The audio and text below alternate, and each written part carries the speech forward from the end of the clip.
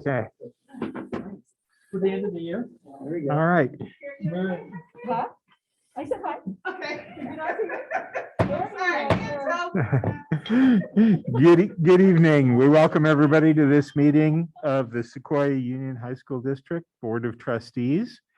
And this is the opportunity for members of the public to provide comments on items on the closed session. And we do not see any attendees either here in the room or on Zoom. And so we will adjourn to closed session and return to open session at 6 o'clock. We'll see everybody then.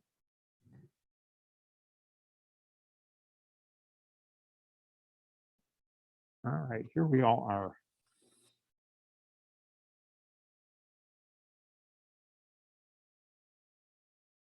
We welcome everybody to this meeting of the Sequoia Union High School District Board of Trustees. Members of the public may submit written comments for the board in advance of the meeting via email at theboard@seek.org. All comments sent in advance of the meeting will be shared with the board prior to the meeting, but will not be read during the board meeting.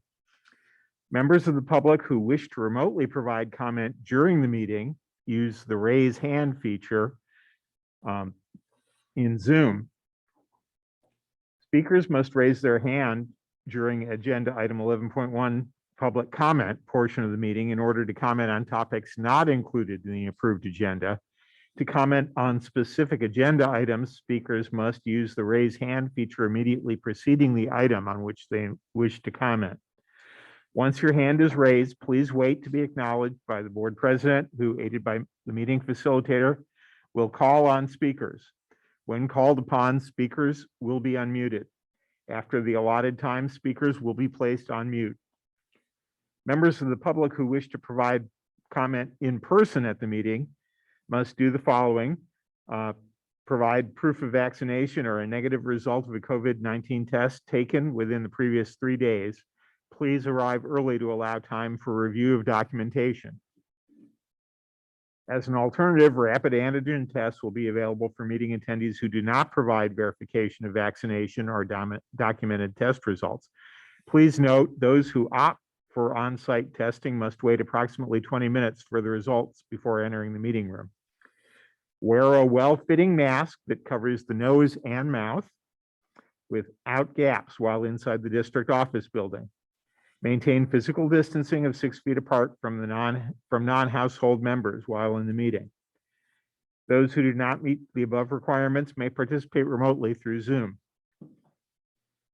For speaking to issues not on the agenda in person, please fill out a speaker card and hand it to the superintendent or superintendent's admin. Speakers addressing on an item that is not on the agenda will be called during agenda item 11.1 public comment. Speaking to specific agenda items in person, please fill out a speaker card, indicate the agenda item, and hand it in. When that requested agenda item comes before the board president will call the speaker forward. As a reminder, board protocols regarding public comment: the board does not act on any matter that has not been agendized, except under limited circumstances as permitted by law. It is the policy of the board to refer matters raised in this forum to staff for investigation and/or action when appropriate. Please note, each speaker is limited to 3 minutes. The board's executive assistant will keep the time and advise the speaker when there are 30 seconds left, and again when time is up. We ask all speakers to keep within the time limits. Okay, let us move on and have a roll call. Student trustee Stead, Present. student trustee Asuna, trustee Thompson, Here. trustee Stevenson, Here. trustee Ginn, Here. vice president Dubois, Here. president Sarver. Here. A quorum is present. This brings us to our annual organization meeting. Election of officers. And as it says in the background, we have an election for president of the Board of Trustees, then for vice president and clerk of the Board of Trustees, and finally, representative of the San Mateo County Committee on School District Organization. Before we move into this, I would also like to add some of the information that is in the Sequoia District Governance Handbook on the topic of officer elections. Wanting to facilitate a respectful and confidence-building process for the selection of officers. The protocol, it is expected that candidates for board leadership positions will ordinarily be nominated on a rotating basis. The vice president clerk will ordinarily be nominated as president. The outgoing president will move to the entry position in the rotation. At this point, we are not moving around, so the gavel will move. And newly elected board members will be seated in the established rotation in front of the outgoing president's entry position. Again, not only with the limitations of the COVID environment and the movement that we're not doing, this board has been dedicated to having very much of a level playing field for all board members. And not trying to rank people up and down a line. So we will not be moving around to commemorate some sort of pecking order. Following nominations, each nomination is voted on by the board in accordance with board bylaws. So with that guidance, I now open for nominations for president. I nominate Vice President Dubois to serve as president. Are there, You want a second for the nomination? Happy to second that. okay. Are there any other nominations before we vote? All right, all those in favor of electing the nominee, trustee Dubois? Aye. Aye. All right, with that, I offer you my congratulations. I welcome to the president's position a gavel, and I turn over the rest of the election process and the meeting to your So we'll go leadership. through with the other couple of officers. Do I have any nominations for vice president? It's my pleasure to nominate trustee Rich Ginn for the position of vice president / clerk. Is there a second? I'll second that. All in favor? Aye. Aye. And next is for county, the county position. A moment of discussion on this, just, Mhm. you're the current rep, maybe you could explain what it is and for Shawnee's benefit, and we can talk about whether you want to continue or want to pass it on. And if I'm willing to continue or to be nominated to continue, I don't have to say as much about it, I guess. And this is a committee that largely in the past has been responsible for adjudicating boundary changes between districts is probably the most frequent thing it's done. In recent years, as a result of many districts moving to bi-district elections of trustees, they oversee that process to make sure the borders are appropriately drawn. This is actually a representative to the committee from the district. The committee has its own voting members. If you're interested, typically they may not meet more than once or twice a year. So it's not a heavy duty. Are you interested, Shawnee's? You'd like to do it? I'll learn with you all. Okay. Fine with me. You want to do it? Okay, I'd be happy to make that nomination then. great. And is there a second? I second. All in favor? Aye. Aye. Great, congratulations. So before we move on, it is the tradition for the vice president to honor the outgoing president.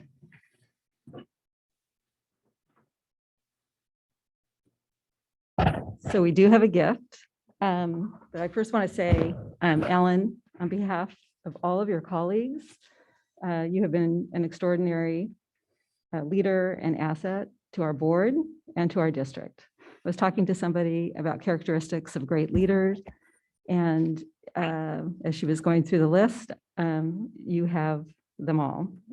You are always punctual, you are always committed, you're always conscientious, you are kind, and I think what you're most known for is the extraordinary amount of time that you give to this district. You, I think, work harder than any board member I know in the county.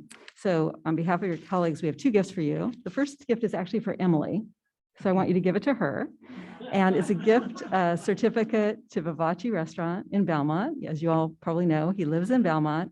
And for those of us in San Carlos and Belmont, Vivace is our favorite Italian restaurant, and they know the owner very well.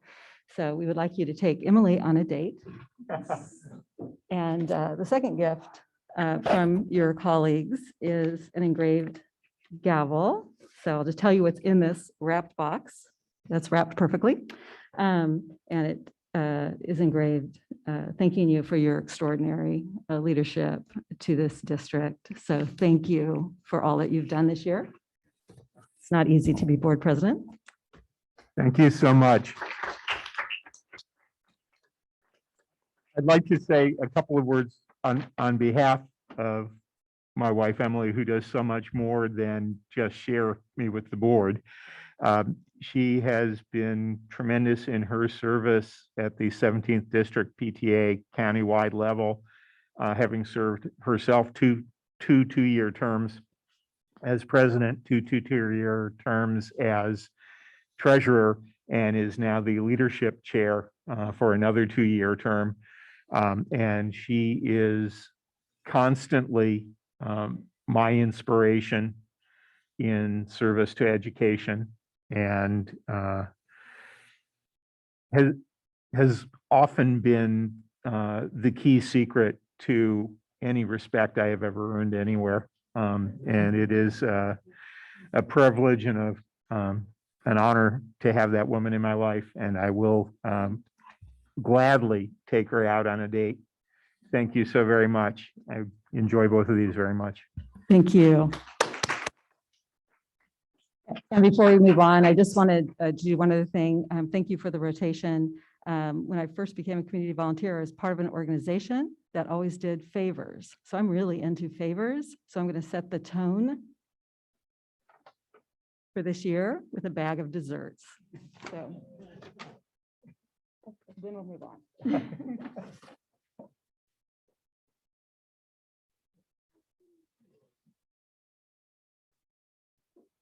got a big goodie bag earlier. Yeah. It's really big. It's much bigger than this. And Gigi also got Thank you. a big goodie bag with some desserts in them as well. You're welcome.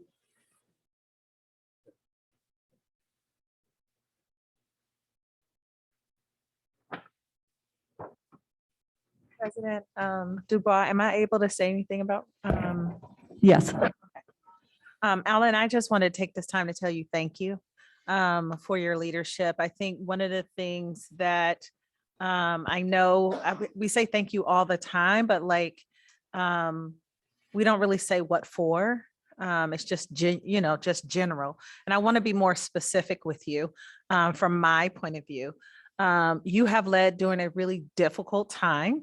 The amount of emails that you have received, the amount of emails we have received, some were encouraging, some were really deep in angst with the district, but also trying to hold the highest level of respect, even during the turbulent times, whether it's choosing a firm to find our new superintendent and how we want to deal with things for a level of respect, whether it was trying to value people and your creativeness and your heart came out and wanting how to value people. And I know there were a couple of times where I just sent you a text and said, I really appreciate your leadership in this way. And so I wanted to verbally say that because I watch leadership all the time. Believe it or not. So I'll be watching Carrie too and learning from her. But I think it's really important to watch what people do, but also their heart and how they do it. And it doesn't have to have perfection, but what it does have, leadership is also not about perfection. It is about the intent. And I've seen you be humble and apologize. I've seen you hold us to a standard of talking about our partners and children and many others with respect and dignity. I've seen you reach out to me to welcome me, but also to orient me to different things that I'm just confused about. So that's been helpful. So I just want to let you know, I watch you and I watch you closely. And there's always something you can learn from leadership. So thank you for allowing me to learn from you. Thank you, Shanice. So with that, we will move on. Next item is approval of the agenda.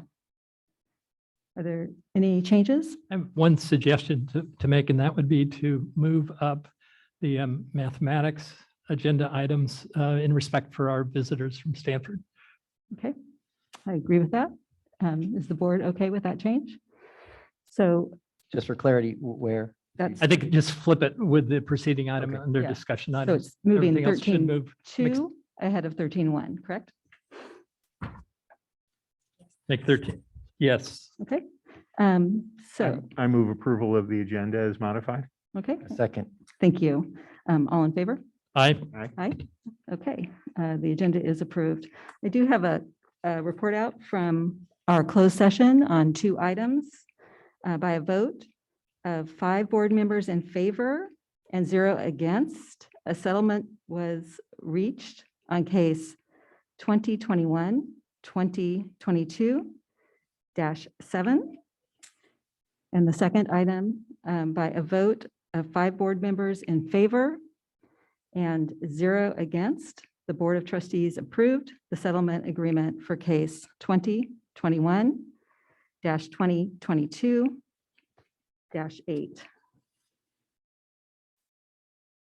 Okay, we're now on item number 8 of our agenda, and that is the approval of the consent agenda. I think most people in the audience or on our Zoom audience know that we approve the consent agenda with 1 motion. If there's anybody new to watching this, many of the items on the consent agenda are contracts in smaller amounts and other things. So we vote on this by a roll call vote to move the meeting along.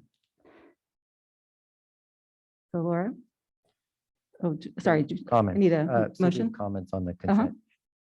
From if there's anybody who wants to make a public comment about consent. Okay. Don't see a card on that. I have my Is there a hand. public comment, or should I just, oh, is her hand up? Edith, did you want to make a comment? Yes, I have a comment on 2 of the items on the consent agenda. The first is on item 8.11, the placement charts, approval of the placement charts, and specifically about the math placement chart. This might be better discussed later on in the math item that Trustee Thompson mentioned, but I did want to make sure I spoke to the fact that I have heard from math teachers throughout the district concern about district-wide elimination of all courses below Algebra 1, which is reflected in the math placement chart, and the impact that has on students who enter our district underprepared to succeed in Algebra 1. If we look at the companion ELA placement chart, we see ELA placement based upon skills level, but the placement for math is based entirely on their 8th grade course placement, not upon their success in that course or their skills level. And so that is a concern that I've heard from a number of math teachers throughout the district that I hope that the board and district leadership will keep in mind. The other reason I wanted to speak was specific to item 8.13, the educator effectiveness funding grant for the district. It's the same issue I raised when this was on as an information item a month ago, which is that the lion's share of this funding is being earmarked for a position referred to as a wellness advisor. That's a position that as yet has not been defined. And though I've been assured by the assistant superintendent that the rules of this grant allow for funding to, to be moved around after this approval with subsequent, approval of the changes. I want to make sure that the board is aware of that and is keeping that on their radar, because it's this is a $2.4 million grant. It's a sizable chunk of money that is being allocated for a position that, we don't know who specifically it would serve, who would serve in the role, what the responsibilities would be, et cetera. So thank you. Okay, thank you for that. Based on that comment, I'd like to pull item 8.13 and have a discussion and act on that one separately. Okay. Any other comments? Okay, can I have a motion to approve the consent agenda minus 8.13? So moved. Okay, thank you for that. And a roll call? Student trustee Stead, Yes. trustee Thompson, Yes. trustee Stevenson, Yes. trustee Ginn, Yes. vice president. I'm sorry. It's okay. That's all right. We'll go with it. Yeah, so trustee Sarver Yes. and President Dubois. Yes. Motion carried. Perhaps we should have moved around. Yes, that would make it easier. So, Okay, so we will discuss that item at the end of the meeting. I think we do it. Pardon me? I think we said we'd handle pulled consent items immediately after consent. Immediately after? Yeah. Okay, is that what would like to do? I think maybe, Bonnie, if you want to say some words about that. So Edith Salvatore is correct that the board is allowed, or the district is allowed to redesignate those funds as we see fit. This is the latest round of COVID funding. And so the task given to us from the state was that we would take a proposal to the board twice. Crystal presented it to you in November, and now it's up before you for consent now.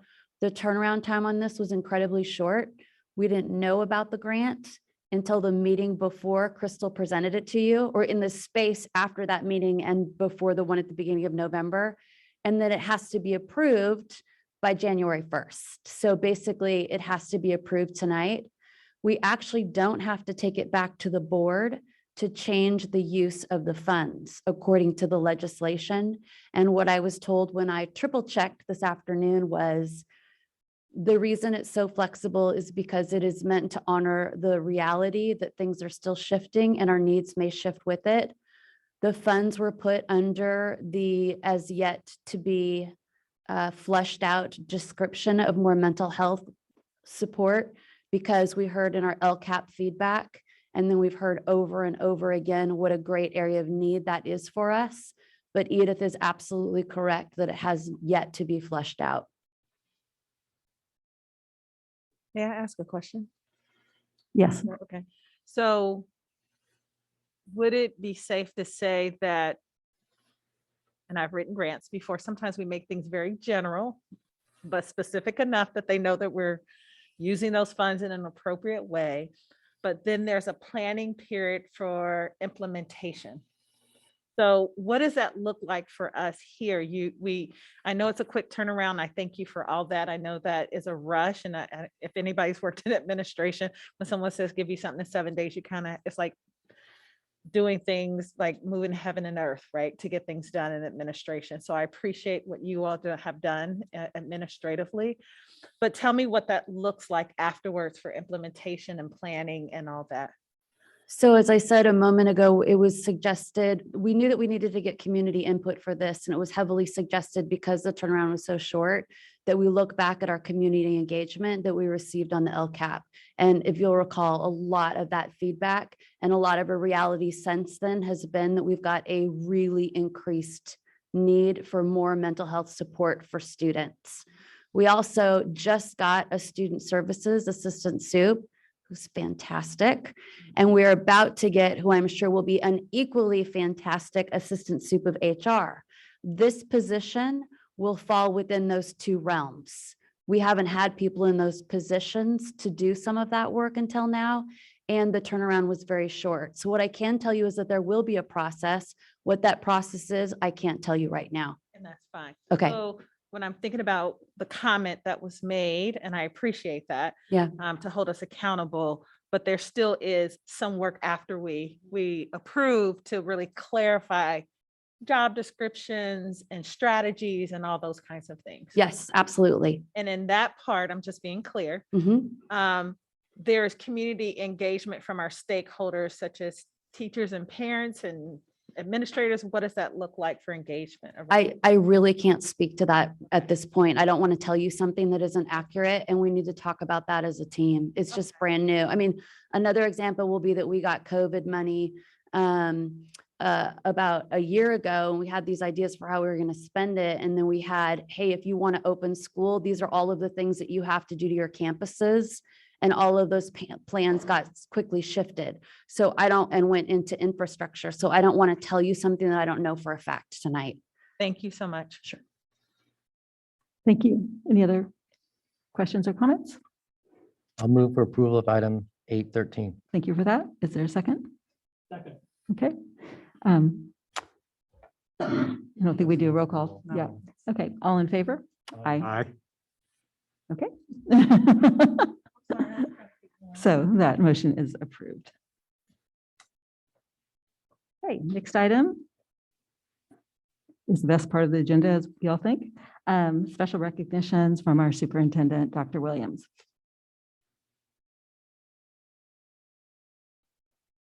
Good evening, everyone. This indeed is the special part of the agenda. We have the opportunity to recognize our staff members and folk who have worked over and beyond the call of duty to service our schools and also our community. With that, I would just like to take the opportunity just to commend each and every staff member within our district. We have come to the end of the semester, almost in person. And so kudos to all of us, because we know that it has taken a lot for us to get there. And so just know that you are all appreciated. But for this evening, we are here to celebrate a few special individuals here. And I'm going to ask for Simone Kinnell to come forward.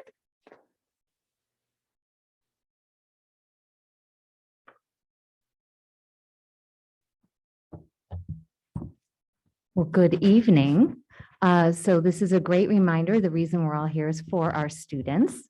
And so this evening, I am pleased that we are commending and recognizing Emily Cox, our student activity director and biology teacher, and our students who are the Tide Associated Student Council. So joining us this evening are Paul, Teddy, Nikki, Aryan, Sophia, Annika, Solomon, and Micah. So they're on the Zoom. So they have finals tomorrow. We don't want to keep them too long.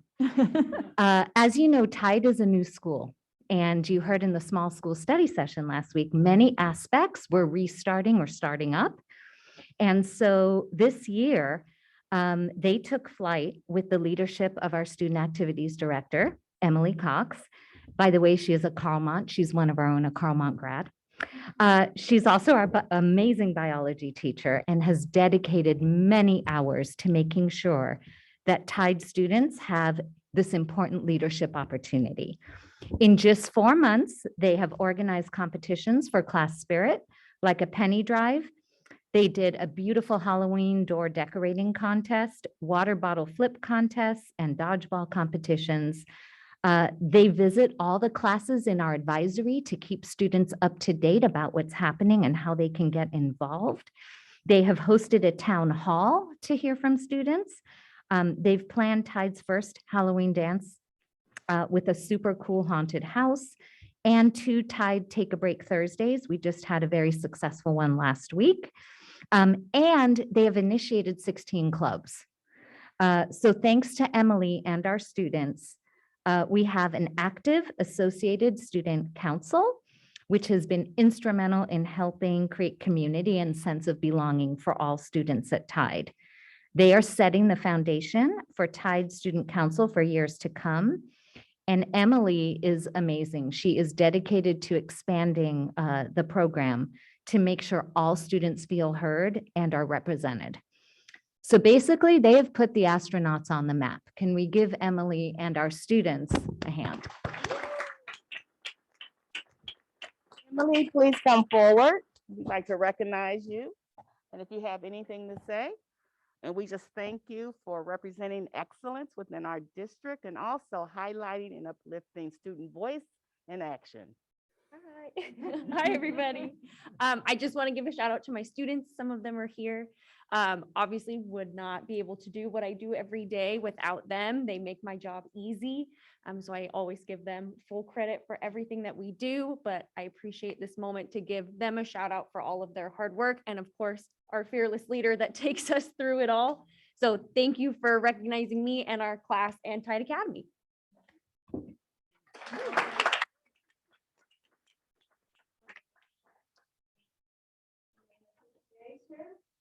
Certificate of recognition, the Sequoia Union High School District Board of Trustees proudly recognizes Ms. Pat for your outstanding work, dedication, and contribution as a biology teacher and student activities director of Tide Academy. Smile for the camera.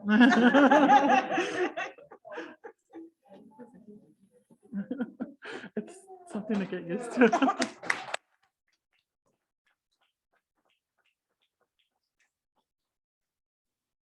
Thank you, Superintendent, and congratulations on that well-deserved recognition. Okay, we are now on item 10 of our agenda, and that's student trustee comments. Isabel? Yes. Hi. Sorry, I'm joining from home tonight, but I have a statistics final I'm a little stressed for, so I will be studying for that. But I just wanted to thank the newly minted President Dubois and get on with my comments. So I would like to take this opportunity to give a big shout out to Menlo Atherton's leadership classes, specifically for planning our canned food drive. This year, our canned food drive raised over 360,000 pounds of food, which is a massive effort and the most we have ever raised in a year. I'm very proud to be there tonight. We distributed this food on distribution day, which is run by leadership. I'm so glad I had the opportunity to volunteer at this event. And yeah, I'm just very impressed with our leadership program. Finally, I would like to wish all of my students a great luck on their last finals. And I wish every member of our district a very restful winter break. Thank you. Thank you for that. And I want you to know that when we were all at the California School Boards Association conference, all 6 of us were bragging a lot about our student trustees. So I thought I should share that with you. Thank you for all you do. Item 11, comments from the Sequoia District Teachers Association. Edith? All right. Thank you. I also want to apologize for being here virtually, but it's the end of the year projects for my children at home. So I had to be here and doing both of those things. I want to thank the administration for the kind words and the superintendent for the kind words at the beginning of the meeting about the end of the semester as it comes up. I gave my last final today at 11 a.m. and looks like people did some pretty good Spanish learning this semester. I know it's been an exhausting semester for our members. They're very much looking forward to the time away over the break. Appreciate and they will appreciate that time. When we come back in January, we have 3 more bargaining dates set. So we are looking forward to hopefully bringing a successful end to that process in January. And we will hopefully have updates for you soon. Thank you. Thank you. And next would be comments from the American Federation of State, County, and Municipal Employees. Do we have a representative? Oh, great. Thank you. Thank you. My name is Krisha Poister. I'm the vice president for the AFSCME Sequoia chapter. As a member of the bargaining team, I'd like to compliment the district for working in such a collaborative process with AFSCME in negotiations. We are all hearing each other, and it's very appreciated from the AFSCME team. The union's main focus right now is getting out as much information as possible to the membership regarding the info coming out of the Joint Benefits Committee and our shift from CalPERS to a new insurance group. As a member of that committee as well, I know firsthand the massive amount of information being thrown around. We are doing our best to inform our site stewards so that they can in turn inform our members at each site. We have a very positive outlook moving forward in regards to the shift in benefits. And lastly, we are thankful to be here in the district, and we're very thankful for the much needed holiday break and just very appreciative to be here. Thank you. Thank you for your comments. Okay, next item, number 12, is time for public comments for things not on the agenda. And Zoom audience members may raise your Zoom hand if you'd like to comment, and members in our audience can fill out a blue card.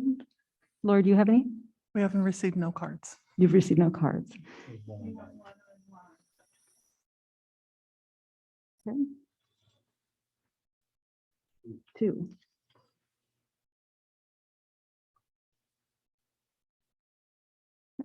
And then since I'm not by the clock, Ellen, can I bother you to man the timer? We have, Oh, you're going to do that? Gigi has the time. Oh, okay. We have I two don't need to worry comments about and that. 2 public comment hands Yeah. up in Zoom. Pardon me? We have 2 public comment hands up in Zoom. Yeah, I see that. So I will call on Ava Tang. Hello, do you all hear me? Yes. Oh, cool. Okay. I'm partially doing this public. Oh, let me introduce myself first. My name's Eva Tang. I teach at East Palo Alto Academy.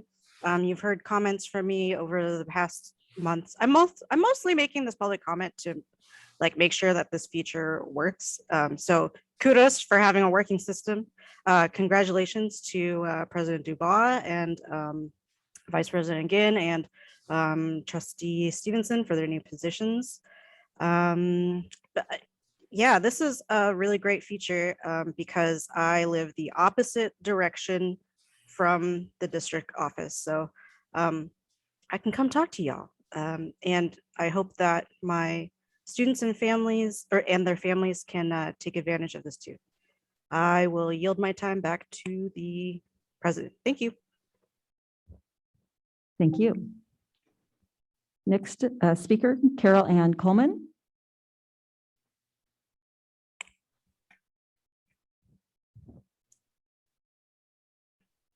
Okay, I've been given the power. Thank you so much. Good evening and happy holidays, everyone, to a well-deserved Wednesday, Wellness Wednesday.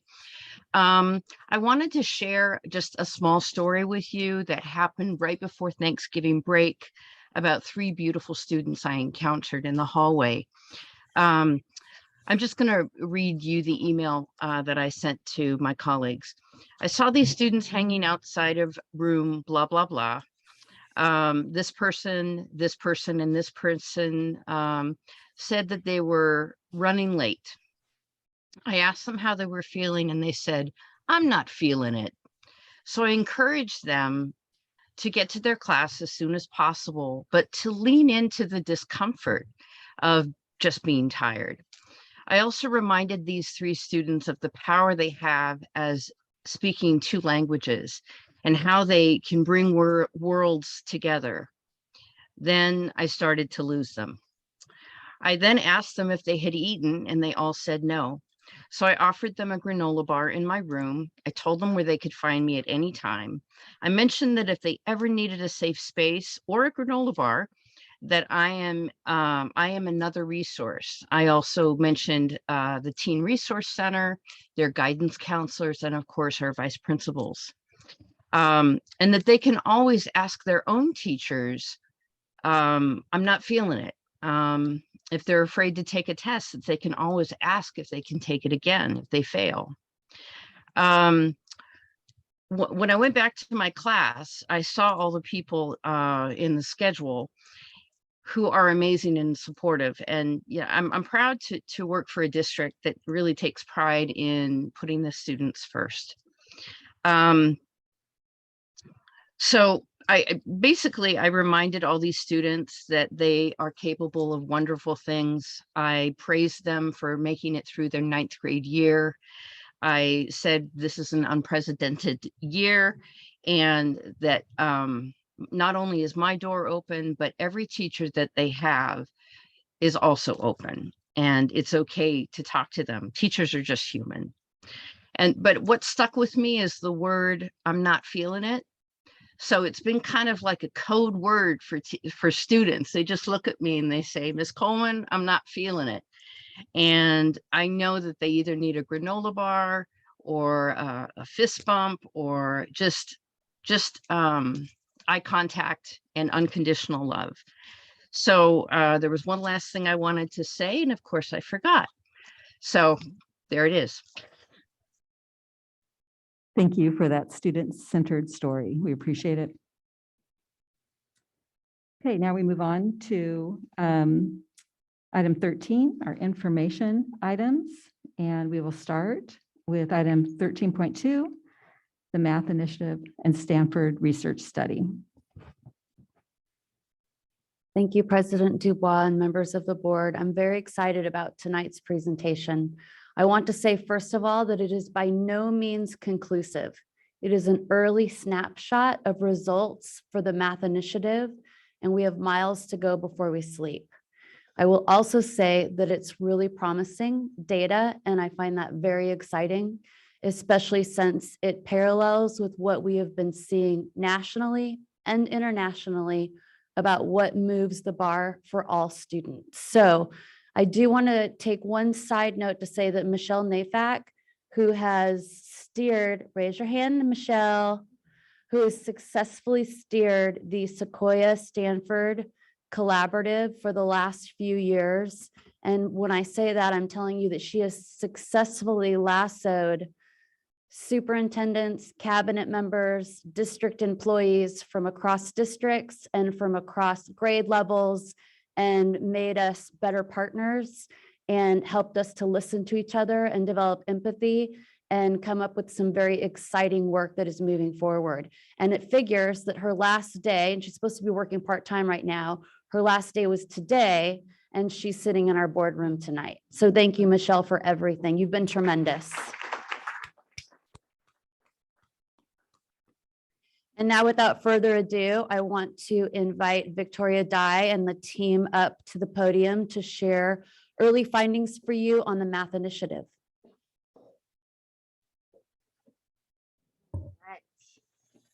Oh, that's not me. Oh, there I am. Okay, and I can go ahead and, okay, thank you.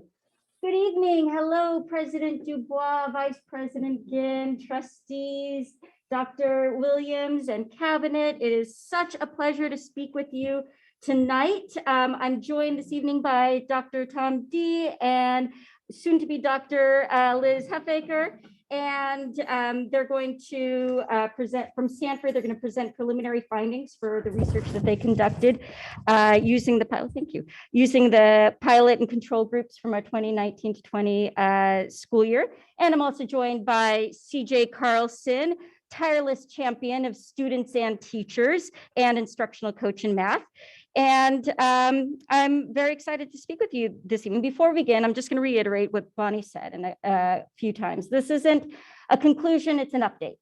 Okay, so we're excited to provide you this update.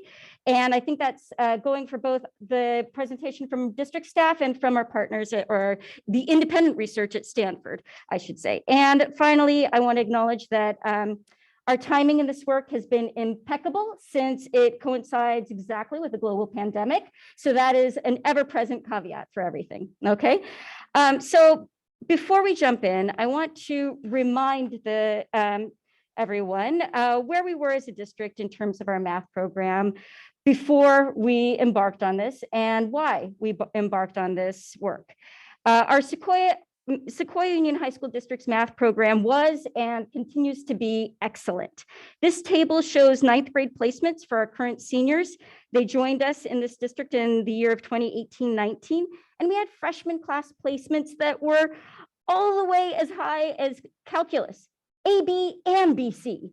And we also, however, had a group of students who didn't have equal access to a course pathway beginning in 9th grade that would lead to UC A-G readiness. So as you know, we began examining our math program outcomes and especially with respect to UC A-G readiness at the same time as we've been examining the same outcomes in other content areas. So what we know is that we have disparate UC A-G outcomes based on ethnicity and socioeconomic status.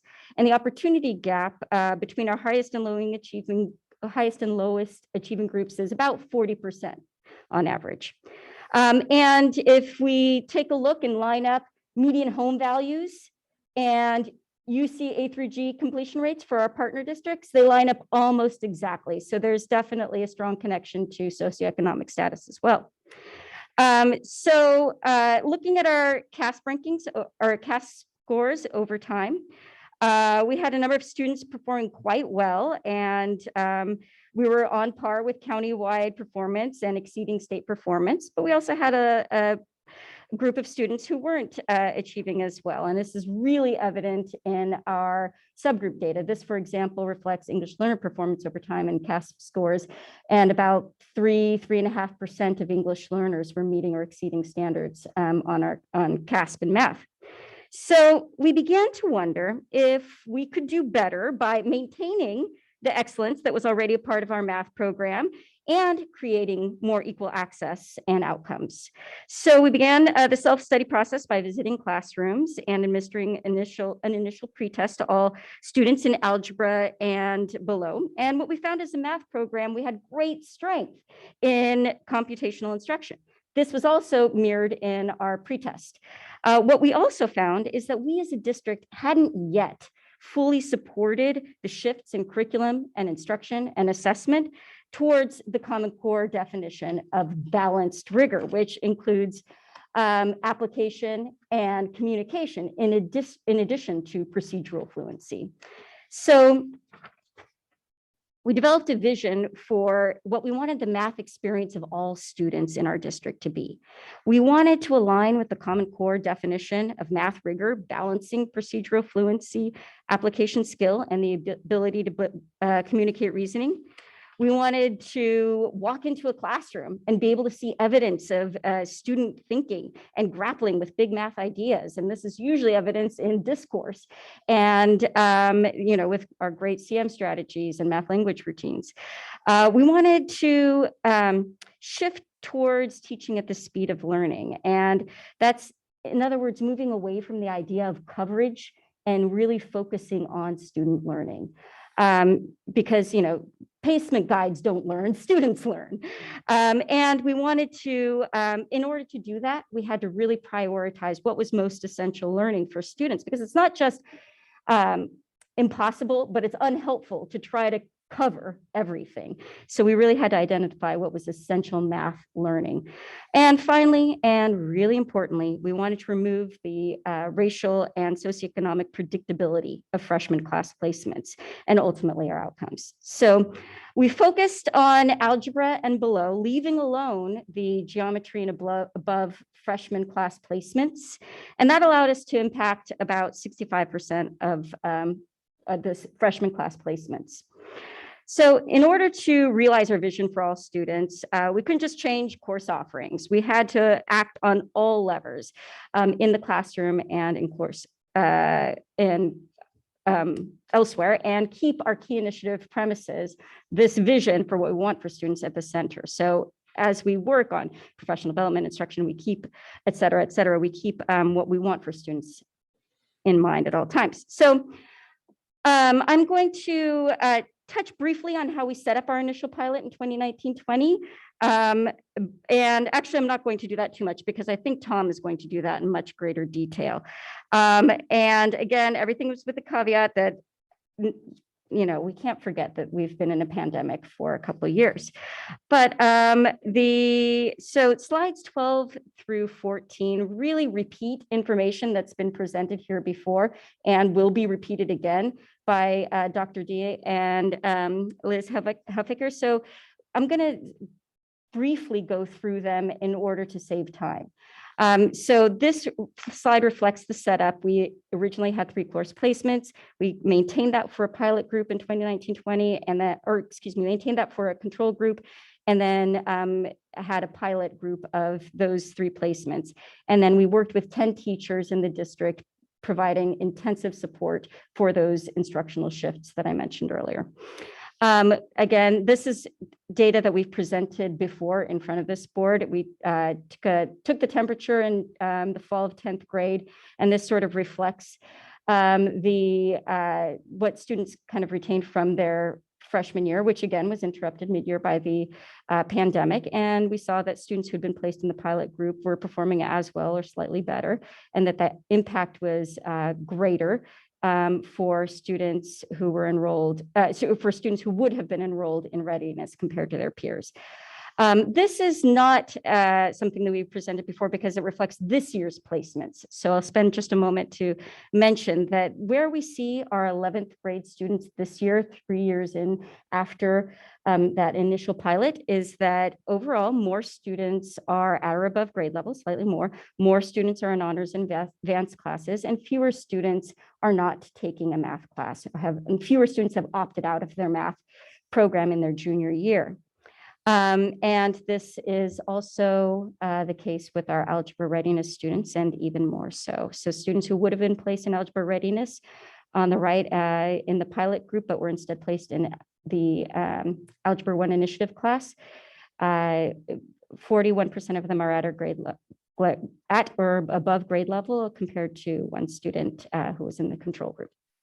This reflects our math program over time, over these 3 years, and changes too. And what we see, just generally speaking, in terms of course enrollment, is an increase in higher level course enrollment and a decrease in students opting out of math.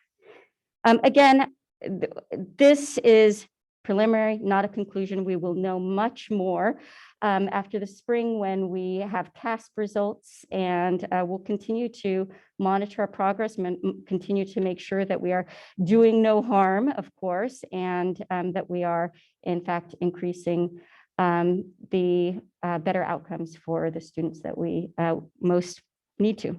So I'm going to hand it over to the real experts with data, and that's Dr. D right now. Thank you so much. It's a pleasure to be here. And before I begin, I wanted to acknowledge the great work done by Stanford doctoral student Liz Huffaker, and the fabulous partnership support we've gotten from Vicky, CJ, Diana, and Bonnie. And I'll add to the praise of Michelle as kind of a partnership broker. Bonnie mentioned she was effective at lassoing district staff. She's equally effective at lassoing Stanford faculty, which as a former associate dean of faculty, I could tell you is no mean feat. So let me jump into our presentation.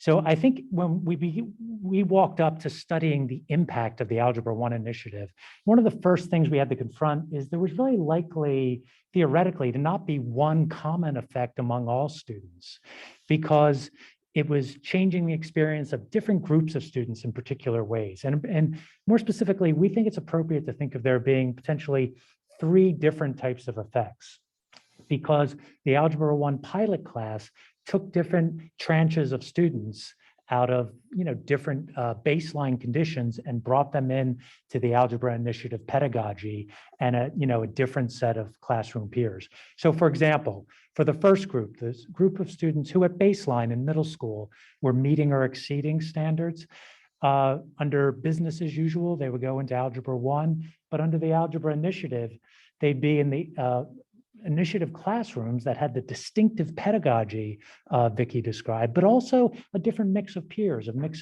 who would tend to, on average, have lower baseline achievement in math. And you can imagine that having positive or potentially negative unintended consequences. For the next group of students, the students you identify as nearly meeting standards in middle school, the baseline comparison condition would be Algebra 1 coupled with a support class. But again, for those who were in the initiative class, they get that unique pedagogy and a more heterogeneous group of classroom peers, which could have various consequences.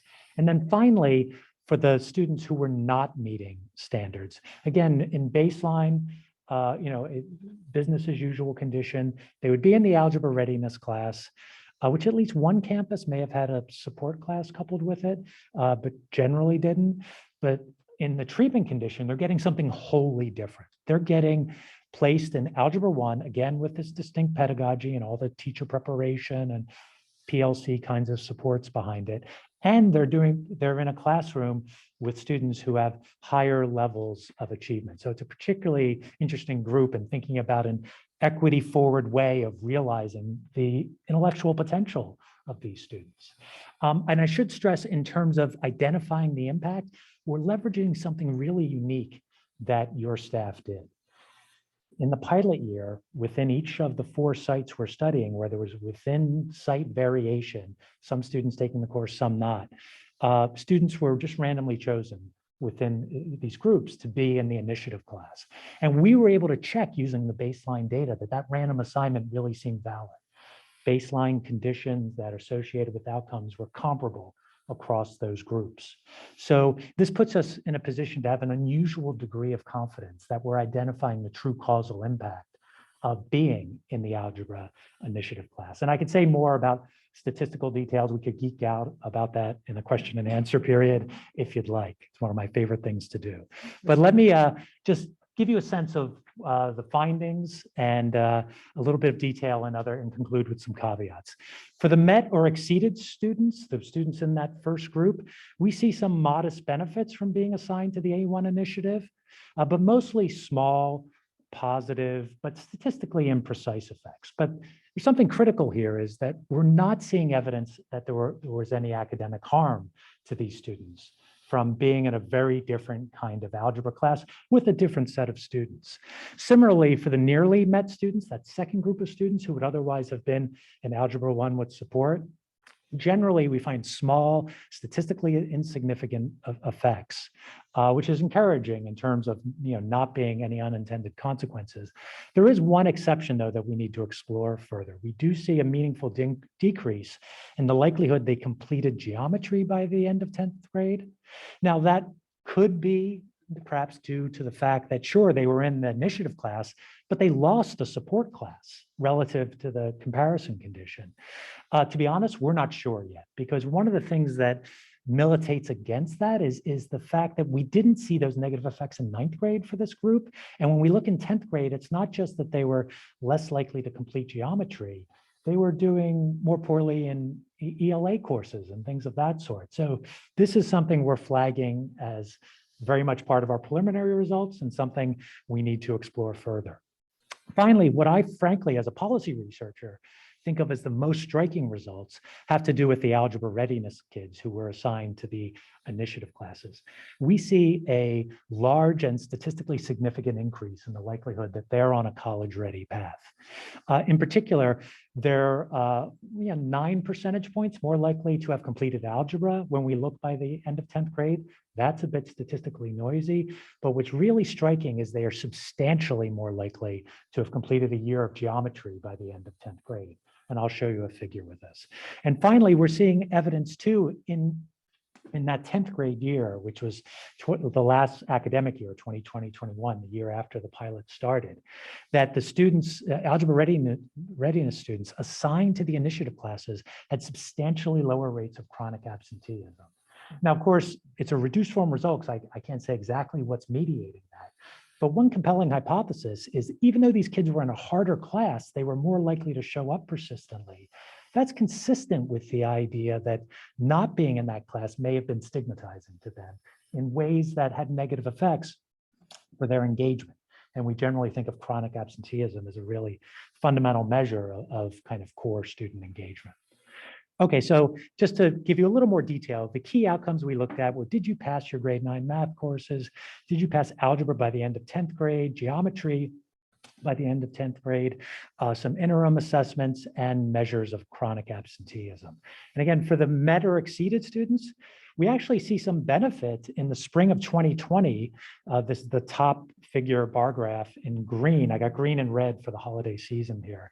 We could see that the ones in the initiative class were roughly 4.5 percentage points more likely to have earned a credit to pass the course they were taking in that VEX semester when everything got shuffled and moved fitfully online. And their test scores are modestly, but not statistically significantly higher. Now, the impact of the initiative classes were, again, most striking for the algebra readiness students. They did stumble some in 9th grade. They were less likely to have passed their math course, which was algebra for the initiative students and not algebra readiness in 9th grade. But they recovered in 10th grade and were actually more likely than kids who had been in algebra readiness to have passed algebra by the end of 10th grade. And in the top bar graph on the right, you could see that really striking geometry result where between 20 and 25% of the algebra readiness kids randomly assigned to the initiative class were passing algebra by the end of 10th grade. That means they are on a college ready path. 1 in 4, 1 in 5 kids. Whereas in the control condition, exactly 0 kids were, because they weren't in algebra in 9th grade. There was virtually no way for them to leapfrog to completing geometry by the end of 10th grade. And in the bottom figure, you could see the reduction in chronic absenteeism in the next school year for the algebra readiness kids who had elevated expectations and supports through the course. Finally, there was a statistic you'd see, there's an increase in test scores around 0.14 of a standard deviation, which is really quite large, but with the sample size was statistically imprecise.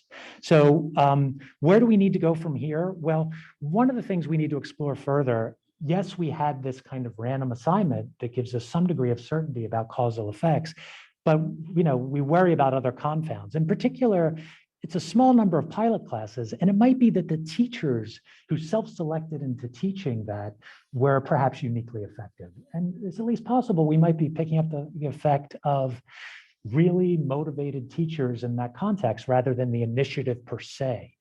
We need to explore that further, but I'm inclined to think it's not a confound simply because the effects are so targeted, the benefits of this for the algebra readiness kids. If these were generically better teachers, we would see benefits across the board for all 3 groups of students. Further exploration of the anomalous result for the nearly met kids is warranted.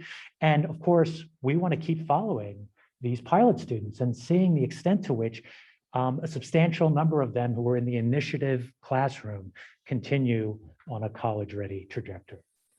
Thank you.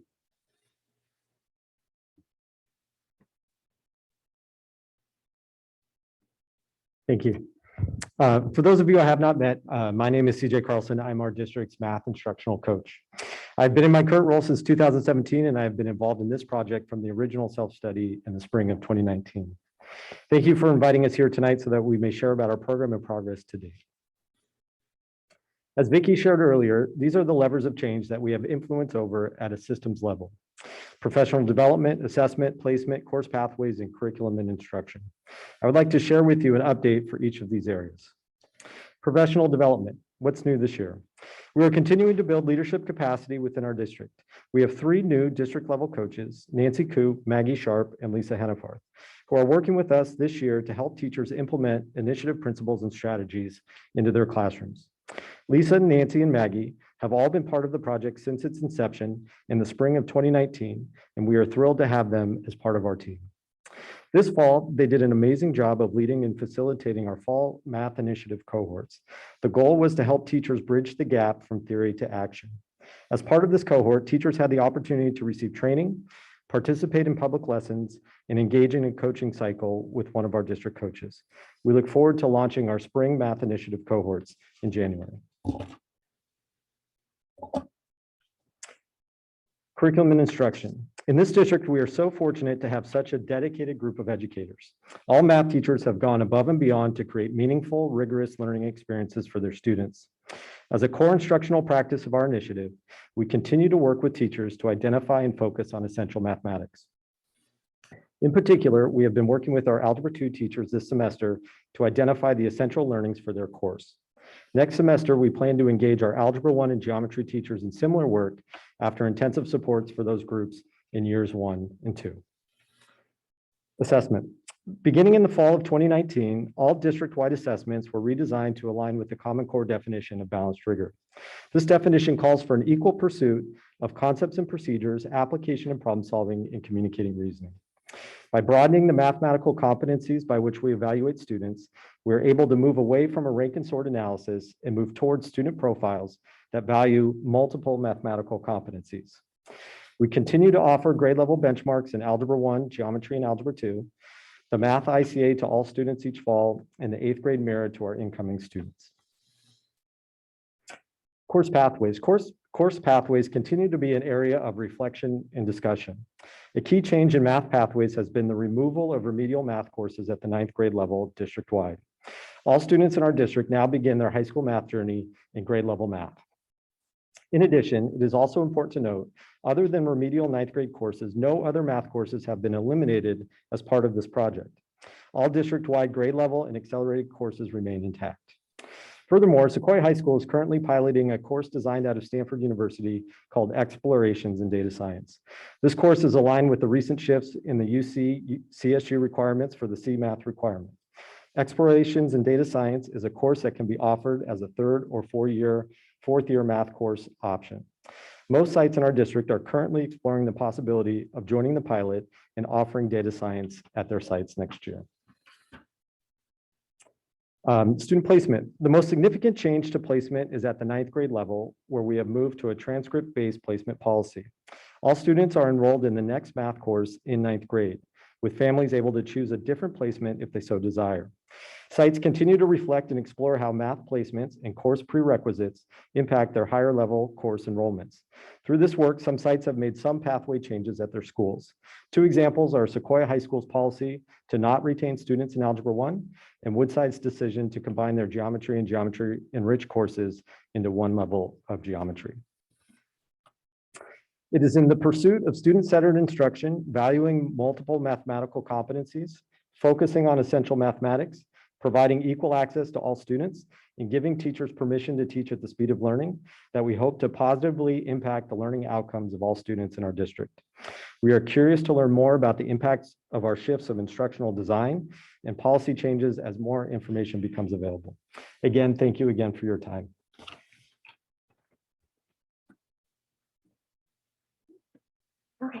Okay. We did have a teacher send us a letter and she wanted to have it read into the public record. So she asked me to read the letter. So I wanted to make sure it's okay with everyone. Okay. So I'm going to read her letter. This is from Jenna Carson. She's not here tonight because her son or one of her kids had a basketball game.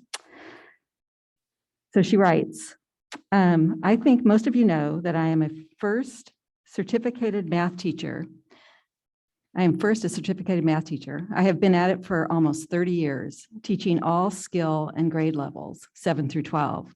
The last course I taught before my current assignment was Algebra Readiness. Though I really love teaching it, no sarcasm intended, I am in full support of our new 9th grade program, which welcomes just about all freshmen with the same core courses. Being a 9 through 12 district, we never know exactly the academic history or preparation of each of our kids. And I've often appreciated the flexible paths that many travel to graduation and beyond. I am not surprised that there is a presentation on the initiative because it's been just about 3 years now. But in reading through item 13.2, I am quite surprised at the confidence and bold statements expressed as conclusions, considering that we have been in a pandemic for almost the whole time. I won't dive into the whole thing, but let's just use slide 21 as an example. Key outcomes studied, passing grade 9 math courses. Note, remember that spring of 9th grade, everyone passed. We moved to hold harmless, and just about everyone received a pass because it was the right thing to do in a crisis. Algebra passed by the end of 10th grade. Note, algebra is almost always passed at the end of 10th grade, even if a student was enrolled in readiness. It was actually designed as a 2-year algebra course, and everyone should earn Algebra 1 credit by the end of 10th grade. Geometry passed by the end of 10th grade. Note, yes, this is true that most were enrolled in geometry due to the reduction in readiness classes, as well as the no pass grading. No telling if the year of Zoom geometry was more or less likely to have students earn credit, but more were enrolled, so it's not surprising that more passed. Test scores and chronic absenteeism. Note, we were in a pandemic for 18 months and basically didn't take attendance. There is no evidence that the initiative solved chronic absenteeism. I honestly can't believe anyone is using attendance data from 2020 or 2021 to make any substantive statement, let alone one as bold as the policy reduced chronic absenteeism. Let me be clear that I am in support of new ideas and new methods. I am proud of the energy and effort that our math teachers and district coaches have put into their craft in the past 3 years. I am a fierce advocate for all kids to have access to robust curriculum and new opportunities. And I caution you to read this report and remember that the pandemic impacted everything. The initiative might be awesome or might be a disaster. It's disingenuous to say that we can be sure at this point. The question I struggle with day to day is not, should all students be enrolled in Algebra 1 in 9th grade? But rather I wonder, how do we support all students to learn and demonstrate their math skills in class? What do we do when students are overwhelmed and overmatched by the language and calculation necessary to get caught up? How can I make sure that this highly intelligent student builds a strong enough foundation that they can follow their dreams and find post-secondary success in a STEM career? No answers yet, but there are good people working on it. See you soon, Jenna Carson. So with that, I think I should probably also check to see if there are any other public comments before board questions. Is that what everybody wants? Okay. I don't see any questions in the Zoom land. And you don't have any blue cards? There are no cards. Okay, any board comments or questions? Chris? This is the kind of presentation that raises lots of questions in my mind, but it mostly is an indication of how interested I am in the subject matter. I think I want to begin with Jenna's letter because I've known Jenna for a long time, I think, and I hold her in high regard, and I think she's very thoughtful. And in some ways, she raised questions that I might have asked, particularly I was curious about chronic absenteeism during the time of the pandemic. But my conclusion is a little different. And I think what I've heard from you is this is an experiment that's in process and not something we're still experimenting with it, and we have a lot to learn. And so in that way, I'm reassured.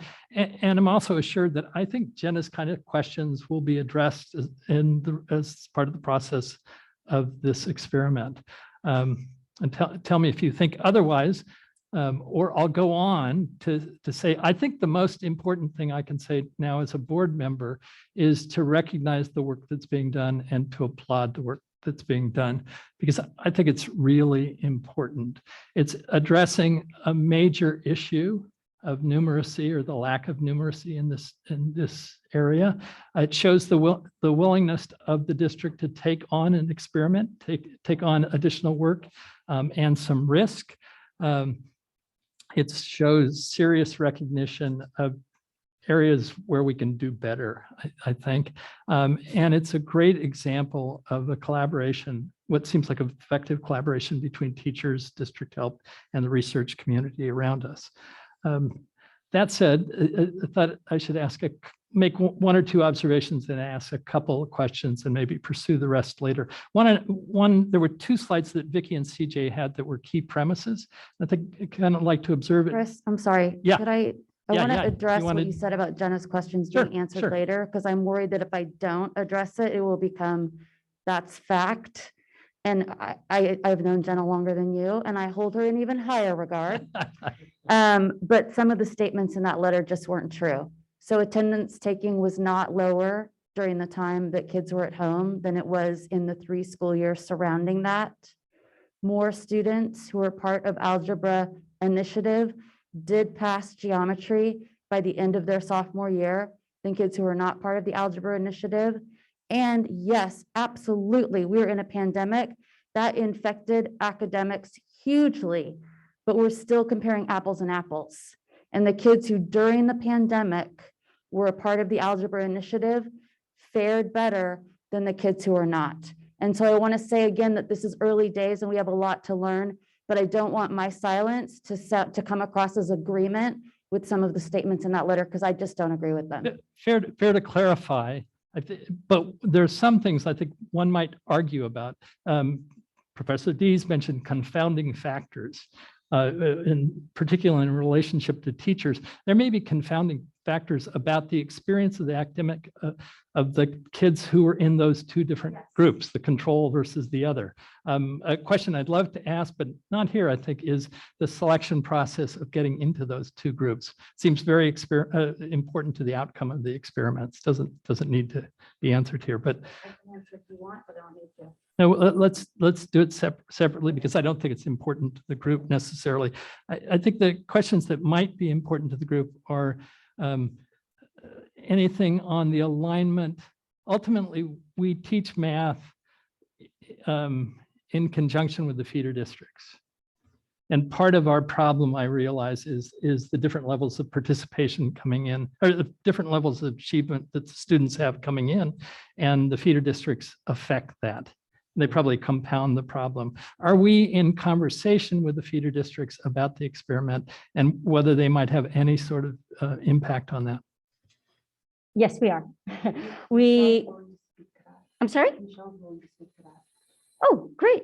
Well, we convened, yeah, please do, but we convened partner districts from all of our partner districts in the spring and had a great conversation with them, and we're part of a math collaborative through the county where we collaborate. And, you know, I think that it's absolutely the case. I recognize and I want to acknowledge and validate that students come with a variety of levels of preparation. We saw that in our freshman course placements, right?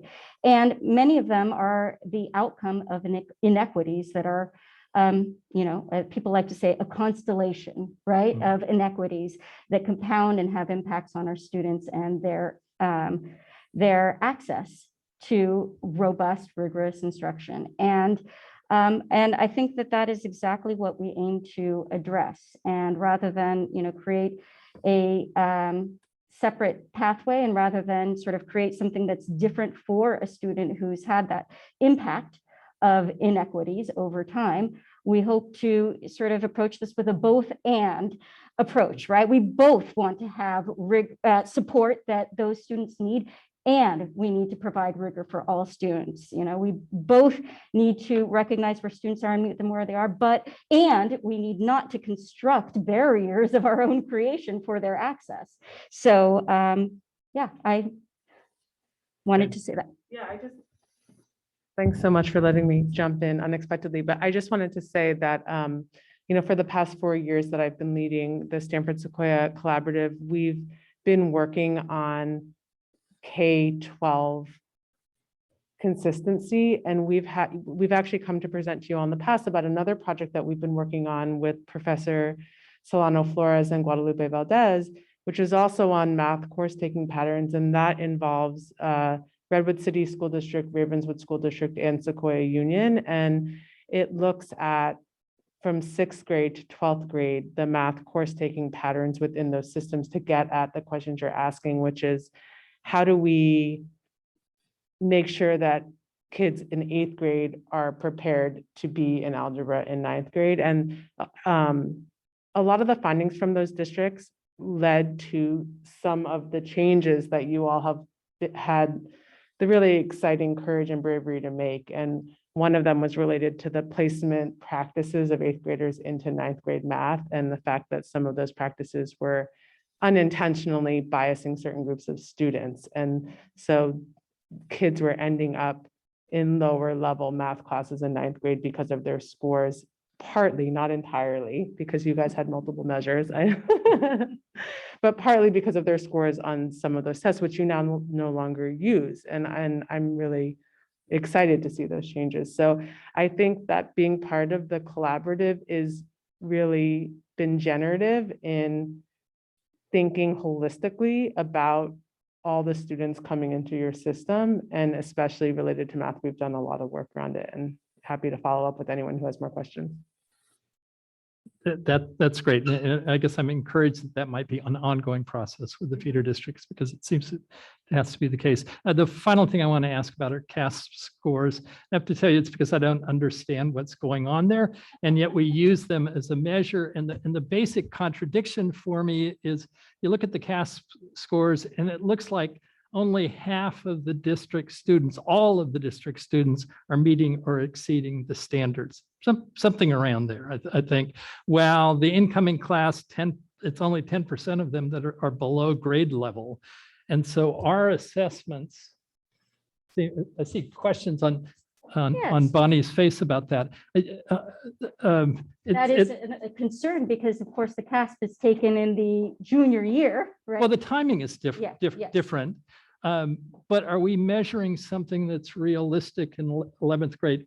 I guess our fundamental interest is understanding that our students are skilled in numeracy. But if the 11th grade test tells us that the state test in 11th grade tells us that a majority of the students aren't up to it, I mean, is that correct? And is that the right test? So well, I'll let Diane. I'll do my best to speak to this, even though in my position here, we have yet to have CASP. Nonetheless, the last time the students took the CASP test in math was 2018-19, which is really at the beginning of this initiative. So that baseline measure that you speak of is good for us to be able to look at our comparisons, particularly for the class of 2023, who will be juniors this year, that we will have CASP scores for, and we can really identify if we've made progress with this particular class. So I'm excited to see the CASP scores this year. And then the math assessments that we've brought into the initiative now mirror the CASP, in a sense of providing a balanced approach to measuring students on procedures and concepts, application, problem solving, and communicating reasoning. That performance task that students have to take on the math SBAC test is a big lift. And we've now been giving students practice communicating and explaining their reasoning, which is, I think, the area where they struggled the most with. So now that they've now see it on their placement test coming in, they see it in their benchmark assessments in algebra, geometry, and algebra 2, and they also see it on the math ICA. So the last 3 years have really focused on using assessment as a leverage to help improve those scores as well. And I'm looking forward to seeing it. Well, and to the extent that we start from a low baseline, it makes the opportunity for improvement, I guess, greater, but it is still to Absolutely. understand But you're saying Is like, our standard for numeracy as established by the state in the CASP test an appropriate measure of numeracy? I guess is my basic question. Is it what you're talking about we the should be, the Common the Core Common Core? Yes. Well, I think that we care about a number of things, right, in terms of outcomes. We care about where our students land, where they end up, right, in their math, in their course taking pathways, and their demonstration of numeracy on CASP. Before some of the numbers that you saw in terms of the placements, ninth grade placements for the class of 2022 that was in one of those initial slides here. Those reflected the placement chart that we had before the pandemic, which was a combination of prior math class, the MDTP, which was primarily a procedural measure, and seventh grade CASP scores. And what else was on it? DOMA. Thank you. So a number of assessments that were administered in eighth grade. So that's what is reflected there. We use multiple measures and place students in the highest course placement based on that. And, we established cut points for those placements. I don't want to say randomly, but they weren't based on, like this means a student will achieve X in algebra, right? And so I think that is problematic to sort of determine a student's future and their course placement based on procedures that no longer match what the demands are in the Common Core, in math standards, and in the world. Chris, I don't think there's a test out there that accurately measures anybody. So I think that the CASP test is much better than the CST test was, because they're doing performance-based tasks. They're doing deeper levels of understanding. What would be the ultimate way to assess our math? Follow these kids to a dinner table, see them in adulthood. Can they have prolonged problem-solving conversations? Have we developed in the fodders in their brain so that they can come up with super long Scrabble words, right? Like, so there's not a great test out there. Do I feel a lot better about the CASP than I did about the CST? Absolutely. Vicki likes to share the story of you can now get an app to hold up to an equation, and it will not just solve it for you when you scan it. It will give you the steps to solve it. So how we now need to measure math, it's great because we really can practically get to that applicable, deeper understanding, able to see the world in different ways and problem solve together. That's good enough. I think I'll follow up separately, but thank you. Okay, anyone else? Shanice? So I don't understand everything, but one of the things that came out, I think there was a question I actually asked Bonnie beforehand. It's like, I know that having 9 different districts and kids coming in with different learning styles, but also different approaches in each district, like that's really our challenge, right? To get people on, get our kids as much as we can on the same page. And I know that the district I came from, Ravenswood, there was so much work done with, what is it called? Matriculation? Is that right? Am I saying that? Not articulation, matriculation. Articulation. Okay, articulation. Thank you for the right words. So I see what some of the concerns are, but what I appreciate is this level of support that students get to be able to be in a class after going to CSBA. They talk about rigor and high expectation and support, because kids can do it if they're coming from different learning expectations and learning styles and the learning abilities and things of that sort. And so I guess what I think is kind of missing from this report is what have we done to kind of help to color the numbers a little bit more on how we're supporting those kids and why the numbers you think are like that, or any feedback from students. So for me, I I think this is good information, but I'm also needing to color this in a little bit more. So thank you.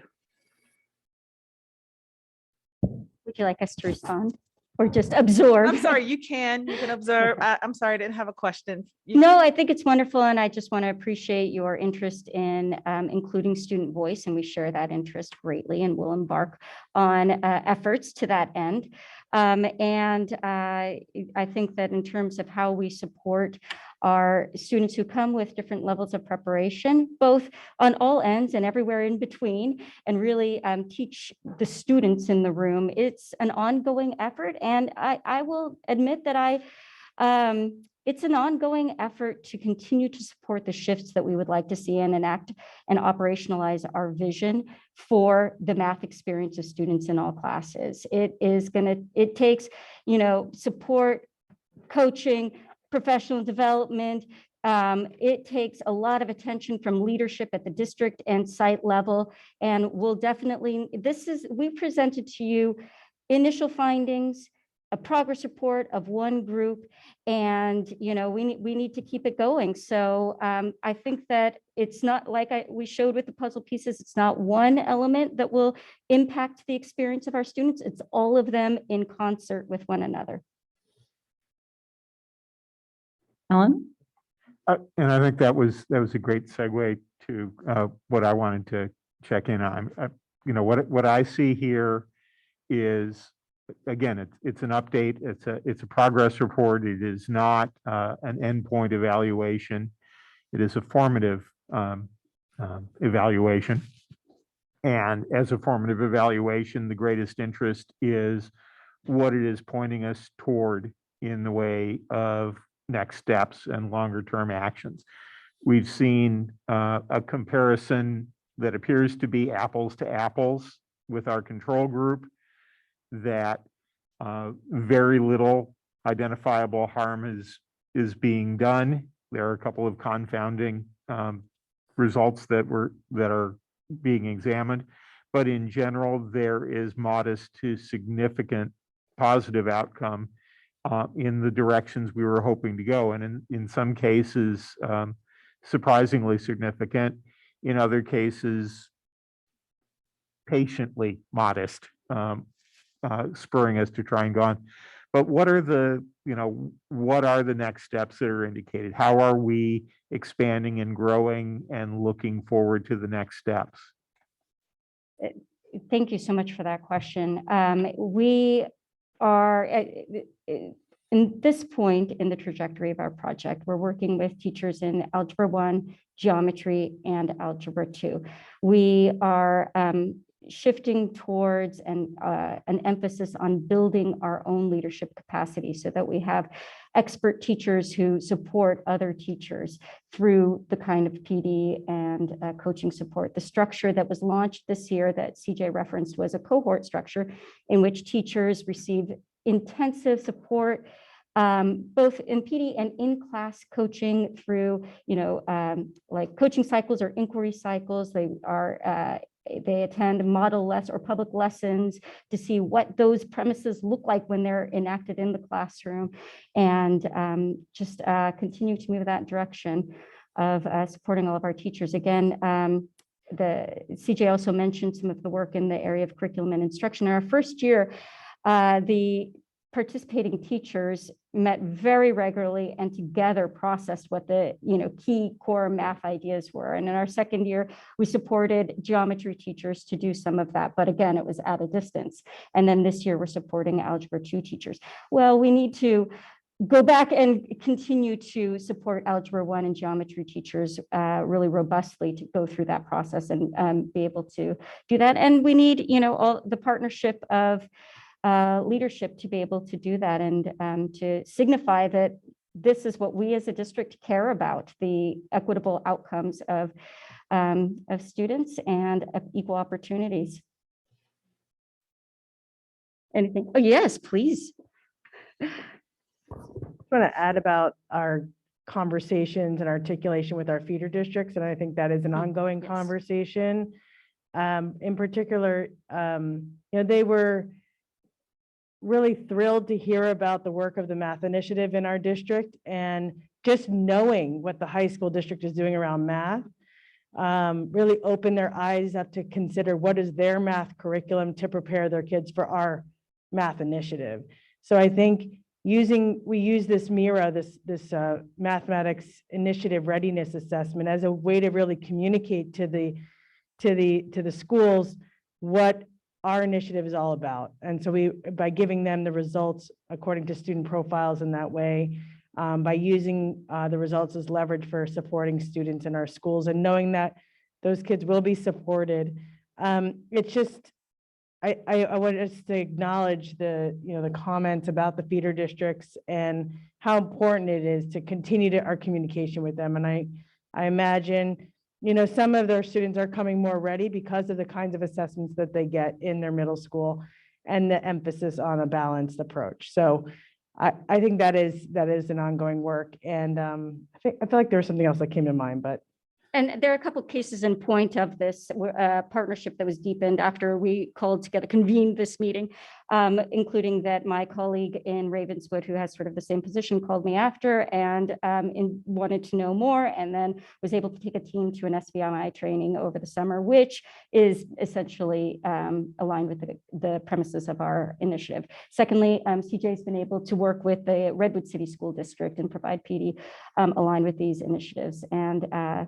And they were lucky to have them. So a couple very specific cases in point of this happening in action. And I guess, I'm sorry, is it okay? The one thing I also wanted to mention was, in terms of next steps or where do we go from here?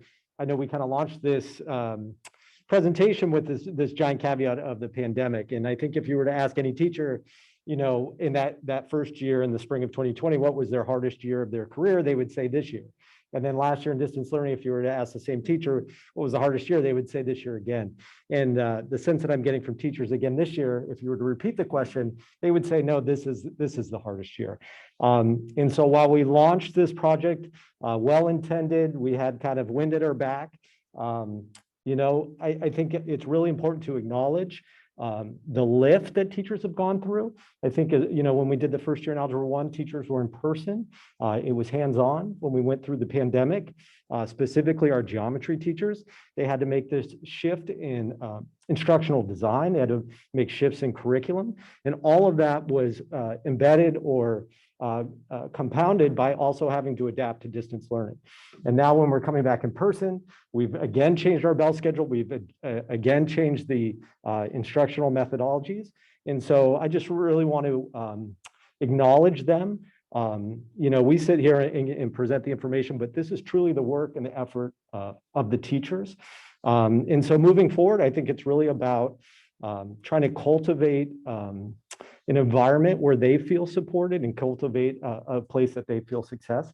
I know what Tom was able to share was this idea of a longer term trajectory for kids. And I think, we often talk about productive struggle and this idea that even though we don't see it in the moment, it's best for the student long term. Well, as the teachers are going through it, they don't get to necessarily see the success. So I think it's also really important to share some of this with teachers so that they can see that, while they're in the moment experience is challenging, that this is really in the best interest of the student long term. And so those are the things that we're grappling with and looking for ways to support. Perfect way to end. I guess the one last question on that line that I have, based on what we've seen so far, are we planning for a greater percentage of our incoming students to be participating in the math initiative in coming years? And if I may, before you begin, Please. I just wanted to say thank you all, and thank you because we do realize the restrictions during the pandemic and as a result, but we also understand the move towards trying to streamline instruction so that everyone has access to a rigorous instructional program. I also see the efforts in making sure that we do expand our articulation so that we better understand what foundational skills are needed so all kids are successful in algebra as they matriculate from our feeder districts to our district. And the other piece is that we understand that this is a snapshot. It was a small sample of students and teachers who received the supports. And so with this information, what we look forward to is how we use this information as a baseline in terms of the PD, in terms as the good practices, and how do we get input from our teachers district-wide so that we can continue to refine the process. And so I just wanted to extend my appreciation to Stanford University, also for being here, and then also to our team for forward thinking and also considering the needs of all of our students. And I would ask, Madam President, that if in fact we have additional questions, if we may get back to you during a weekly update, or we can have the team write a response to the board of trustees. I do want to finish with, it's not a small sample size. The first year, it was a smaller sample size. Last year, all but about 30 diploma track freshmen were in algebra. And this year we had one site who had not yet moved to it, where the 30 kids were going to school. And so already all freshmen are a part of the Algebra Initiative program, and all but 30 of them were last year. Thank you, Bonnie. Okay, I would just like to ask one question. Oh, is I that actually okay? have one. I think it'd be a pretty quick question. Just, can you give some perspective as to how unique this program is? Is this, I mean, you used the word brave earlier. I wasn't here to make that decision. So those who came before were the brave ones, but how, just some perspective on the uniqueness of this program. Is it something that just I here? really appreciate some humbling, Vice President Ginn, because it's not. There are very few districts across the county that offer anything at the high school level below algebra. Really what we've done is we've removed that, and we've attempted to align instruction with the Common Core. So those are really two fairly uncontroversial things that we've done. So thank you. I didn't know. Ellen, were you okay waiting on your last question, or did you want to ask it? I thought you had one more. Are we still taking public comment? Someone raised their hand online. Yeah, I have one question first. Are you finished, Ellen? Okay, I just have one question, and it's the conclusion about chronic absenteeism. You kind of lost me with that, right? I mean, when I read it last night, I had a little bit of a reaction, and then when I read our teacher's letter. So my question, I'm sorry I didn't ask this in advance. It's like, what is a definition of chronic absenteeism? And then I'm going to make a statement, and then please push back on me, right? Because we do want to have a questioning community. But my problem is, when I think of chronically absent students, I'm thinking of our students that need absolutely the most support. And I know their stories. I know how complicated it is. And in my mind, I just cannot believe it could be fixed by math, right? I was just at an event on Saturday with some students that are chronically absent, and I was hearing their stories. I was so troubled when I left. I was going to connect with Shanice at some point to share the stories I heard. And I was so troubled by the layers of issues that this family has. So again, in my mind, it's not solved by math instruction. So anyway, how did we come to that conclusion? And please push back on me. Sure. And I think it also helps me to know a story of a kid, like the kid that I met last weekend. And again, I just haven't seen it solved with math. Yeah, I'm completely in favor of this and better math, but I don't see how it fixes that issue. Sure, thank you. Well, first of all, just in terms of a definition, chronic absenteeism is missing 10% or more days of the school year. Nowhere in the report do we say it solved chronic absenteeism. So that contra the comments that were made.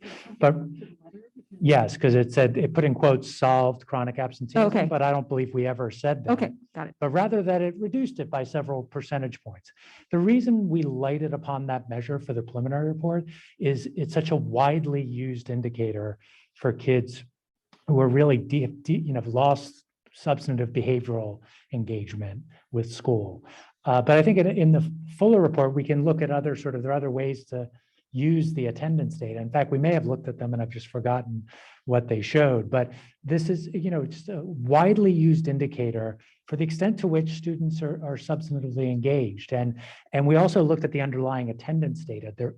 Yes, the pandemic is a kind of contextual moderator of everything that was going on. And that might put in our mind a little bit of concern about generalizing beyond it.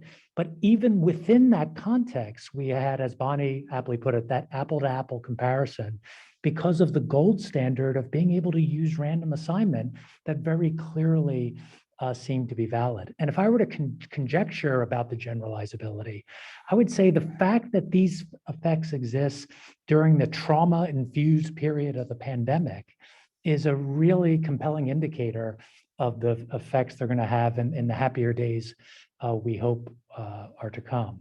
I also want to circle back to a comment from Mr. Yin about the sort of broader context for this, because I think it's really an important one, an exciting one for me as a researcher.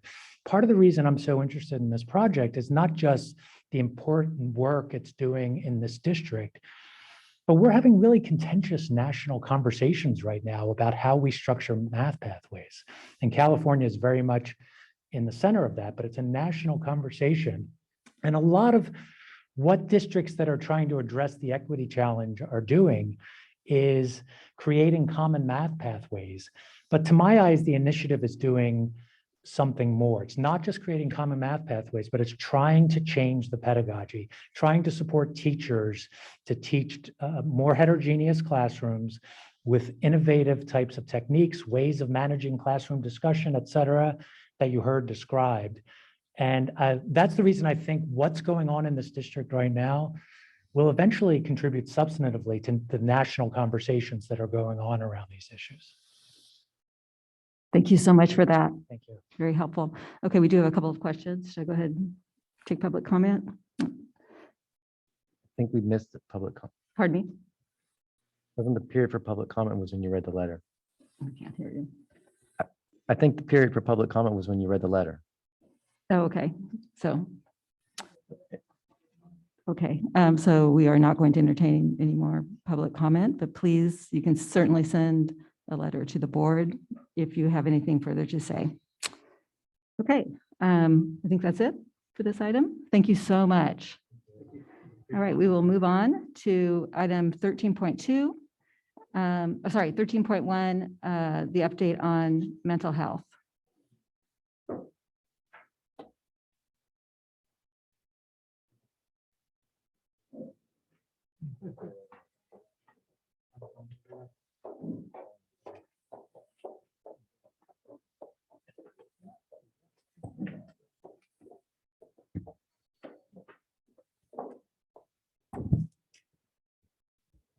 Good evening, President Dubois, Vice President Ginn, trustees of the board, and Dr. Williams. Good to see you all. I am Dr. Liz Chacon, Assistant Superintendent of Student Services, and I'm here with my mental health support team this evening, who I'm going to introduce to give an update on our current mental health in the district. So presenting with me this evening is Javier Gutierrez, our Health and Wellness Coordinator, Shelly Bustamante, our Mental Health Support Specialist, Shannon Keehan, our Psychologist, and Shana Karashima, our MTSS Coordinator. There were many other consulting partners on this presentation as we work together to address mental health needs in our district.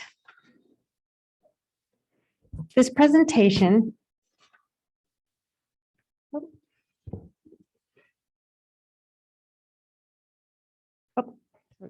This presentation is focused on mental health supports as it relates directly to governance goal number 3, which is behind me as well, stating that the district will ensure the well-being of students and students will receive appropriate academic, behavioral, and socio-emotional supports, including full implementation of multi-tiered system of supports at all sites in the district. This presentation this evening will focus on 3 things. First, we will look at the data as it relates to mental health in our district. Next, we will talk about mental health as it fits into our broader MTSS plan. Third, we will highlight current supports and our vision to systematize them at a deep level for students and for staff. And finally, we will provide you with a snapshot of how we can drill down universal, strategic, and intensive supports in collaboration with our SEL task force, our wellness advisory committee, our counselors, and our district partners.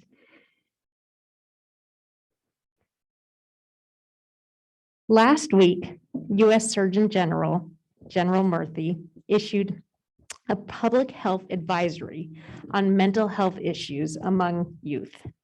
He claimed that, quote, "The challenges today's generation of young people are facing are unprecedented and uniquely hard to navigate. And the effect these challenges have had on their mental health is devastating." He added that mental health challenges in children, adolescents, and young adults are real and they are widespread. But most importantly, they are treatable and often preventable. There are many things we're putting in place this evening that support mental health. First, the resolution, which we'll get to later in the agenda, which formally expresses what members of the board and beyond have long expressed, that there is a need for mental health support, especially as we emerge from COVID. This will provide justification and support for all of the work we do with mental health. Second, the Worksite Lab contract extension and COVID program manager position will allow us to continue to keep students in school so that they have access to routine and resources. And it will allow Javier Gutierrez, our health and wellness coordinator, to more fully focus on his duties as they relate to mental health services. And finally, our mental health social worker positions, which will increase student and staff facing supports in our schools. We are using survey tools to capture data about the mental health and wellness of our staff and our students. The current tools we are using are the best tools we have available now. They are familiar and will help us calibrate moving forward. And we will work closely with the Gardner Center to continually improve these tools as California schools enter a new realm of assessing and providing mental health supports for staff and students who are returning from distance learning. In this spirit, Shayna will provide us with a snapshot of the data that we're collecting and refining.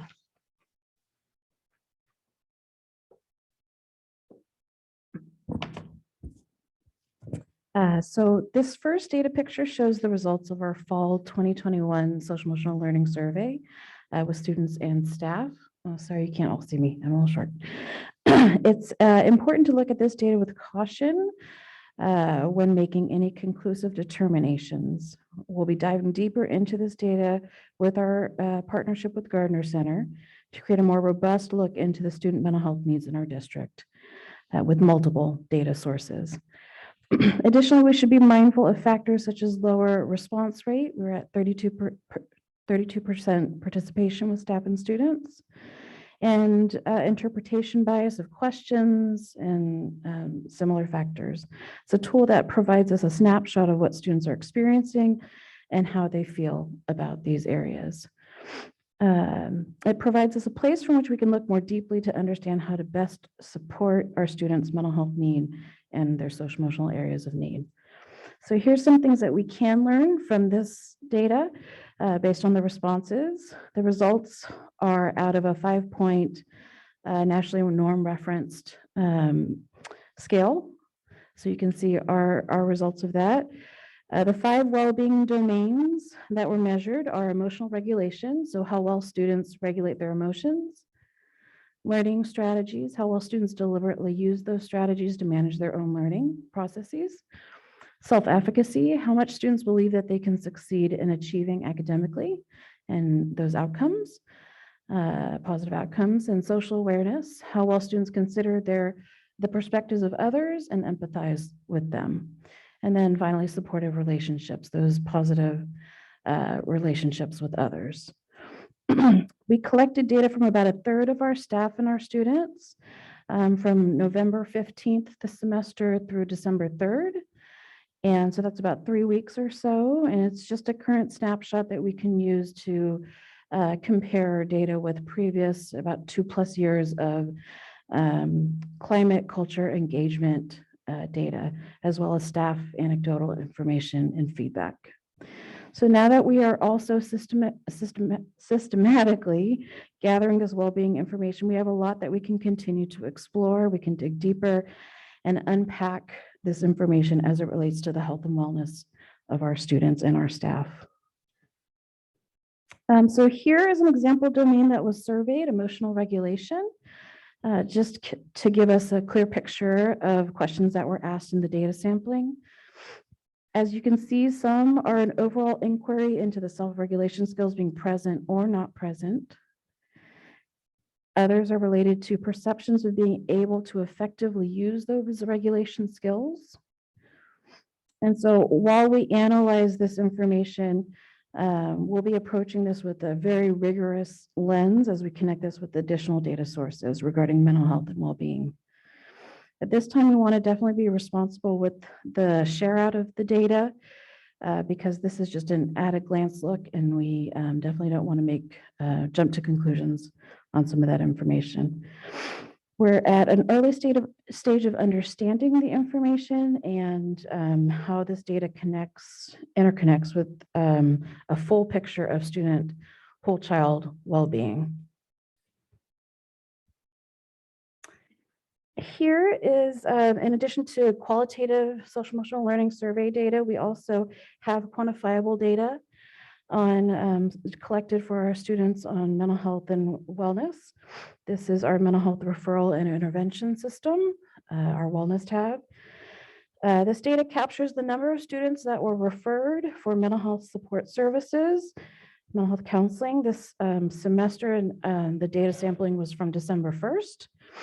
And when it was pulled, we had about 1,499 total student referrals, as well as the number of sessions that these students participated in that social emotional mental health support services was at 10,696 total sessions.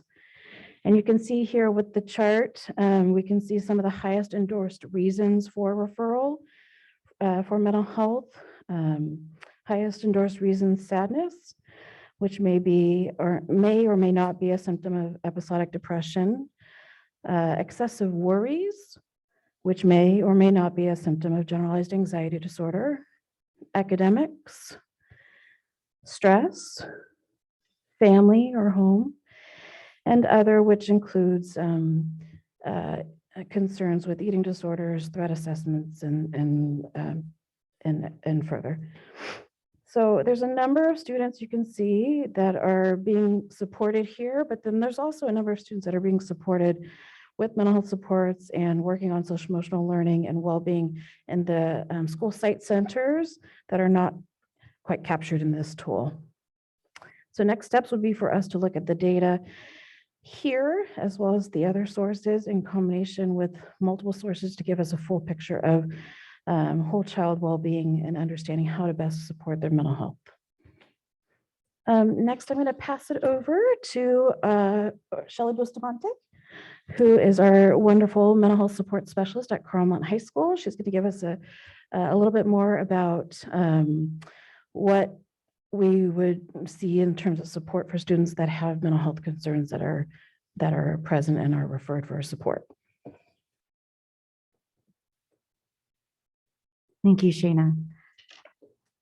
Each site in the district utilizes a variety of activities and tools to reduce stress and anxiety, including but not limited to community circles, which is a part of the restorative justice piece, and art therapy, focus groups, meditation, yoga, mindfulness, journaling, walking and exploring nature, and incorporating laughter into the day.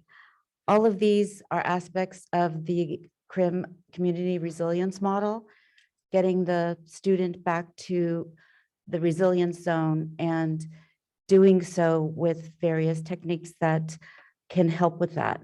We have lots of tools as well as through our wellness coordinator, stress balls, painting materials, all kinds of things for the kids to use to take them out of that state of anxiety.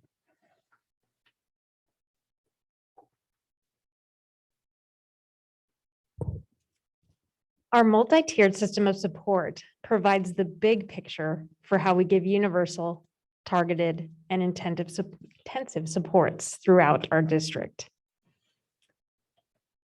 You can see from this sample MTSS graphic here, it shows how supports can align to address a variety of needs at a variety of levels. The pillars of this particular MTSS system are far-reaching and include categories such as family and student engagement, attendance and intervention monitoring, and academic support. I want to point out right now the attendance and intervention monitoring column in the center and match it with an example for our own district as an example of how to understand MTSS supports in general. So we're looking at the one right above Javier's head.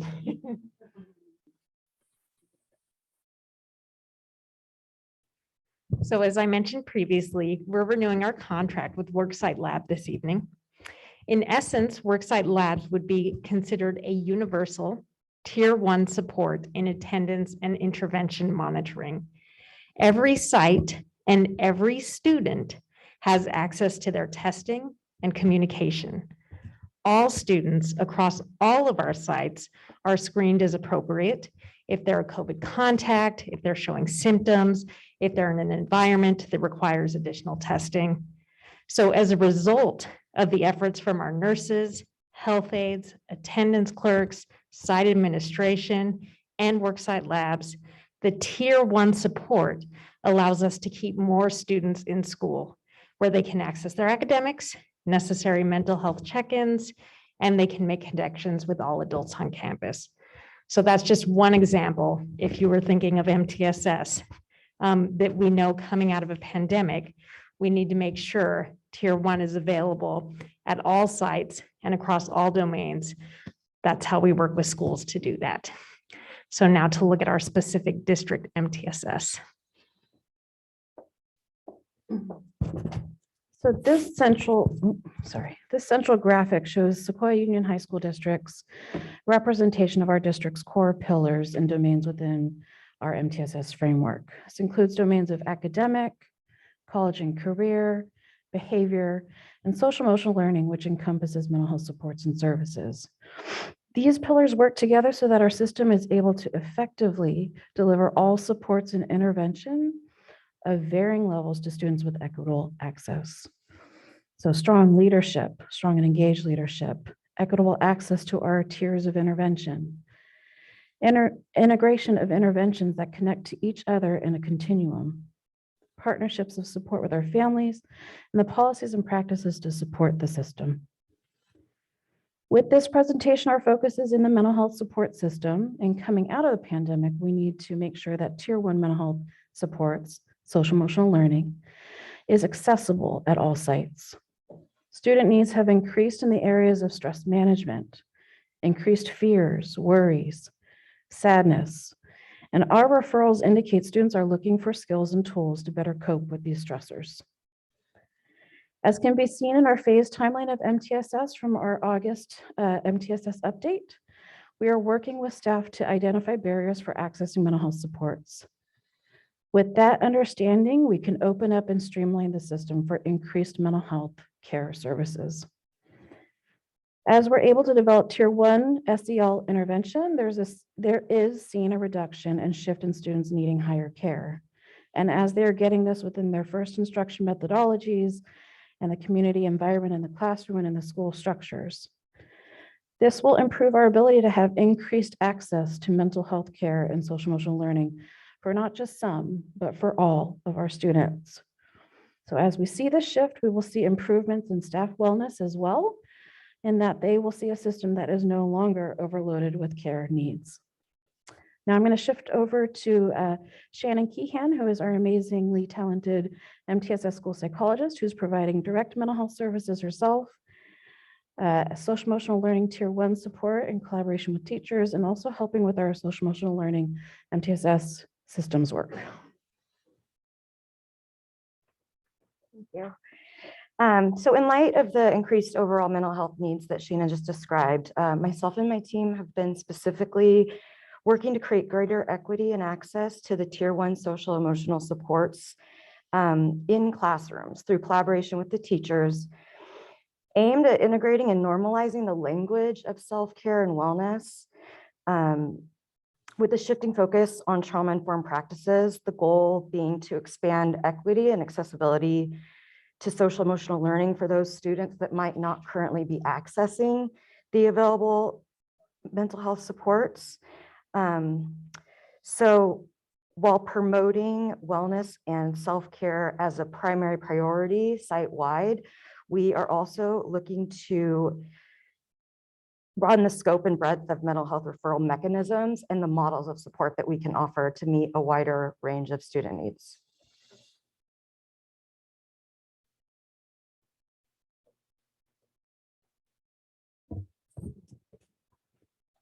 So now we're looking at coordinating systems of supports, and we're going to connect some dots here.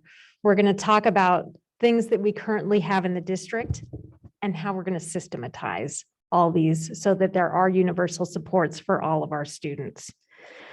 So when we are looking at coordinating a system of mental health, here's what we're aiming to do. The first is creating safe and brave spaces. As you'll hear in a little while from Javier and from Shelley, we have wellness centers at schools like our Zen would be an example over at Menlo Atherton. And we want to go even a step beyond that and beyond wellness centers and have schools as wellness communities. We want systems to coordinate care and have plans to support mental health needs of all students. Again, as Shannon just mentioned, the idea that not just the students who come and say they need help, but how we're making sure to reach out to get into the classrooms, to let all students know that they have this available to them and to support all the students. We're creating community partnerships, and sometimes this could mean hiring fewer staff and having a huge impact by getting the right job descriptions and the right training.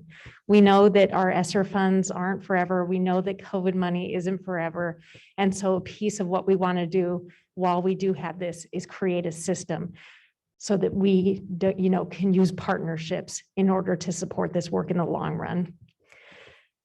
We need more health education and prevention. I know that student trustee Stid has mentioned again and again the need for information on consent that goes well beyond the freshman year. And we need more information on harm reduction for all of our students, not just something in the freshman year curriculum. That's something, again, that could come through wellness centers and through schools as wellness communities. Youth development and engagement.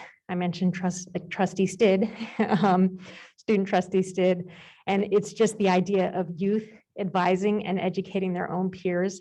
We need to elevate our youth voices in our schools as wellness communities because they know what they need and they'll speak out about it and can speak to each other about it.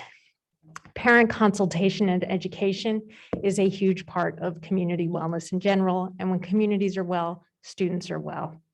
Staff professional development, we'll be talking about that in a minute as a short-term next step. And digital wellness. For times that students aren't in school, we're about to go into a 2-week break. They may not necessarily be accessing an adult on campus, a trusted adult on campus. And if they can't, where can they go? We need to make that abundantly clear to all of our students. And as we spoke to earlier, continued work with the Gardner Center on data management and evaluation, which is already in the works. So, I broke the mic. Javier and Shelley are going to speak with all of you about what we already have in place at our sites to support these 9 elements as we work towards a coordinated system with these.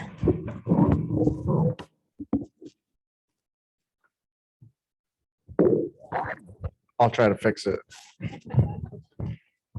All right, we're back.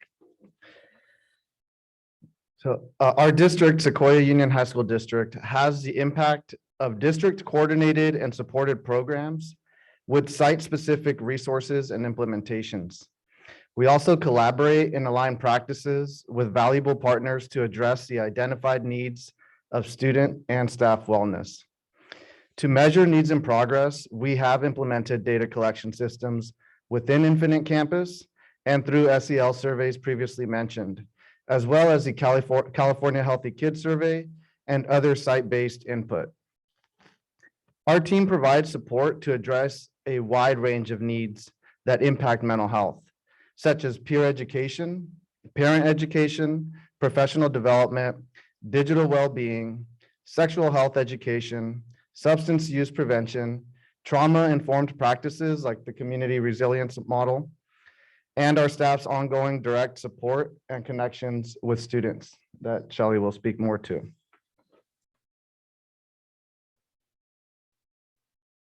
The mental health support specialists, along with the intervention and school counselors, address the life challenges that directly impact the mental health of our students. These include trauma, anxiety, depression, academic stress, eating disorders, and other stressors previously mentioned in the wellness student data slide. To meet the specific needs of each student, brief or ongoing interventions such as individual counseling, group counseling, and/or family counseling are provided. Suicide and threat assessments occur when necessary. Mental health support specialists also oversee and train peer leaders to serve the student body as mentors, life skills presenters, conflict mediators, and peer support counselors. As a district, we stand strong in our commitment to help all students and their families address their mental health concerns.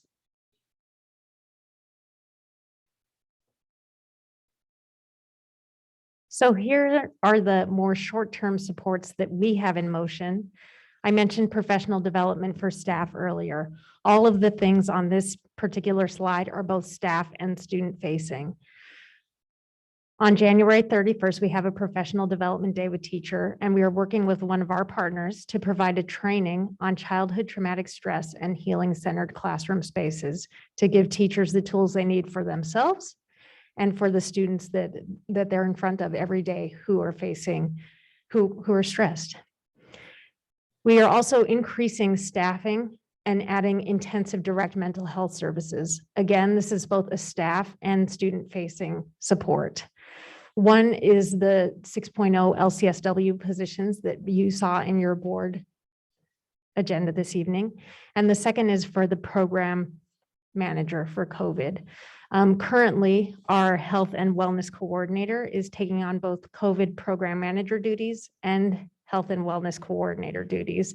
And in essence, it's been 2 full-time jobs, things that are very student and staff facing things that need attention. And so if we can fill this COVID program manager position, that means our health and wellness coordinator can go back to focusing on mental health and on working on those 9 bullets of systematizing mental health in our district. The third bullet is consultation for creating more robust and aligned site wellness campuses. We know that California this year has highlighted in the Assembly Blueprint $10 billion for several initiatives, which include increased school funding to aid student-facing mental health struggles. Again, we don't know when these COVID dollars are going to go away or when that's going to sunset, but while we have them, we want to use them to consult on how we can systematize and increase partnerships so that we can keep this going in the long run. We are going to continue to consult with the Gardner Center on data to make that more robust and the best tool that we have for capturing where our staff and students are so we can continually update you with mental health needs that we might be facing. And we are going to work with the SEL Task Force and Wellness Advisory Committee. And on what, you might ask, because I know that the SEL Task Force came up at the last meeting.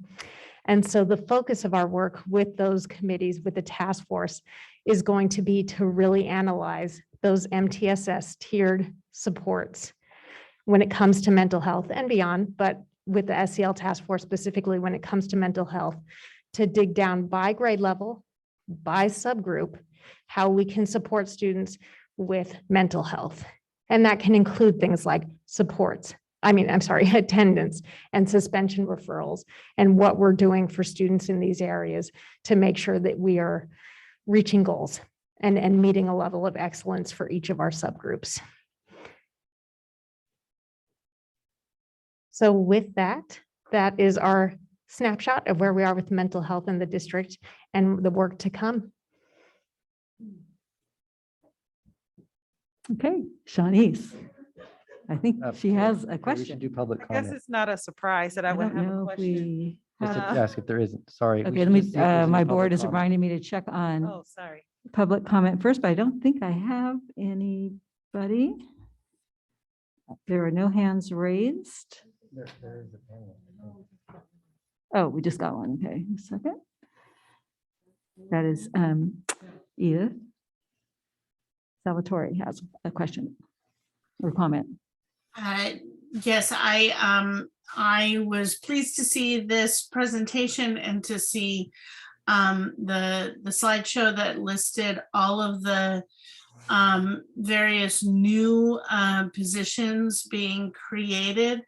I would be interested at some point in knowing how those positions, like the Venn diagram of those positions, where they overlap, how they interact with each other, and also which of them, I know quite a few of them are being identified under the one-time COVID funding. So how many of the positions that were mentioned in the presentation are short-term positions that we don't have ongoing funding for, and what the sort of time frame for those positions are. I heard reference that the social worker positions would be both student and staff facing support positions, but I haven't heard any conversation of what the staff facing support from those positions would be. And so I think there's a lot of good information here, but there's obviously a lot more detail that I hope is going to be shared, whether publicly at the board or just made available, that we can determine how that money is being spent and how long we have these supports for. Thank you.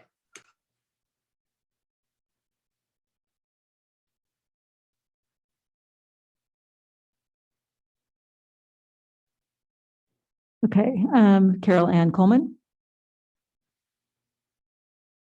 Yes, I think I want to just also focus on that. I heard all these great resources for our students, which is definitely the most important. But I wasn't sure if I misheard. I heard staffing, but I guess I'm gonna refer to Edith about that too. Like, I really see a need for teachers and classified staff members to also have that access available on campus. Such a need for us to be in that capacity so that our cups are full. I'm sorry I'm using a metaphor, but like our as a teacher, our emotional the capacity of us not only teaching but being there present for our students, but also being present when we go home for our families, society. I can't say it enough that there needs to. Teachers can't afford a therapist, and there aren't a lot of therapists that are available.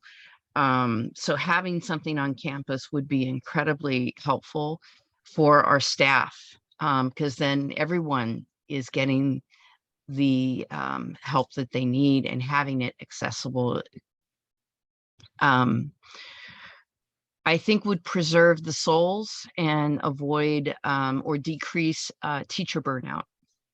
And because we're in the midst of somewhat of a teacher shortage, I think that's just something to be really mindful of. Again, if this was already mentioned, I apologize. I will reserve the rest of the time. Thank you.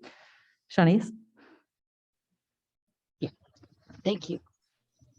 Oh, there's one more. I'm not used to this. Can you tell?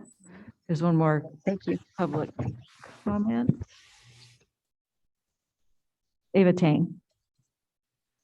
Hey, it's me again. It's Eva Tang from East Palo Alto Academy, and I really appreciate how much our wellness team has been working, because I see our mental health team like working, I don't know about overtime, but like you're certainly getting value for your dollar here on our mental health staff. I want to echo comments about taking care of your teachers as well, because we are out here in the trenches. And I don't know, like if you go on teacher Instagram or like teacher Facebook and you see all these memes, there's so many jokes about us just quitting or like walking out. It's just been really rough. Carol Ann's point about not being able to afford therapists, I want to note that like without our systems changing, we're kind of fighting an uphill battle. So if I don't know what my insurance is going to look like, I don't know if I can access my therapist that I work with right now, which, you know, then I don't know if I can access like the rest of my healthcare, and then that becomes another mental health issue. You know, mental health care is taken care of by so many things. Like I appreciate the multi-tier interventions, because that also includes like families and our students, and like what do they really need to be whole and full people, so they can learn. My point is multiple systems, even outside of just mental health care. Otherwise, we're just swimming upstream. Take care of your teachers. That's the full summary. Thank you. Thank you.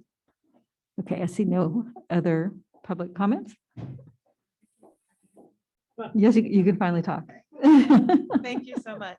Carrie and I have been eyeing each other, even though we can't smile at each other. So I'm excited. It's over the word trauma informed and other words that we like a lot. So she could see. I am so excited about the presentation for a number of reasons. So I'm not going to go through all of that. But I'm happy Javier is going back to his role potentially, because I know we still got to vote.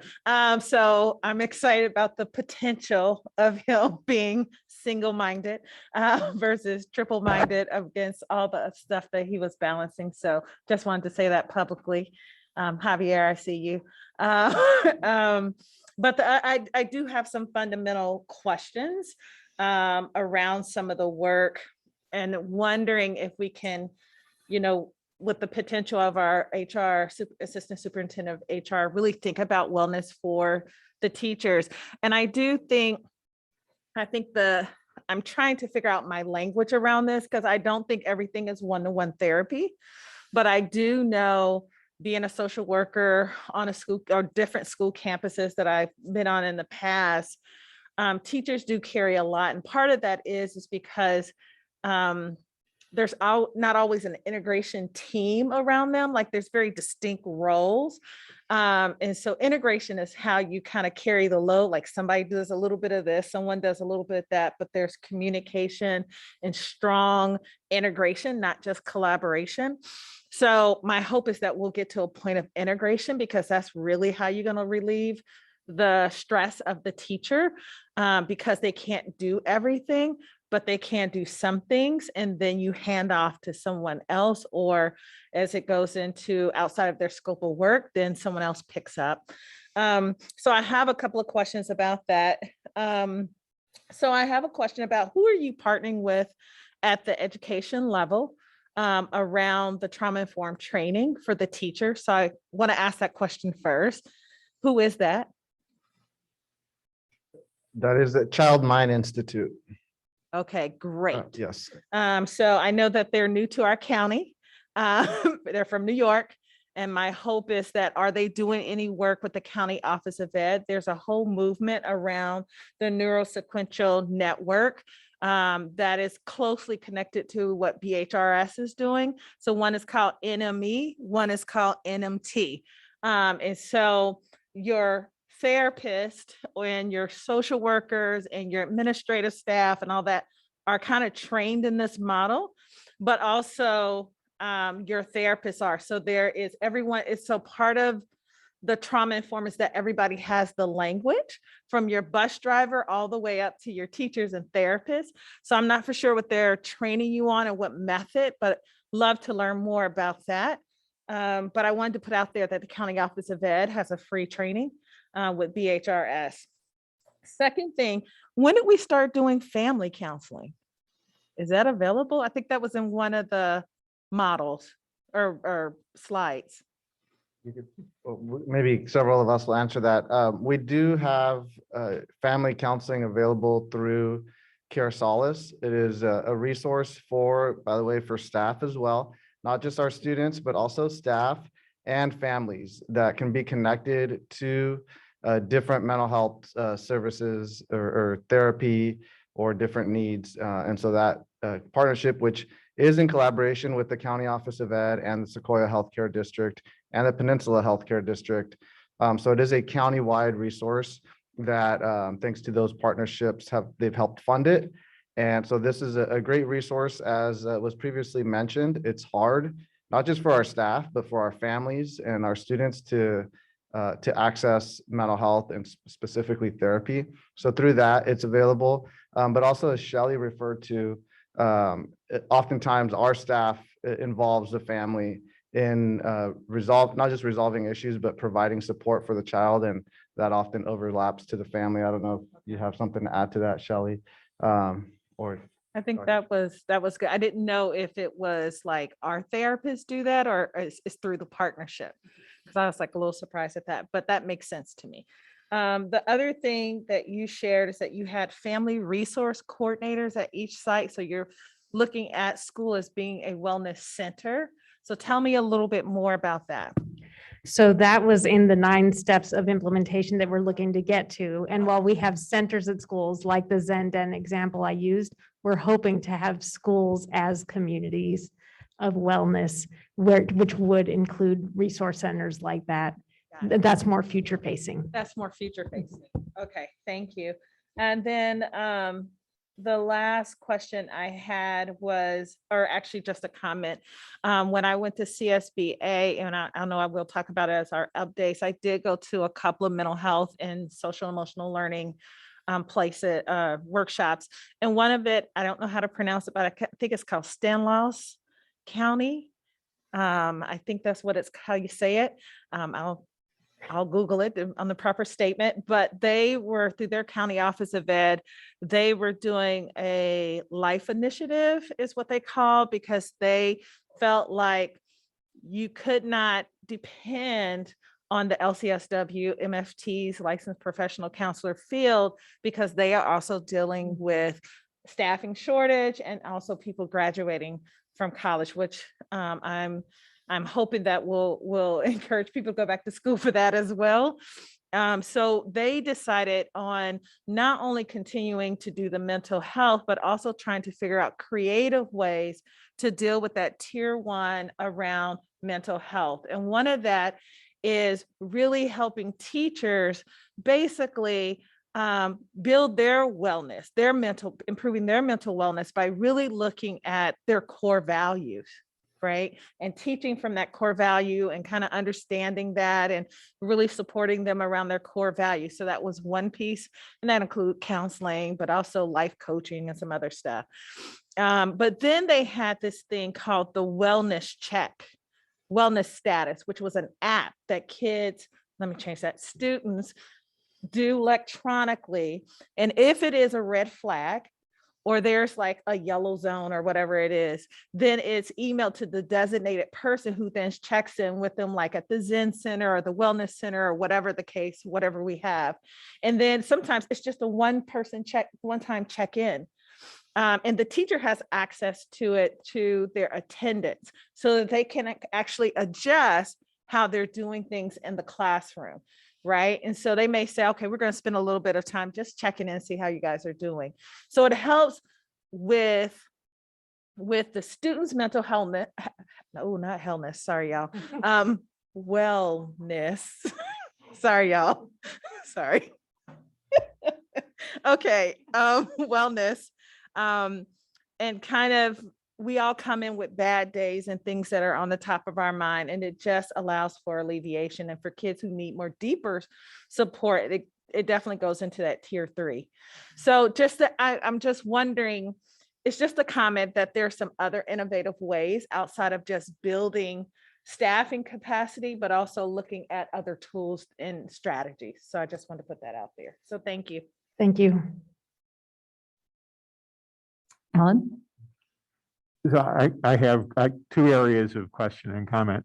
The first is, maybe this is an incorrect oversimplification to kind of run through it, but to me, the process of implementing an MTSS structure, really looking at the pyramid going up to the tip of the tier 3 interventions, that in the absence or the early preliminary phases of an environment with less MTSS than you want, you're really dealing with an inverted kind of a structure where there's a continuous explosion of crisis situations, and every response is triage and scramble and crisis, and there's kind of no resource left over to try and drill down to the lower levels and begin to do more base level prevention and support.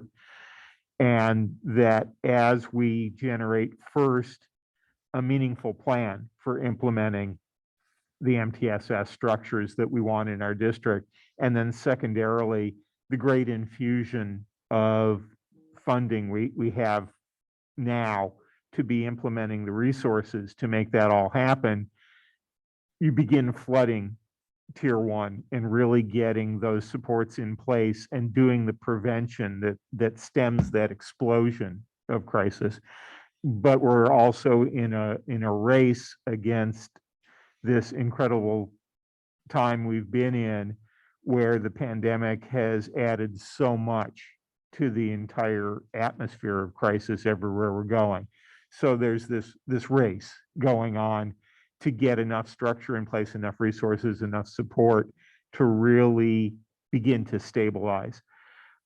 So my big question here is, with what's obviously a very strong plan in front of us, and thank you for the core of the presentation, and the opportunity to bring to bear the kind of resources to really make a difference, where are we in terms of getting the implementation, getting a much more strongly grounded tier 1 level of support in place, and beginning to see that there is a preventative support level going on, that the crisis is not bubbling up in as great a profusion, and it's beginning to look more like the pyramid that we want to see, that will be long-term sustainable? Yes, it's a great question. And MTSS, as we know, oversees all of what Shana showed with its academic, its social, emotional, and beyond. And this evening's presentation and the 9 points that we're looking at for making our system of mental health more supportive, that we're getting started on ASAP. So starting in January, I'll be meeting once again with the SEL task force, and their goal is going to be to look at those subgroups and what each subgroup needs at tier 1, 2, and 3. And based on the recommendations for what we're looking at for those subgroups, look at local models with that team, look at consults with that team that may be able to support our district in getting that pillar of mental health and SEL of the pyramid built from tier 1 to tier 3. I would imagine from implementation of really discussing this with the SEL committee to deciding on a consult model to actually having it built. We're looking at a few years, but a few years is what we have with the current available COVID dollars. So once again, there's great excitement and urgency, but also patience necessary. As always. And the other question that came up, that great slide with the incredible amount of information around the graphic of the pyramid.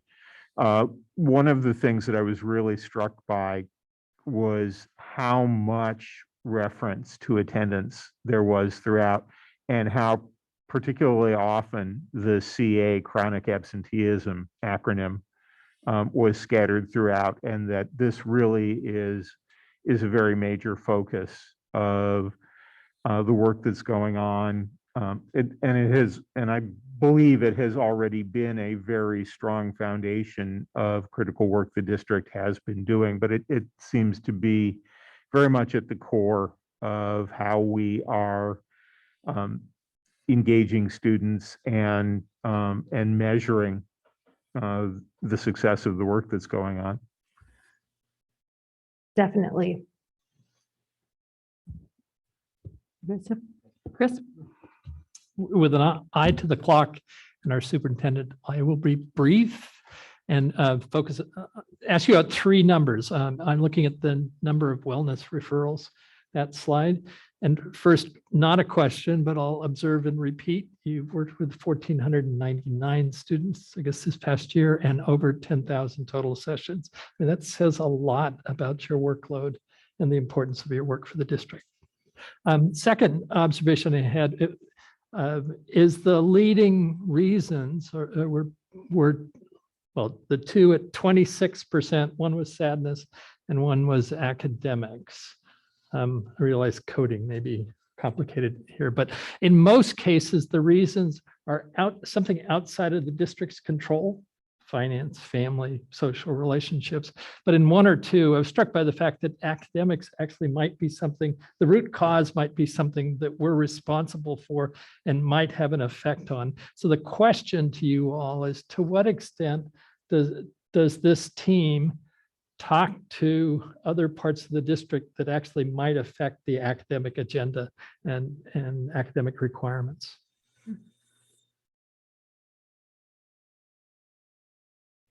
So that is part of our hope as part of the MTSS system, which Trustee Sarver mentioned. It's the idea that when we're looking at mental health as a pillar, we can build up those 9 bullet points. We also need to consider emotional wellness and mental wellness as one of the pillars that's part of the greater MTSS system. And in that spirit, oh, Bonnie's walked out, so now I can say whatever I want. In that spirit, well, with Todd here as well, I mean, we are hoping to look at, with human resources, what is going to be the resource for staff in MTSS, in that broader pyramid, with ed services, what are going to be the resources for academics, and how is that going to intersect with attendance? How is that going to intersect with mental health? And you all are going to get a broader snapshot of this in upcoming study session about the overall MTSS pyramid. So there is intersectionality between all of these pieces under the large umbrella in the district. To be more specific, might that include things like homework policy or the number of AP courses we offer in the district? Or, I mean, I don't know whether those are relevant. They're guesses on my part, but I'm curious about our engagement from a wellness perspective. It could, I mean, from a wellness perspective, we'll say 100%. But again, I don't want to speak in absence of ed services being able to work with their teams to weigh in on, where they're willing to work with us. But it could include any and all of those things. I guess I hope you assert yourself in that process. Definitely. I think that would be useful. The final thing about the numbers is actually numbers that are missing, which is this is a snapshot in time. And I'm curious whether, if we looked at what happened in previous years, were there any changes in what you reported to us as the reasons for the referrals that would be of interest to us? That's my final question. This is our third year with this data through Infinite Campus, where our wellness team codes every time they visit or a student has a one-on-one interaction with them or our partners that are in our schools. And at first, so for example, the only two changes were initially when we were piloting it. So 3 school years, yeah, 3 school years ago, where sadness, for example, was depression and excessive worries was anxiety. But we quickly changed that because, as Shana mentioned, they aren't all necessarily diagnosed. So it's more generally that.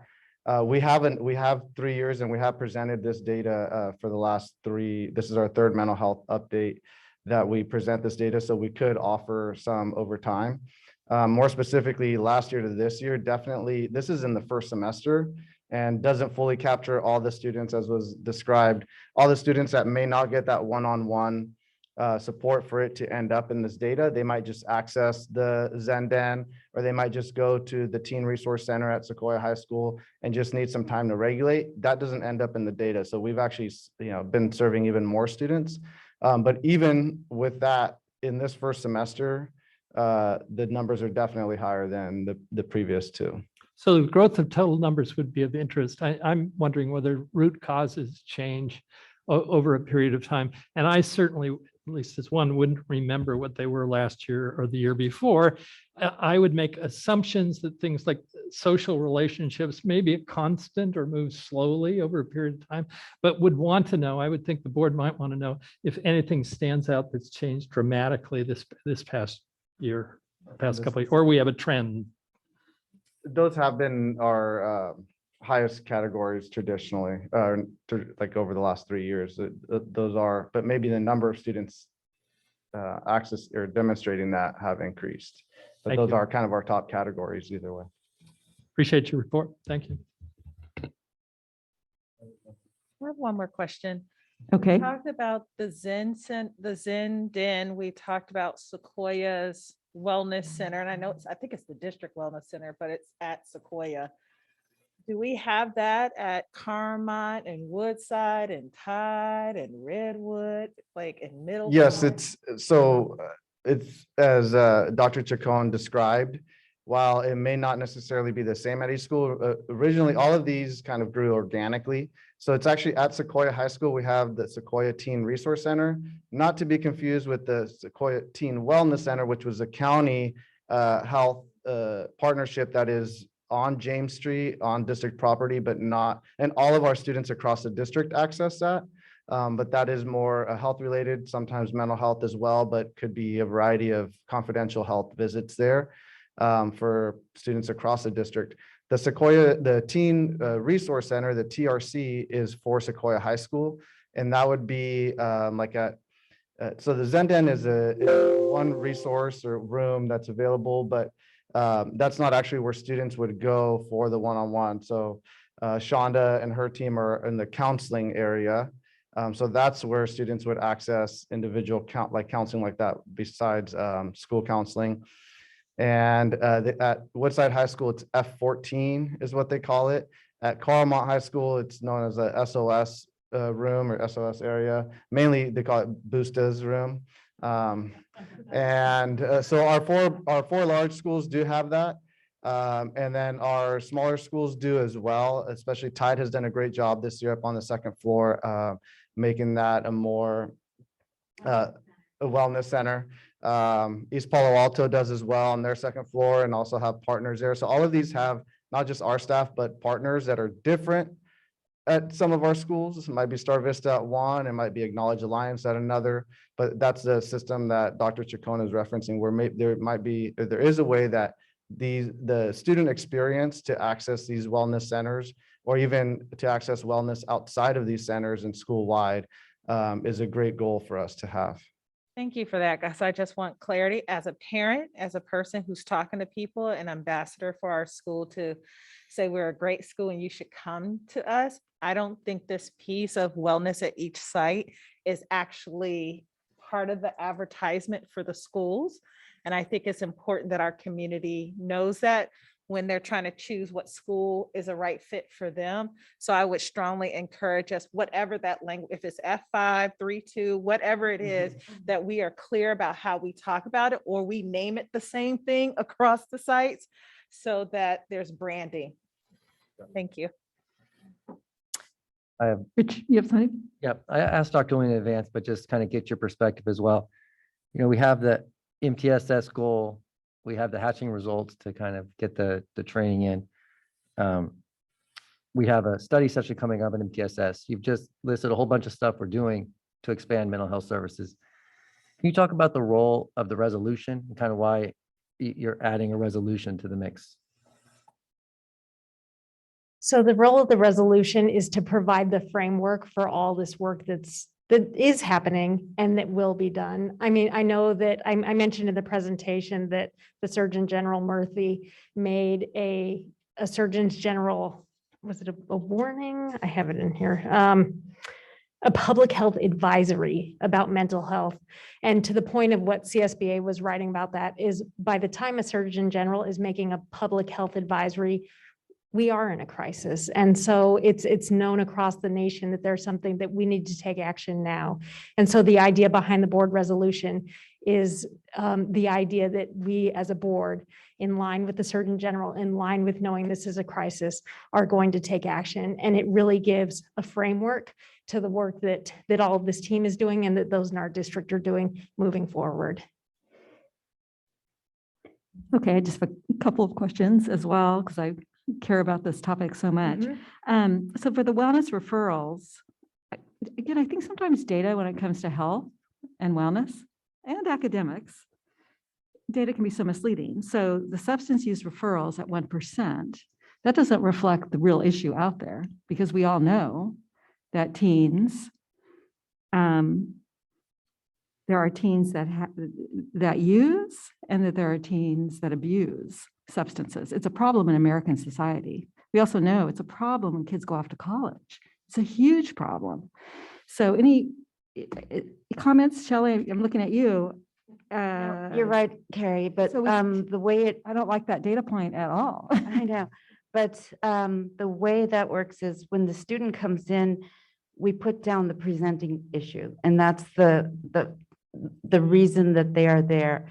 And then with time and getting to know them, then you uncover other areas that such as substance and what have you, unless it's a direct referral from the from admin for a disciplinary situation where somebody was caught vaping, or then that would be the first box checked, because that was the reason for the referral.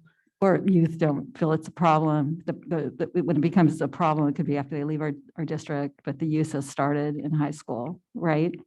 But I do hope that when kids are caught, that we can do some intensive, rather than this. I hope we're not suspending anymore. No, right? no. That there really is Thanks that to you, that's opportunity to rarely educate. happens. Good. It's really, we collaborate with Star Vista as well. The AVPs have an ATS connection with them that is education, and both myself and the intervention counselor do the psychoeducational to find out why are they using and to go deeper in that. It's challenging at times because sometimes it's being used by the parents in the home, and so you're working with a bigger issue. But there are some great collaborations with community partners in that area. So okay, thank you. And then to follow on Chris's question, do we sometimes add stress? I want to share a story. You guys can plug your ears because Ellen and Chris have heard this too many times, but Dr. Collins, since you're new, we have done things that have added to student stress. So several years ago, when we went to the student information system that sent out grades every day, I thought it was a mistake.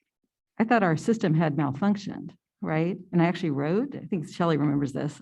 I wrote and reached out to every therapist, psychologist, psychiatrist I know, and they 100%. So that is a terrible thing for student mental health. And I got 2 letters, one from Denise Pope at Stanford, and one from Brad Sachs, the well-known author. And Shelley, do you remember his books? I think he's Good Enough, The Good Enough Teen. Brad Sachs. No, Brad Sachs. But anyway, so they wrote these beautiful letters, which I distributed. So what I hope happens now when we make some of these decisions, whether it's a technology tool or other decisions, that we always have that mental health lens. Because I think when I say we, it's school systems in general, because I know that many, many districts moved to that type of technology. But I would love to say, hey, we're not going to do that. Even though everybody else is doing it, we're not going to jump on that bandwagon because it's not good for our kids. So I hope we have the mental health lens on everything we do. And then the other just comment I want to make, mental health issues are treatable, but there are mental health issues that are very hard to treat. So we, in our district, we have kids that may be developing major mental health problems like schizophrenia, bipolar, and many people out there are treatment resistant. And also, this is why I'm so passionate about drug use and abuse. It's a relapse, you guys know this, it's a relapsing disease. And the more education we can give to kids early on, because these are problems that ruin lives and families. And again, the emergence happens so often in high school. And I do think families need a lot more support as well. So as we're referring, you probably know NAMI, National Alliance of Mental Illness, they do a family-to-family course. And it's really intensive where parents can get a lot of information on the brain, and also a very different philosophy than Al-Anon, a philosophy more about compassion. And the more you connect and be compassionate, the more likely you are to lead, whether it's a youth or an adult, into treatment. So there's a whole new philosophy that tough love doesn't work. That's why we have, I think about that when I see all of the homeless in San Francisco. That's an example of tough love. So I think we can, I know we're doing a lot, but it's just so serious. There's just a drastic sense of urgency to do more, especially around substance use and abuse. So I know I'm talking to the choir. Maybe I'm talking to somebody else out there. But anyway, thank you for all of this. Definitely. Thank you. And thank you all for your passion about this topic. As you can see, this rockstar team with me here today, we're also all very passionate about this. So much appreciated. I think there's a question from the audience. I don't think we can take anymore. New protocol is we're only Oh, doing, right? So Person's that's texting me what to everybody ask a wants. question. It's not my favorite thing to do. I would take questions on. I'll So just- anybody who has questions or comments after our public comment section, please write to the board. I think it works best to write to all of us. They So do please, board@seq.org. Is that what we're using now? yeah. So Okay, so please write to us so we can hear your comments. Just So I let think we should probably take a break. To board at Sorry, this meeting is probably going to go a little late because it's a really heavy agenda. So thank you. So let's take a 5-minute break. Merry Christmas. Okay.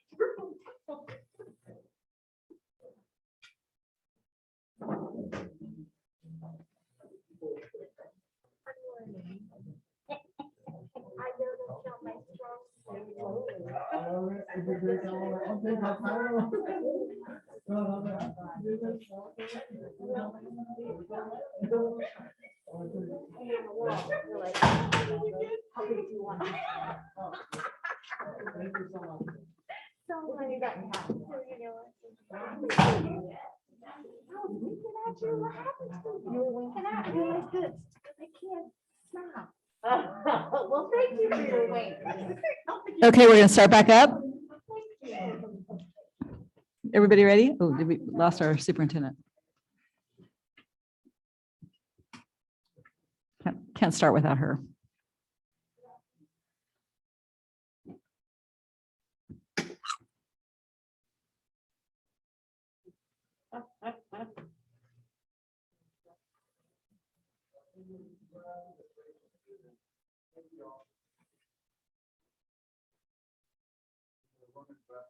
What were you doing? Yeah, why were you in the women's restroom? The HR guy's here. The custodian. Handed this to our workshop.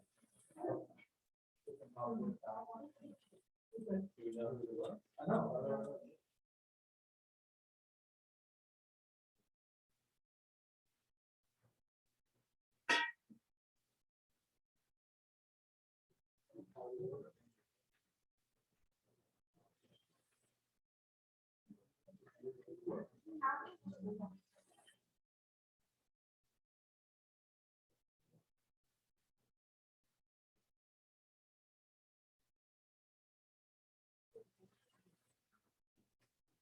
Okay, I think everybody is back now. So we'll move on with our agenda. We are on item 15, the discussion of next steps on potential bond election.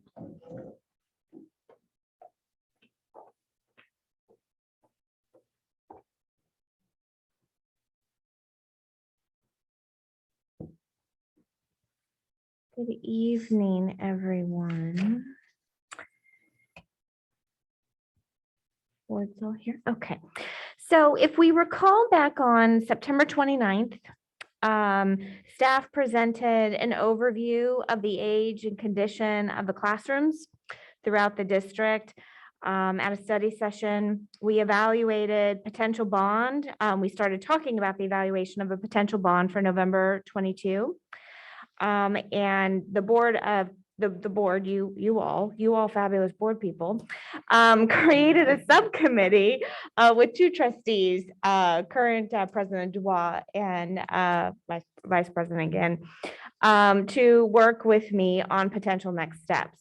So tonight we are here to discuss those next steps, talk about where we are at in this process. So attached to this item in board docs is a schedule with some to-do lists on it. And where we are right now in the process is that RFPs, requests for proposals, have been sent out for 3 consultants around legal, around finance, and around a campaign consultant. The plan is to bring you an award for each of these consultants at our first meeting in January. After these consultants are identified and awarded a contract, then a lot of that heavy conversation and evaluation about what our next steps are, what potential availability for language, or how we really move into some of those next steps begin. Also tonight and then future in January, we can also talk about the level of possible pre-planning we may feel comfortable with as far as bringing in some architects as we work with our site communities to figure out and to look at each of the sites that would have either significant rebuilding or significant modernization. All with in mind that the board must adopt a resolution if they choose to go for a bond on the November 22 ballot by August 12th. So that's our end goal. We work backwards from there. Your bond campaign, if you were to pass a resolution on August 12th, would be around 81 days. We can always start that earlier. And then lastly, we would also start recruiting for our Citizen Oversight Committee, which is really an essential piece to once the district passes a bond.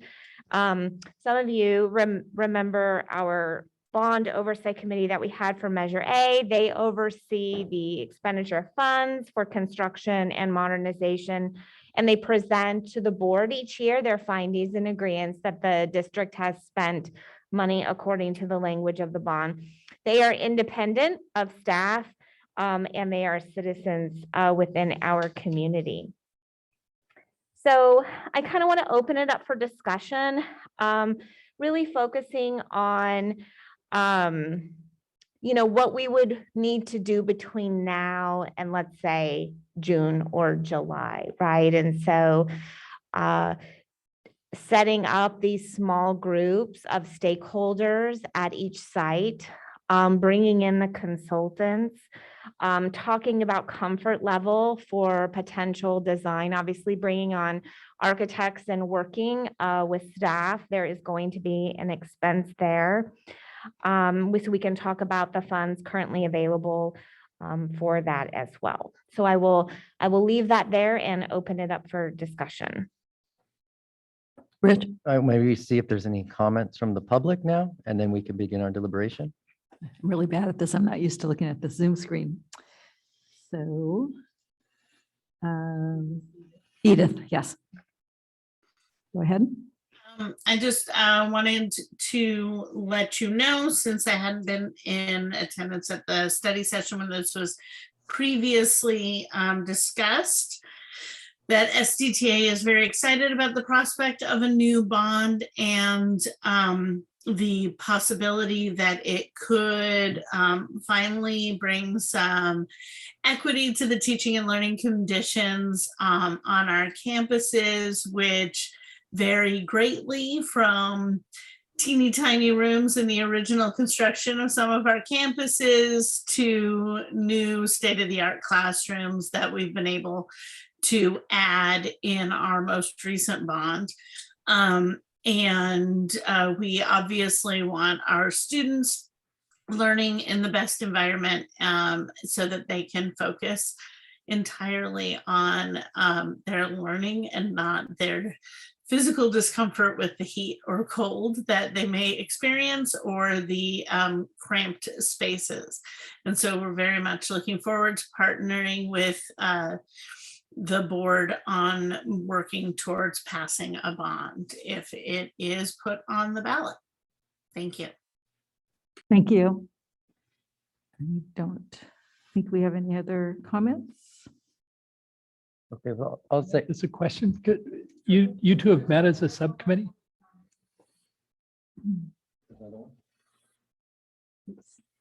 Larry Yeah, Moody? I'm trying to get to it. Sorry. I'm losing my screen here. Okay, attendee. Hi, can you hear me? Larry Moody. Hi, good evening. Welcome, everyone. Larry. Hi, congratulations, Carrie, on your appointment. And I'm just, Alan, I just so appreciate your service to the district over the years. And you continue to be a solid performer and your work and your efforts. And I was looking for an opportunity at 6 o'clock to say some nice things about you, but I'm running out of gas right now. So maybe we'll get a cup of coffee in the near future. But to all of you, the trustees, I appreciate your work. On this topic, I served on the Citizens Oversight Committee, I think it was for Bond Measure L, for a number of years. I think I was on that committee for like 4 years. And one of the things that, one of the points that we often raised when we began talking about bringing in contractors and those who would actually help enhance our wonderful facilities that we have in the Sequoia district is to be very intentional about reaching out to minority contractors, right? To give them equal opportunity to bid on some of the projects and some of the activities associated with our facilities. I don't think we've done a great job at prioritizing that. And I would like to encourage this board, certainly in this season, right, to really consider that as you go out for your bond. I think history has shown that the bond efforts throughout the district have been very successful. Families are very interested in making sure their sons and daughters have Class A facilities, right, to be a part of, and that learning environment is something that they can certainly be proud of.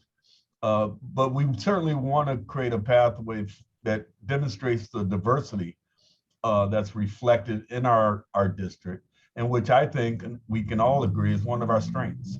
So there's a lot of money associated with these facility enhancements, and we want to certainly make sure that we give equal opportunities to individuals who have the skill sets and the talent to help our district move forward. Okay, thank you for your time. Thank you. Okay, Richard, do you have a question? No, I was just going to comment as part of the facilities committee, just on the work that we did leading up to this meeting and kind of our goals for this meeting. Mainly, one thing we did was we talked about having each board member reach out to people, since we couldn't communicate to ourselves because of Brown Act, but to the extent people got learnings from that. We want to hear from that. If there's anything you gathered from the community, I'll say in my calls, I heard nothing but support. Some people had specific ideas that I'll share at the appropriate time in the process, but everybody I spoke to was positively inclined. And then just, I guess, maybe kind of serial go through some questions. If anybody else has any comments or about when you did your bond outreach, how did it go? When you did your bond outreach to people that you were to call or email, how did it go? I actually didn't because I actually was waiting for direction. Maybe I missed the email. I'm sorry, Crystal. I gave you names. I have not reached out to anyone, but I have talked generally about what other communities are doing around what they want to do for bonds or whatever. So I know some neighboring communities are doing that. I can actually reach out now. So I will do that. I'm sorry if I missed the email. I was just waiting for direction. I think my only question around or only comment around the bond, I'm glad former Councilman Larry Moody and comment, I didn't think about that, which I thought was really strong. It's just more of my interest in the Citizens Committee and how we develop what the facilities, the bond will be covering in the facilities and what that engagement will look like. I don't think you need to answer those questions right now because I don't think we can talk about that because this is just about the timeline. But I'm definitely very interested in the facilities, specifically for those hot classes that my daughter always talks about. She falls asleep because it's so hot in the summer. So I think having good air conditioning in some of our schools would be very helpful. So thank you. So I have to second the apology about having been very slow and limited in my my outreach on the bond, and I have some work ahead of me. I'll third that. Okay. You guys have been, Time to do it. you guys are all busy, but I made my calls yesterday, very, very supportive and good comments from our community leaders. I guess part as the subcommittee, part of our goal is, you know, Crystal mentioned the date in August. We want everybody here to be very comfortable with two questions. Number one, bond authorization, yes or no, and number two, what number? And that's kind of what it all boils down to, is those two questions. And we want to make sure that the process between now and then gets everybody comfortable with the vote on those two questions. With that in mind, if there's anything, so we talked about process. Crystal had sort of timeline of the process. Want to get it, one near-term thing that she mentioned was starting, we have some amount of money for facilities, spending some amount on soft costs to specifically run processes on each site with an architect to look at needs, like specific needs on that site. I mean, we have a high level knowledge of which rooms don't have air conditions, et cetera, but each site may have some other nuances or specific things.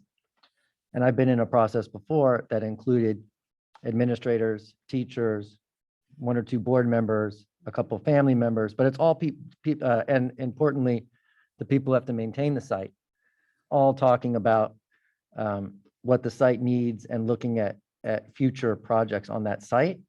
And I'd be interested in having some amount of that work done in the next 3, 4, 5 months to inform the number that we vote on. But that would involve sort of at least a nod today that that's a process to go for, because in January or February would be contracts with numbers on it for architects to do that work, and just kind of want to get a general sense that you're positively inclined for those processes.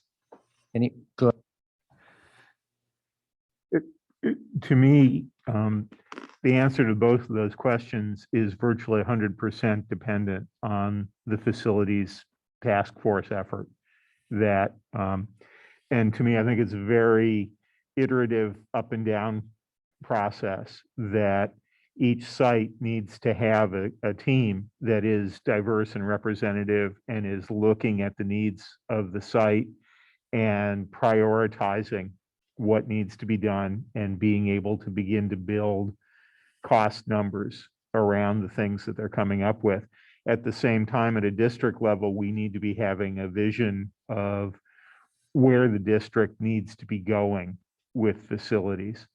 What kind of work are we likely to want to be doing in terms of sustainability of broad-based heating, air conditioning upgrades, about maintainability of buildings, places where really buildings are truly in the last years of their useful lives and we need to be replacing them rather than looking at how we can cobble together some improvements, things like that. And those are going to kind of go up and down. And I think it's very critical that that becomes kind of the centerpiece of a lot of what's going on over the next 4 months or so. Because I'd like to underscore the last part that you were talking about, because the first piece on sites doing facilities work, I think will be relatively straightforward and easy to assemble. I mean, they'll have their own trade-offs and things they're looking at. But there is this overview that issues like sustainability that may not come up at the individual level. Workforce housing is one of the things that's on my mind, that I think you're going to have both kinds of committees functioning. I mean, with that caveat, I'm very happy with the process you've talked about, and would be fine sort of just signing off on contractual approval on the design consultants and others that are going to help us out in the process. Shani?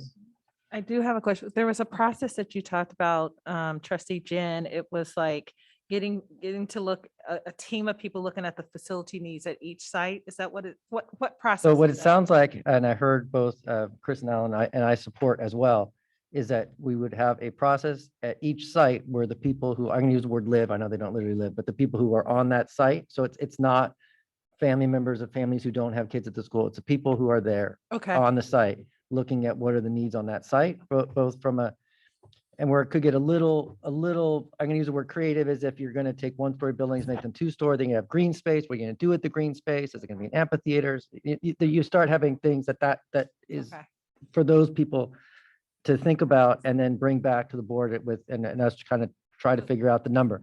Secondly, I think we need a district, and this is something we should probably talk about a date, where we're looking at these bigger issues like the overall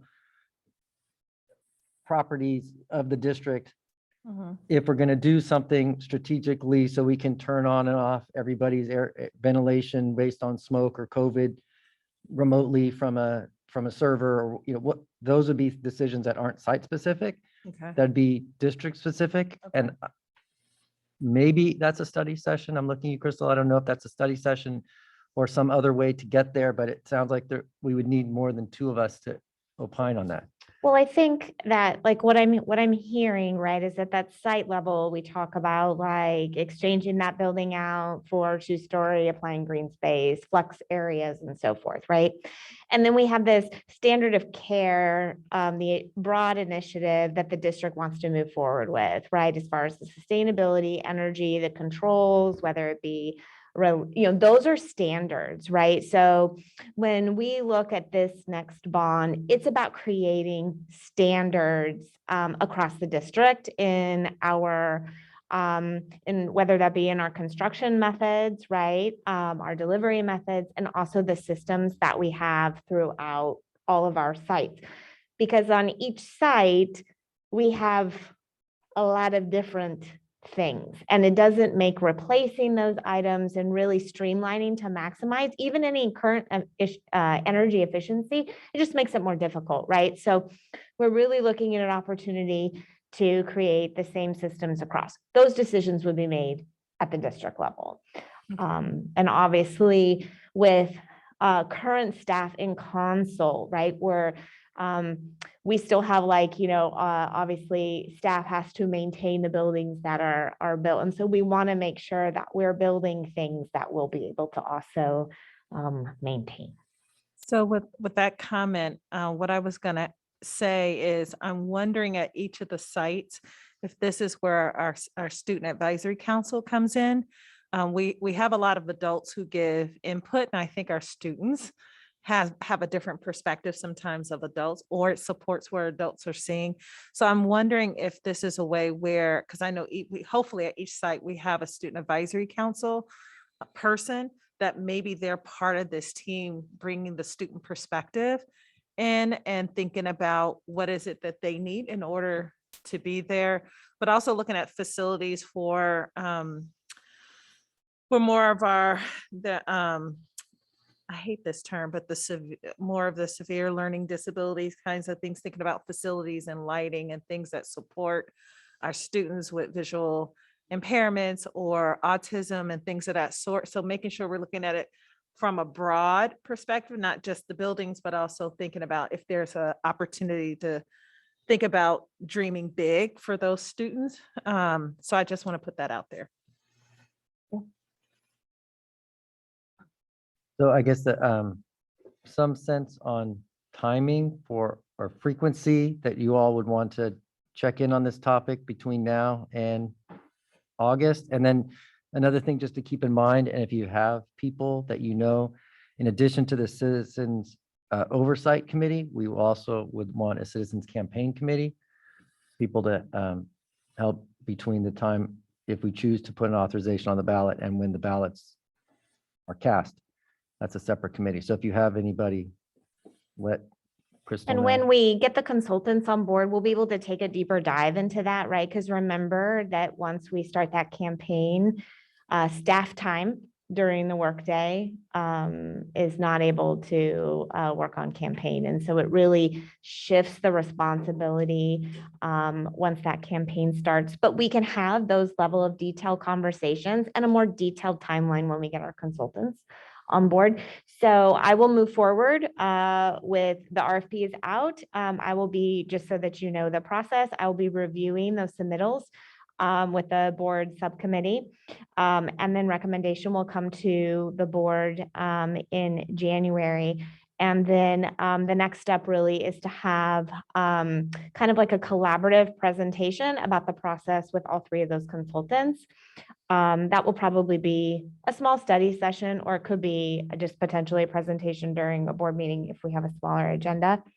And then we will work on building, you probably within the next month or so, January, early February, start to see revisiting our architects, our level of architects that we have, just to bring all of their qualifications up to date as well. So we can start exploring what this would look like for us.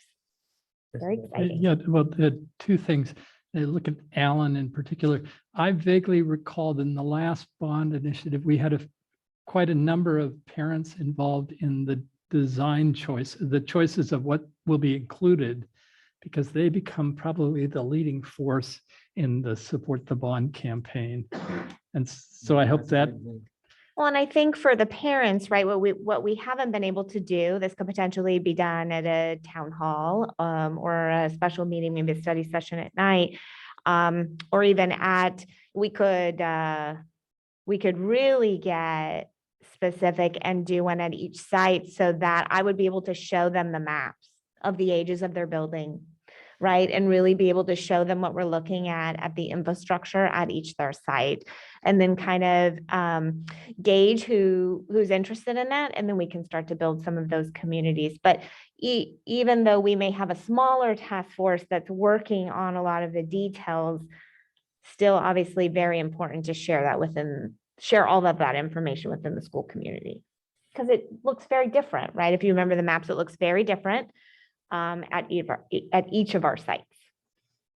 I also think what you just outlined, that having a fairly small focused experienced task force working at each site, then doing a town hall presentation for the community of that site, that may well engender a number of volunteers to join the task force at that point going forward. That would very likely be the people that are going to emerge to be our community leaders. That you give them enough information of where the process is at a certain point that it really invites them in to participate and bring their vision and energy.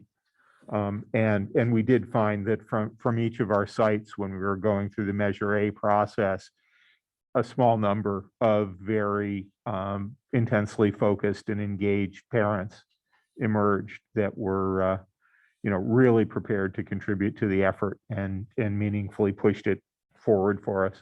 No, I'd add to that just a little bit. I think by involving those people and not just giving them information, but actually having them engaged in decisions, they begin to own it. Yeah. And it's from that ownership of it that they're going to be best at helping us promote it in the community. The other thing I didn't want to forget, although it's not the right place now, but I hope that it seems to me the San Carlos property and Green Street properties that we have that don't have constituents that are representing, we need to remember to include.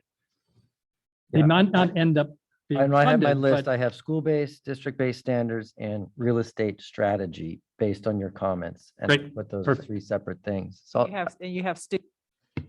well, yes, the school-based would include stakeholders, including students. Yeah. I just want to make sure because sometimes it doesn't include. I was just naming the three different areas of gathering of inquiry.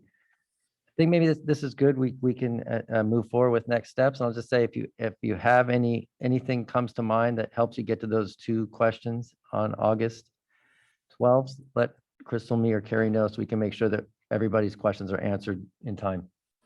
I think also to reflect a little bit on something Shanice brought up earlier, I would want to make sure that program-based needs are also part of the consideration, that we're not just working physically from facilities outward, but we're also looking at instructional practice and where there are needs. The last time I went through this process, different school district, but there were many teachers included, and that was certainly on their minds as they were going through the process. And that's what I'd hope would happen here too. So the people who have to implement the programs are involved in that. But yes, absolutely.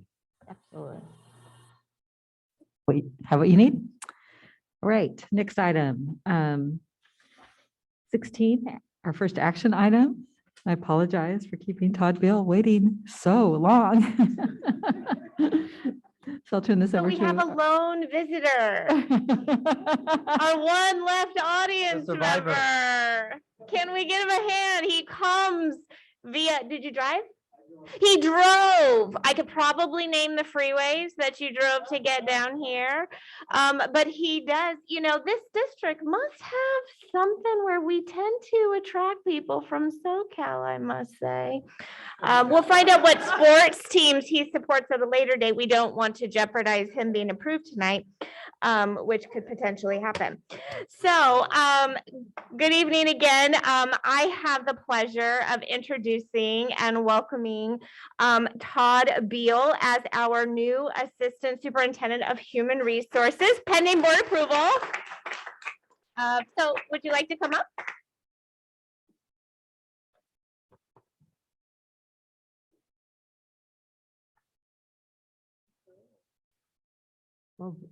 Good evening, board president, board members, and Dr. Williams. I want to thank you so much for the opportunity to join the team. Heard a lot of great things about this district, and I'm hoping to bring my experience for here. I know we got a really good team that's being developed, and the group that I've had a chance to talk with earlier, and especially through the interview process, I can tell you that was pretty intense. I know it was the last meeting when I met with Mr. Server and Dr. Williams. I think Dr. Williams asked me, how are you feeling? I was like, I'm tired. Like, it was just one of those things.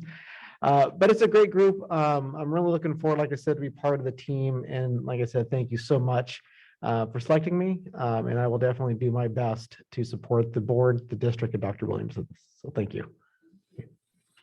Thank you.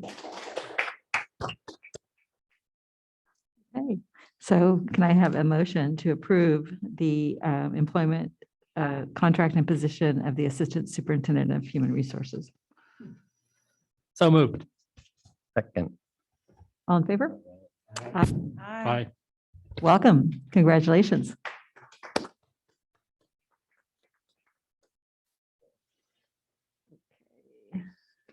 Item 16.2, approval of amendment to contract with Worksite Labs.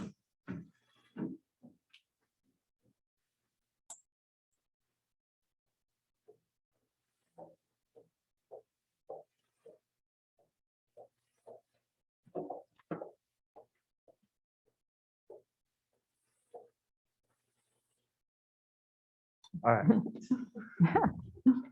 Good evening again, with the other hat now, the COVID side. We are very grateful to Worksite Labs. Our partnership has gotten off to a strong start. I always appreciate and want to acknowledge their prompt response, their collaboration, and their responsiveness to our needs as we keep changing it and adapting how much more they could do with us, and we continue those conversations. So you know that we continue the testing. I want to take this opportunity to plug that we are in the spirit of their effort to serve our needs. We will actually have testing available 2 days over break on both Tuesdays over the next 2 weeks at the usual Tuesday sites for the full Tuesday schedule. So that's at Sequoia High School and Menlo Atherton High Schools. So that's something that demonstrates their flexibility, their responsiveness to our needs. We have staff and athletes and other community members that want to test then. Also on Monday, January 3rd, they're back to the regular schedule. So before our students even come back on Tuesday, they have the opportunity to test again through Worksite Labs at the usual Monday sites for the full Monday schedule, which is Carlmont and Woodside High Schools, and anybody can access testing at any site. I bring this up to demonstrate their continued response to what we are asking of them. And they have a high caliber team, great communication and great collaboration. So this contract that is for your approval tonight is to extend that, because initially, and they are on the call tonight if we have any additional questions, but initially the contract was through this month or last month, I believe. And so we want to extend that through the rest of the year. And we have also transitioned or in the process of transitioning more of the contact tracing process, not just the contact tracing, but mainly the communication.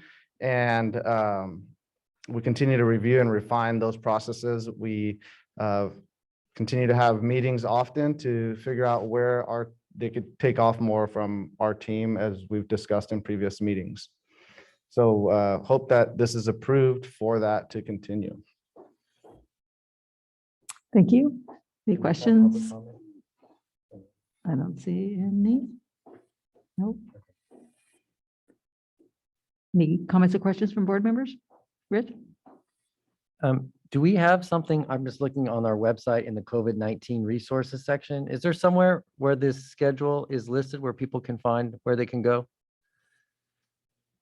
We have a website in particular, it has been in the superintendent's community's communication. So it's schools.worksitelabs.com/SUHSD. It's specific to our site, has a schedule, the login. I can't remember exactly where it is on the website, but You can update the website. yeah, it is. So we'll make sure that it's linked. We'll make sure that it's linked on there, schools.worksitelabs.com. Remember the schedule, if there's somewhere people knew they could look and Yeah. see the schedule where they can go. We'll put it front and center. And I know it will be, again, in their superintendent's communication, probably this week and leading into the break. That brought up a question for me. I'm not for sure what happens over the holiday, but I know some schools do a text to kids over the next 2 weeks saying, okay, here's your crisis handout. COVID testing is in there, a couple of crisis numbers that are text to the kids as kind of just like, we're not assuming people don't need the information. I think COVID is one of those things. Are we planning on sending things out to the student about where to go, like texting particularly, some way that they get it immediately? We have considered not just texting, but also through, I think it's School Messenger, and sending that communication. So we'll continue to collaborate with the technology department to see if that's something that we will do, because it has been mostly in the superintendent's communication and via the updates and website. So Because I would suggest that probably a couple of days before school starts, like even if we're not providing the testing, but where to go just in case people want to get tested before they come back to school. Okay, thank you. Thank you. Okay, anything else? Nope. Can I have a motion to approve the amendment to the contract with Worksite Labs? I so move. Second. Thank you. All in favor? Aye. Motion passes. Thank you. Let's get one in there. Okay, item 16.3, approval of first interim financial report for fiscal year 2021-22. Okay. Good evening. Long time no see. Long time no see. I know this is all your most favorite part of the night.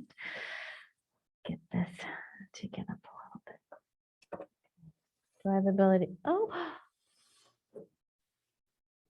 Is that me? That's okay. Okay.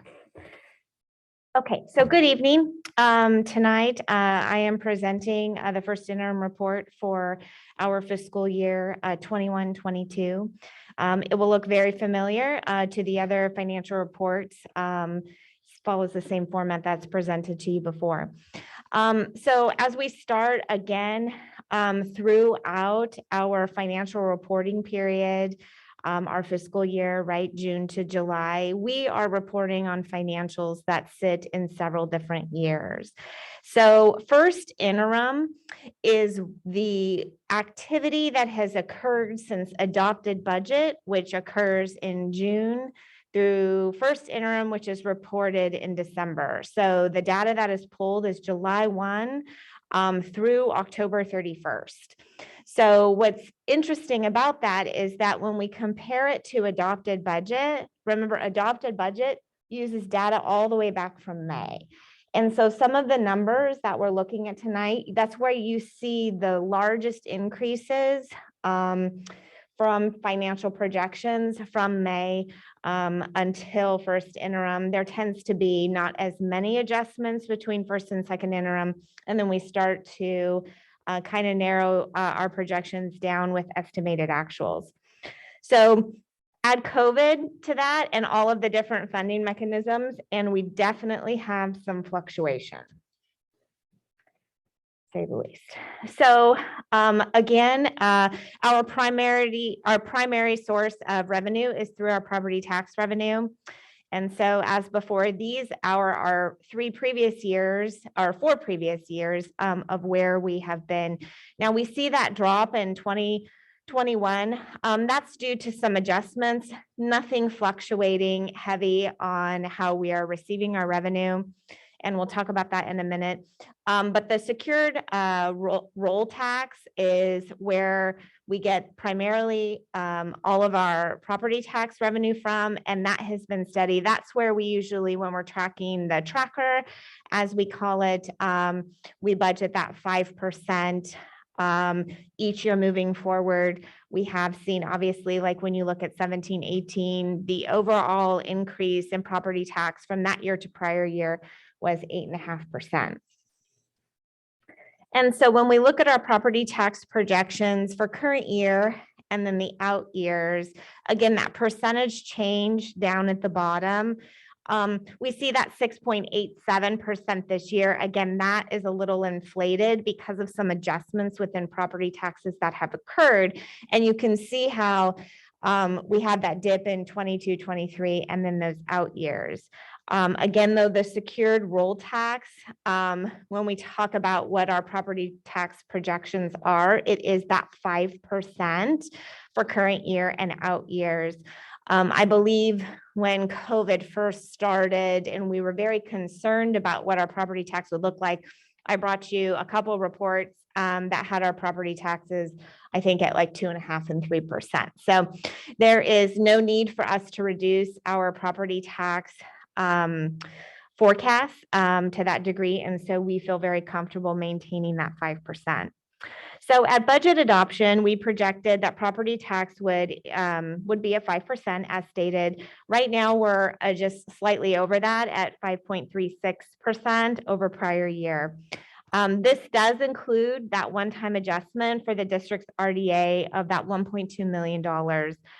So that was for that settlement, that Chula Vista settlement that was brought and talked about at unaudited actuals.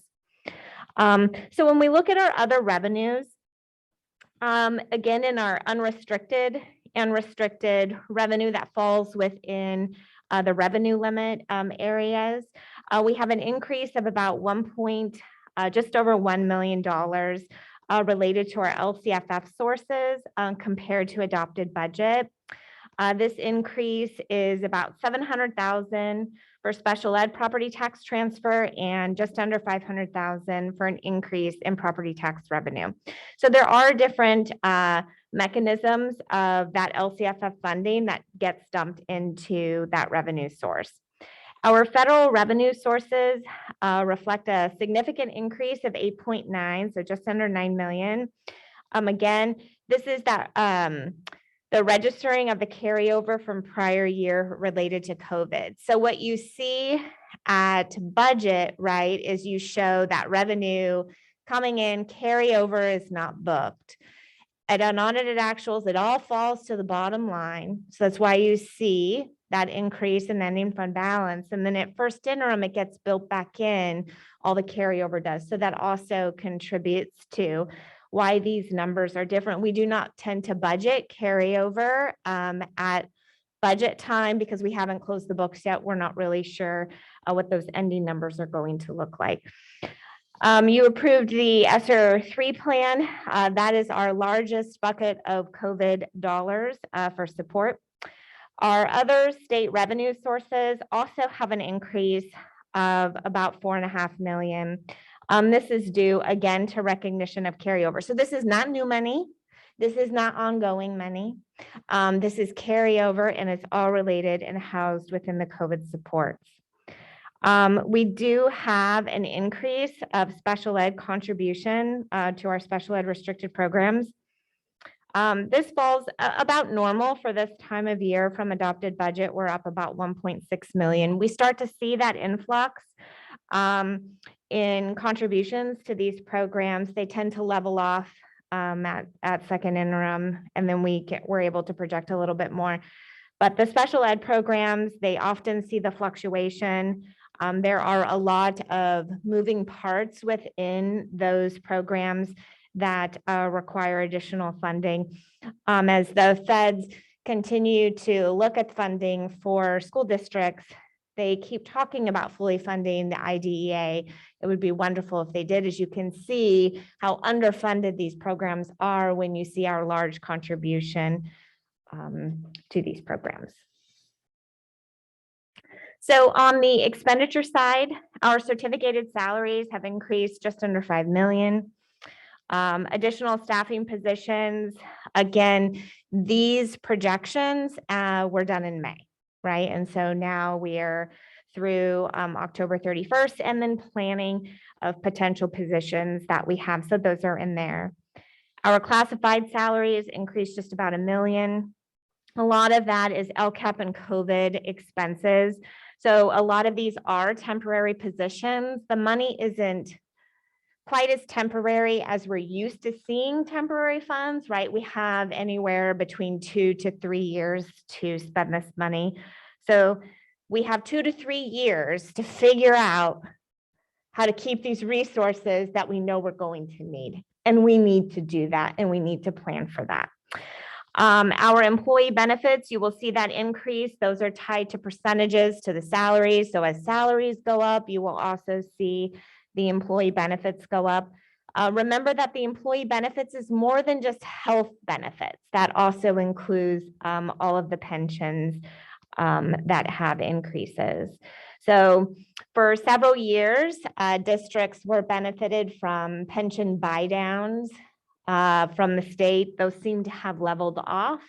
We're not really getting those credits that we've seen before.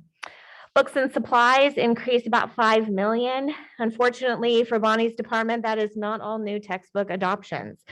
Again, really feeds into COVID supports and then the recognition of carryover. When we report financials, some of the buckets of money require them to be balanced throughout the year. So if it falls into a restricted resource, you're going to see the revenue and you're going to see expenditures match it, even though it may not be spent. And so that also is a reason for why we see those increases there.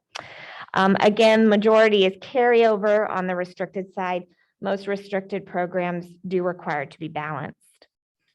On the other operating expenditures, we have an increase of about 6 million, mostly on the restricted program side. Similar to the supply category, the increase is primarily due to projected expenditures from COVID-related resources. When we look at other funds, we introduced Fund 08, I believe, at unaudited actuals. That is new. It's a new fund for us. It's a GASB requirement, General Accounting Standards. What's that B stand for? Board. Yes, board. GASB 84. So this is new. It's basically where the ASB funds now start to sit within our ledgers. Fund 09 is our charter, East Palo Alto Academy. Again, they sit on our chart on our ledgers. You can see just high level. We go through high level funding when it comes to the other funds. Fund 11, our adult ed education fund, which just celebrated they're currently in their 100th year. So yay to our adult ed program.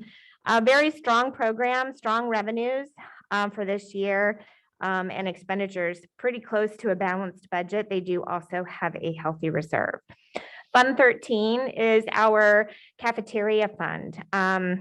They usually require a contribution from the general fund. This year it's projected at just over $1 million. We are working on that.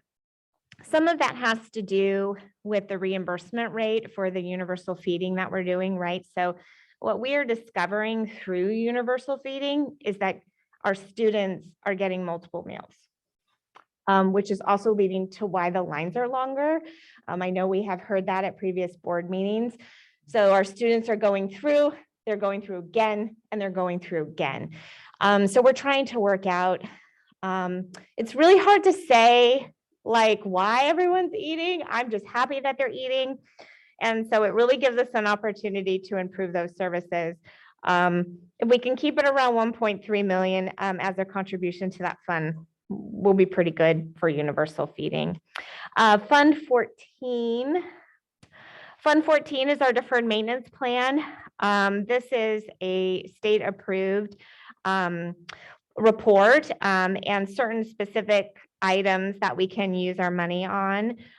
This, tries to keep our buildings looking up to date. This is your paint. This is your infrastructure, your minor infrastructure. There is a contribution from the general fund. It is required to spend a certain percentage of your general fund within deferred maintenance.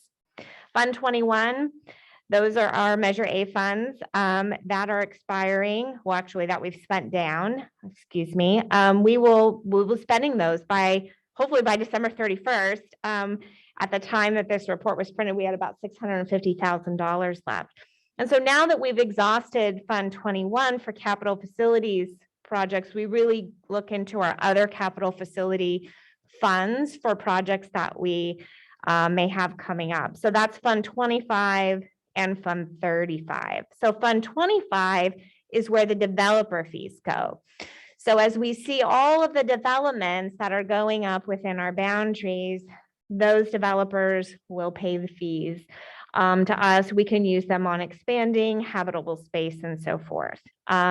We do collect the developer fees for our feeder districts. It is a service that we provide for them. Fund 35, again, a capital facilities fund. This is where our awards from the state for public construction has gone. Our district has been very fortunate in receiving state matching funds or state funds related to a lot of our capital facility projects that we have had that we qualified for with Fund 21. Fund 40 is our special reserve fund. Projected revenue is basically just off of interest. Expenditures are about $424,000. So we do spend through that money for really one-off expenditures, small things that don't necessarily qualify as a capital facilities project. Fund 71 is our SERP transfer account.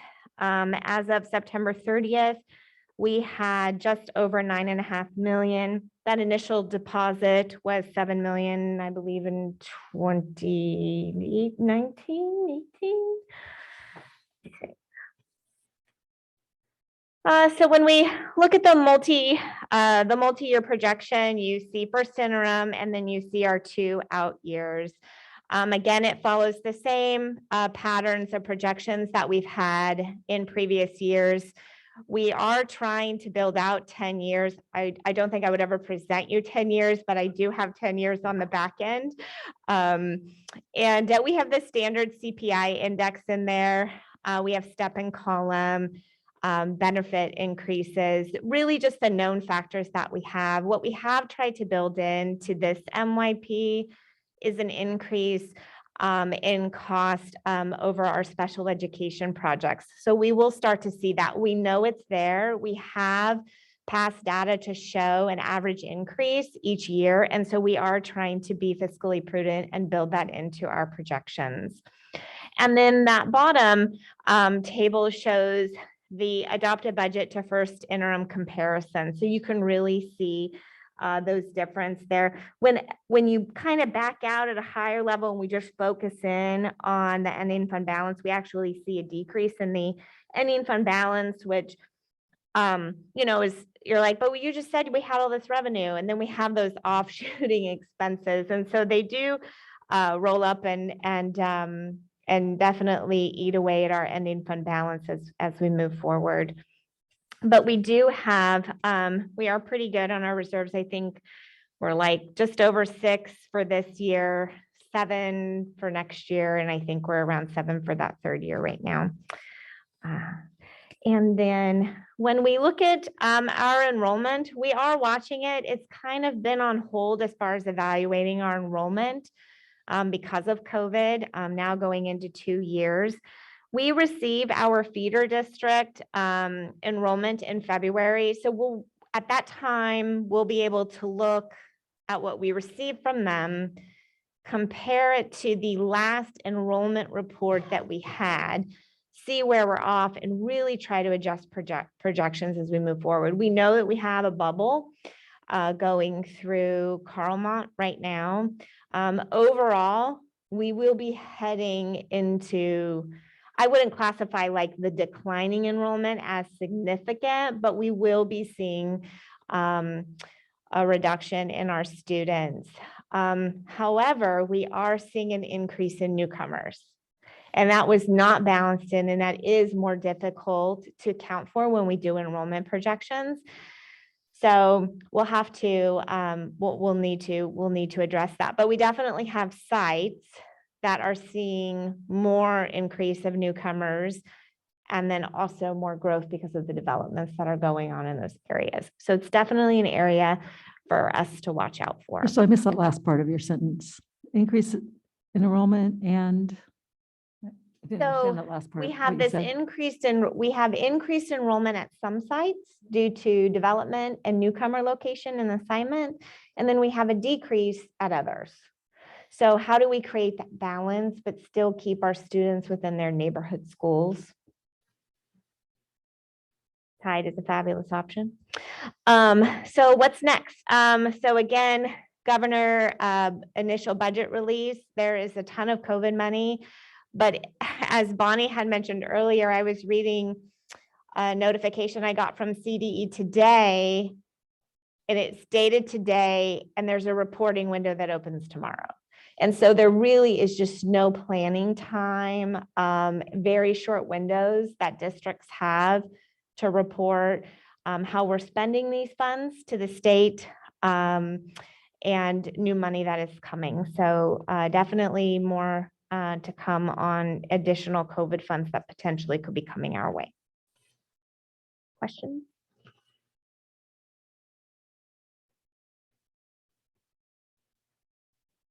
Well done. Yeah, question? Oh, sorry, you finished. We need to extend the meeting time before I call for questions. Can I have a motion to go past 10 o'clock? So moved. Second. Okay, all in favor? Okay, thank you for that. Okay, I don't think I have any community panelist or attendee questions. So any questions or comments from the board? Ellen? I think in general, looking at this, I mean, it looks rather familiar. it seems that most everything we see is somewhat in balance with a fairly predictable ongoing revenue increase and a fairly predictable ongoing expense increase and a fairly stable kind of a balance resulting. The key difference to me appears to be in the great amount of COVID activity, and that we have gone from the old standard of the unfunded or the underfunded mandate to a new set of ever-changing mandates accompanied by relative avalanches of funding, but they come almost randomly firing out of a fire hose before we're ready to even discuss what it is we need to be doing with them.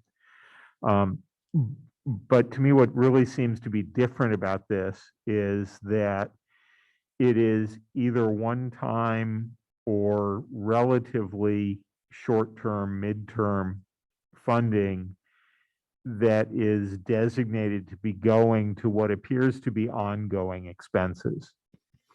And so that makes things look a little bit rosy in current years and a little bit more problematical in out years, both of which are artificial and problematical, that we don't have a whole pile of money that we can use for long-term personnel additions to the district, but we have a bunch of obligations tied to it that you need to be implementing long-term personnel additions as the way to justify the funding.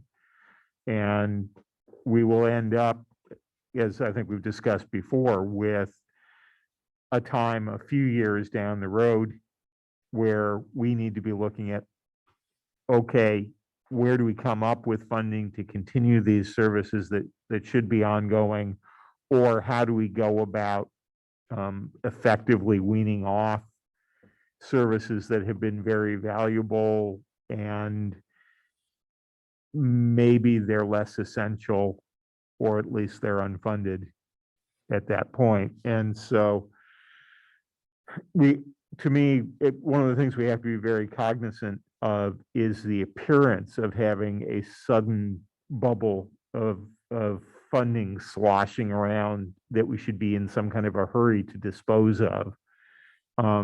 And the recognition that there is a long-term strategic new burden that's being placed on us, and that in many ways we're moving back to an era of greater categorical style funding, that we're getting lumps of funding coming in with very specific prescriptions on use, and a big imbalance in how that funding is delivered and how the prescriptive use is going to roll out down the line.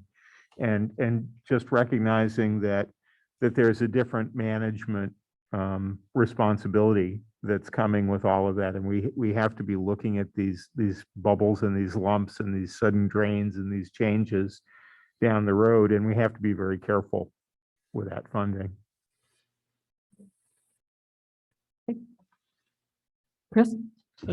So I'm not going to opine on the bigger picture, but do want to say thanks for presenting such a cogent look at a comprehensive look at a big area, big important question for us that you present so well. And I'm grateful also for your openness to have us ask you individual questions. I mean, that said, a lot of information provided here to a simple question for the board, which is, can we give a positive certification that we can meet, that the district can meet its obligations for the rest of the year? And it seems to me that that's very clear that we're in a position to give a positive certification. That's correct. That's the most important part. That's the action I realize, but and you gave us more than enough information from which we ought to be able to make that certification.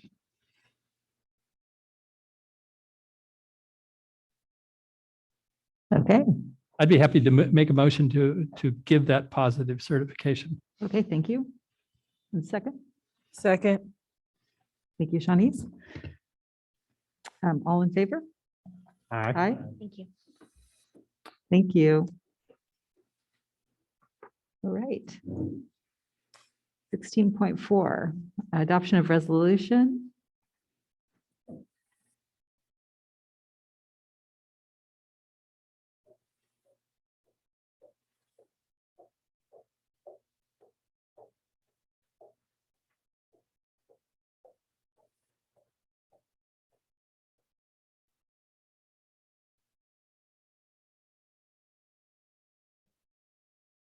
And I know we spoke to this resolution earlier, but again, to reiterate, the Surgeon General's public health advisory. He stated the challenges today's generation of young people face are unprecedented and uniquely hard to navigate. And the effect these challenges have had on their mental health is devastating. Mental health challenges in children, adolescents, and young adults are real, and they are widespread. But most importantly, they are treatable and often preventable. And so as a part of our work in this district, aligned with our mental health goals, this resolution is being put forth for the board. Thank you for that. Any questions or comments? No? Do I have a motion I to think we approve? got a great framework and justification for this early on this evening, and I enthusiastically support it. I move approval. Yeah. I'm excited about this. I also think hopefully there's a PR campaign around getting this out to our health districts that support us so that they can see our commitment and our skin in the game. So thank you so much for this opportunity. Okay. Is that a motion? That was a motion? And is that a I give second? a motion to accept this resolution? Is No, you're seconding. I'm second. Okay, I'm seconding. Okay, all in favor? Aye. Aye. Oh, roll This is a call. Sorry roll about that. call vote. Trustee Thompson. Trustee Stevenson. Yes. Trustee Sarver. Yes. Vice President Ginn. Yes. President Dubois. Enthusiastically, yes. Motion adopted. Thank Well you. done. Okay. All right, that is the end of our agenda. So we're at 17, Board of Trustees and Superintendent's comments, committee reports, and agenda setting. And completion of the assignment that Alan Sarver gave us. I made a joke about Alan giving us a homework assignment last time. Oh, okay. Yes, I We thought get to about it. complete our homework assignment. Yes. Is it just a verbal quick update? Yeah. All I right, can who would go like to go first? Are we asking who goes next? I'm sorry, I can't hear over here. You want me to go first? To model quickly? We're supposed to do a quick update on what we learned at the CSBA conference. It was really good. It was really invigorating. The team building actually worked. I didn't think it would. I didn't think it would. But it was really good. And I'm pleased to announce that I was not injured while bowling, although I tried to give every indication that that had happened. So we did have a lot of fun. I think my takeaways, there was a big focus on the student voice. And I guess I learned some things. Sometimes I worry about our student trustees being at the meeting. They're such long meetings. And we were told by trustees in other districts not to tell them to go home and do their homework. So at least one student's perspective is that they want to be here and they want to be treated like the other trustees. So I took that to heart. A lot of really good sessions. SEL was very good. Shanice and I attended the session on superintendent's evaluation, which was very good. So big focus on social emotional learning and mental health, which of course are my passion areas, and I just can't get enough. And I also tried to attend many things on governance, working on his team, being a good board member, even though I've been doing this a long time, we need constant training. So it was good. And I thank the district for supporting us in our own professional development. I think it's important for us to model that we need professional development.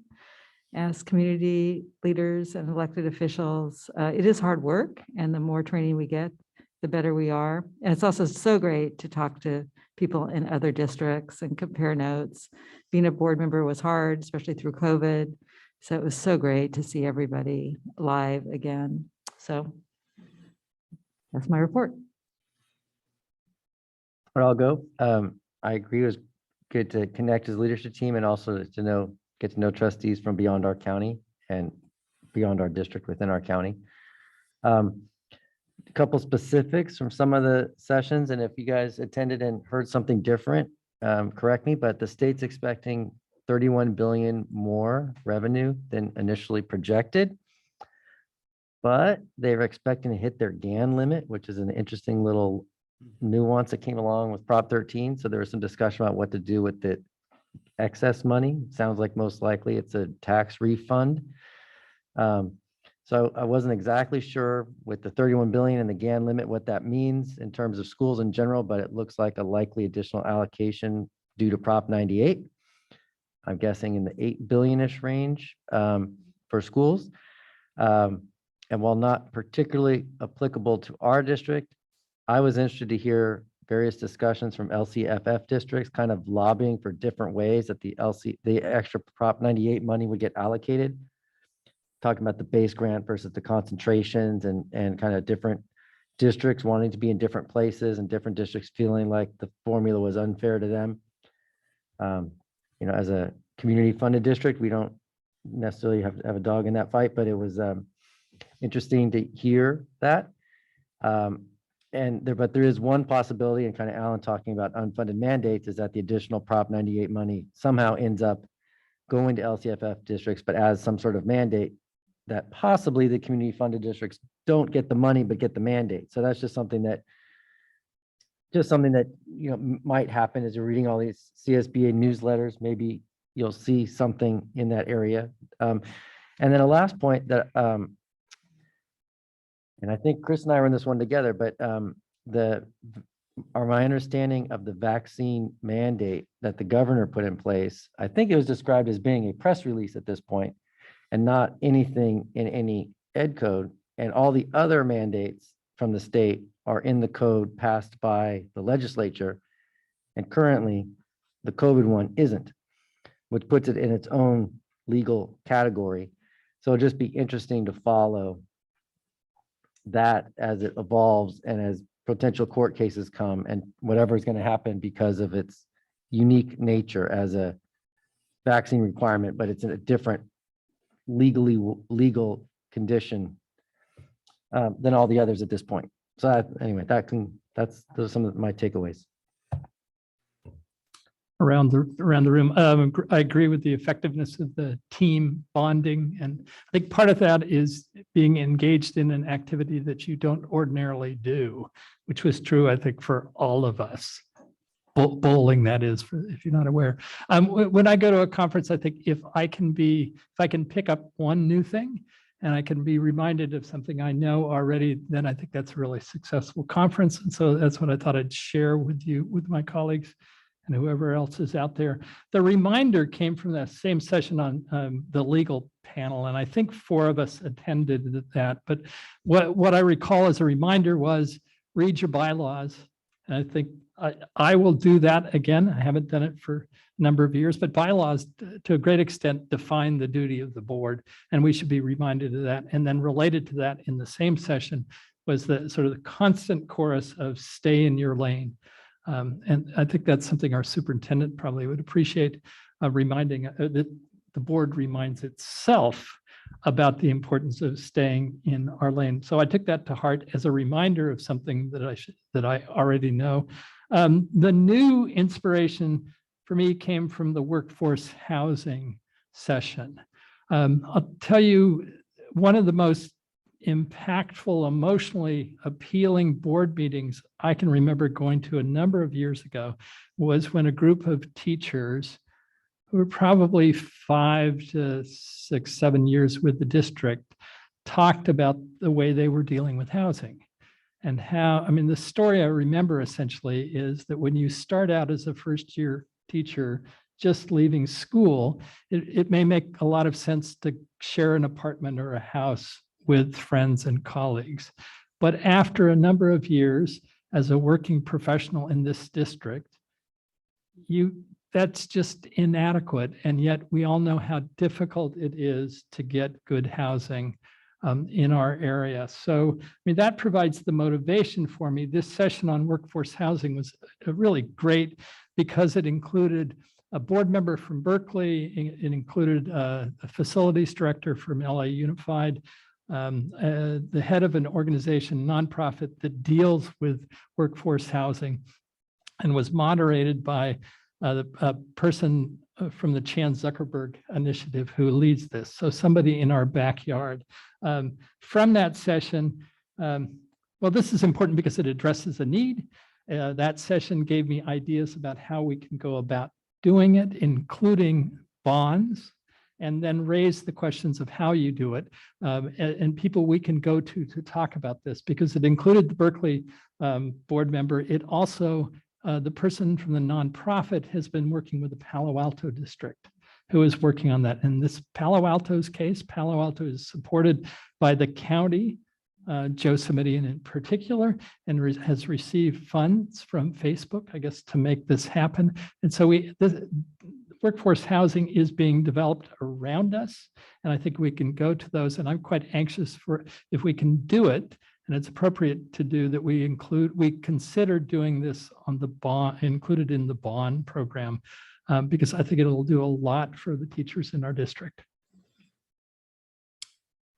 So ends my report. Thank you. I was also in that session, and one of the points they made was that workforce housing can really help motivate the public to support a bond if really included properly. So this district was doing some substantial work in that arena before COVID hit, and I also was inspired, as Chris was, that it is time for us to look at how to get involved in that again. Another one that was very impactful for me was one on improving student achievement without additional funding. And the key thing that the district there talked about, and they had a number of different districts across the state that were part of that presentation. But there was talk about having a very, very low percentage of A through G completion in a unified district in the 20%, and having laid out a 7-year effort to go through A through G graduation requirement, recognizing that you just couldn't slap it in place at one time and tell all the students, either you do this or you fail. So the way they rolled it out was informing the 6th grade class entering their middle schools that this will be a program that's going to roll out from 6th through 12th grade with you to get you there.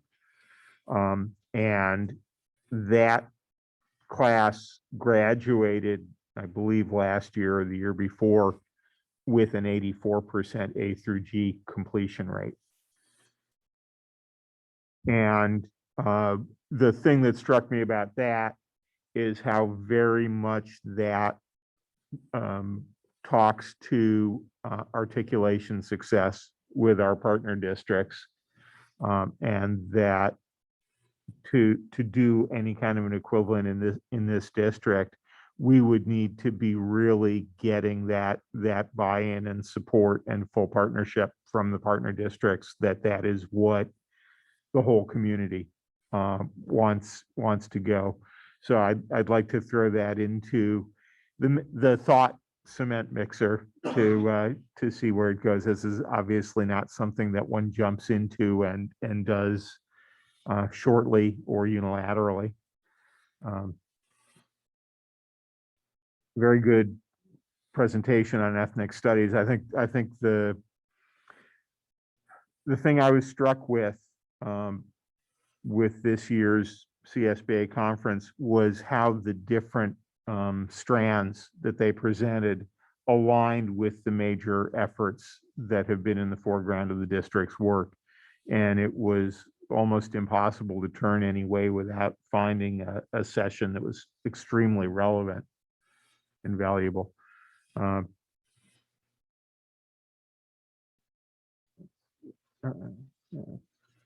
out of that.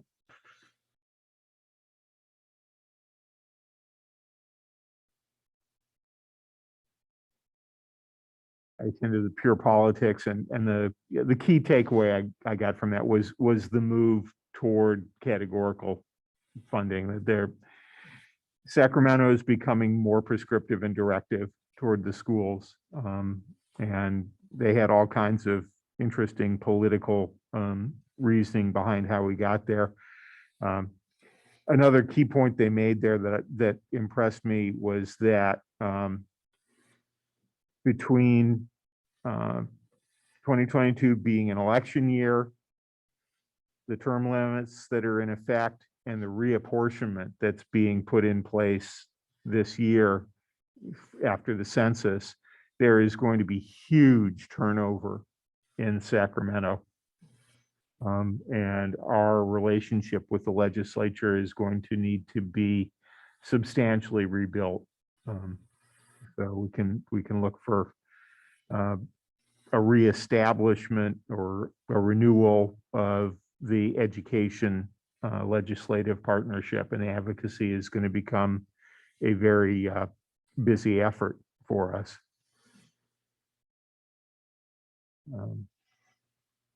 And that is enough. What I can do is share the write-up I did with the superintendent, and it can go out. Thank you. Okay. Mine should, I won't take too much of your time. I do want to highlight some of the things that I went to. I first of all want to just underscore some of the work that Trustee Thompson was talking about with the housing. I'm actually very excited. I know that Jefferson School District did some work around that, and I know Ravenswood is trying to figure out how to deal with some of their land, and they want to do some more work around teacher partnership. I think it's about the time. And I know the college district also has a 3-year plan to get housing for students. So I think there's some opportunity that's timing right now that it wouldn't be looked at the district doing all of it, which I am excited about. So we should talk about that, especially for young families of young children, or some of our teachers and staff, because I'm actually more concerned about them than I am about the ages of retirement, even though I'm probably closer to that age now. But we also want to create this pipeline coming through, especially some of our graduates. Okay, graduates that are coming back to our community. I'm sorry. So let me tell you what I went to, and I'll try to make this really short because it's getting late. I went to several workshops on board and governing, mental health, and social emotional learning, Asian American Pacific Islander student focus, student leadership and student voice, as well as special education. I was so excited to go to all of these. I'm glad I had partners with all of you all to be there. Thoroughly enjoyed myself.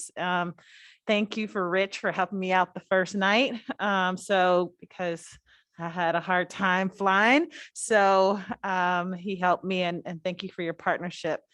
So I went to a couple of cell workshops that I actually mentioned already throughout the pandemic. I'm sorry, throughout the process tonight. Y'all, I'm getting tired. So I won't refocus that, but a lot of it was around teacher wellness, student wellness, and status.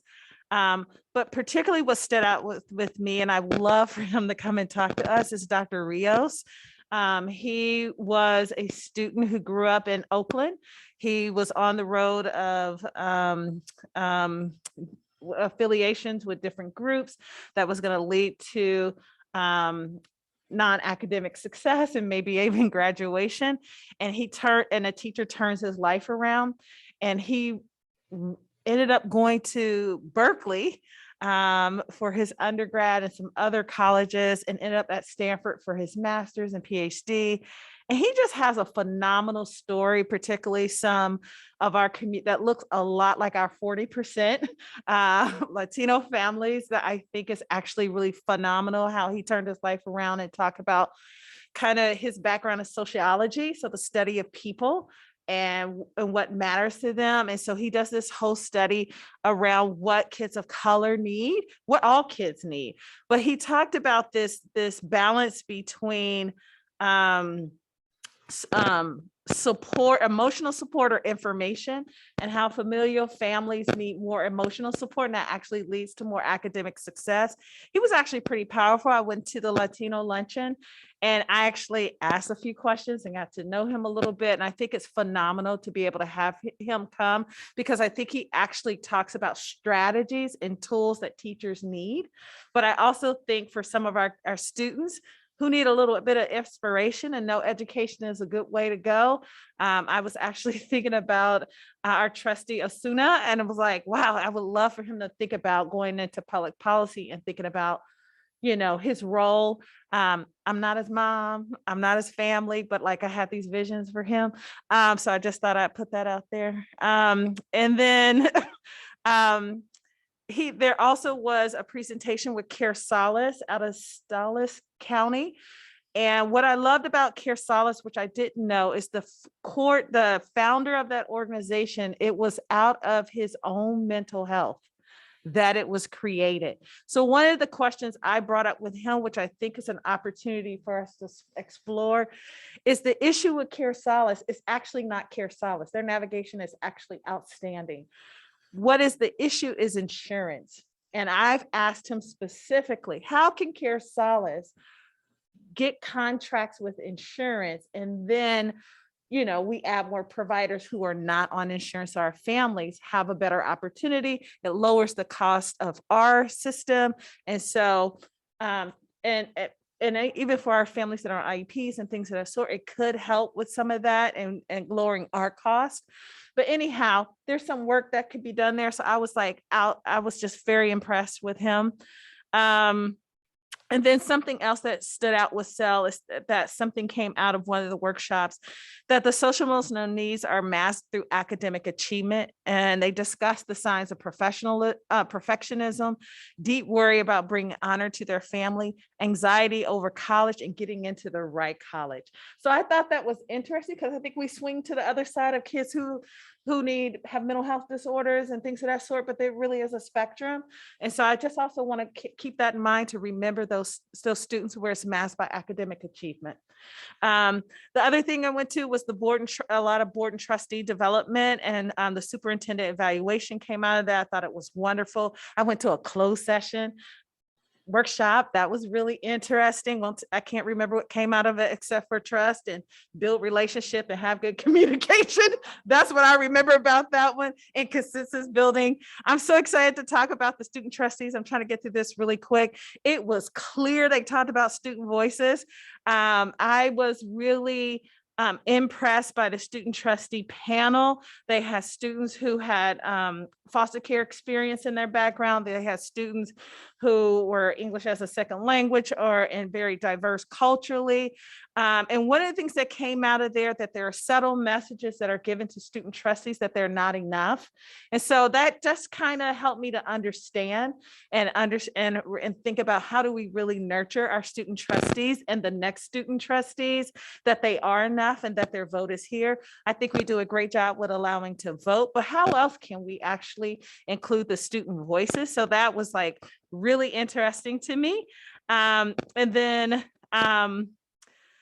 diversity, I went to Asian Hate. It actually was done by one of our partner districts with Amy Koo, who led that with another person.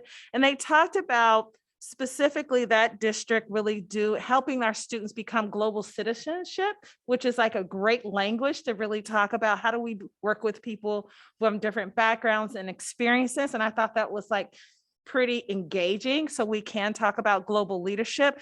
But at that district, they do student affinity groups, they do parent training. So I think some of our feeder, I don't like that word, but our partner districts are doing really some great things that we can think about for our district. The last thing, and I'm done, is special education. It is a special place to be. I love special education and the support that they believe, but they are underfunded. So what Wested has done a really great report about what's happening in special education that I think it would be a nice reader for us to think about special education.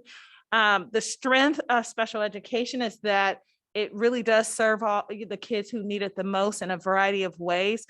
They talked about the high cost of residential treatment and the impacts on people's general budget. And so there was something that they talked about that I'm not for sure, Dr. Williams, how to address this, but they talked about advocacy, opportunity, and I think Bonnie is over special ed. So I just want to put this out there. It's called HR 5984 and S3213, and then State Bill AB 602. You're gonna have to email that. Okay. You know, AB 602, HR 5984 and S3213. It is all about trying to recoup more funding for special ed, and that is just basically eating up districts. And for some districts who are funded differently than we are, it actually can make them go bankrupt. Not because we don't like kids, but because we know that it provides they need different types of support, and it's more specialized support. And so I'm just wondering about that, like if we can actually look at those and think about a resolution and advocacy, how do we support trying to recoup some of the funding, or actually just get the level of funding we need, or even a quarter what they promised us about how to fund special ed. And I just want to put that out there that we have a community of families who are already ready, and we could really shoulder that with them, because they know that our white families come back to public schools is because we know that there is a level of support that you can get here that you cannot get other places. And so I want to say, as a parent who has children who've had IEPs and 504 plans, we are here to support, and we should think about how we can use our advocacy and community leadership piece of our responsibilities. So I am done. Thank you guys so much. It was a wonderful opportunity. Thank you, Shanice. Can you tell she liked it? Can you tell she worked hard? Okay, in the spirit of wellness, I think we need to get everybody home. Is there anything else? Or can we go ahead and adjourn? And happy holidays to everyone. I hope everybody can rest. Can I have a motion to adjourn this meeting? So moved. And a second? Second. All in favor? Aye. Hand up. Thank you very much. Thank you all.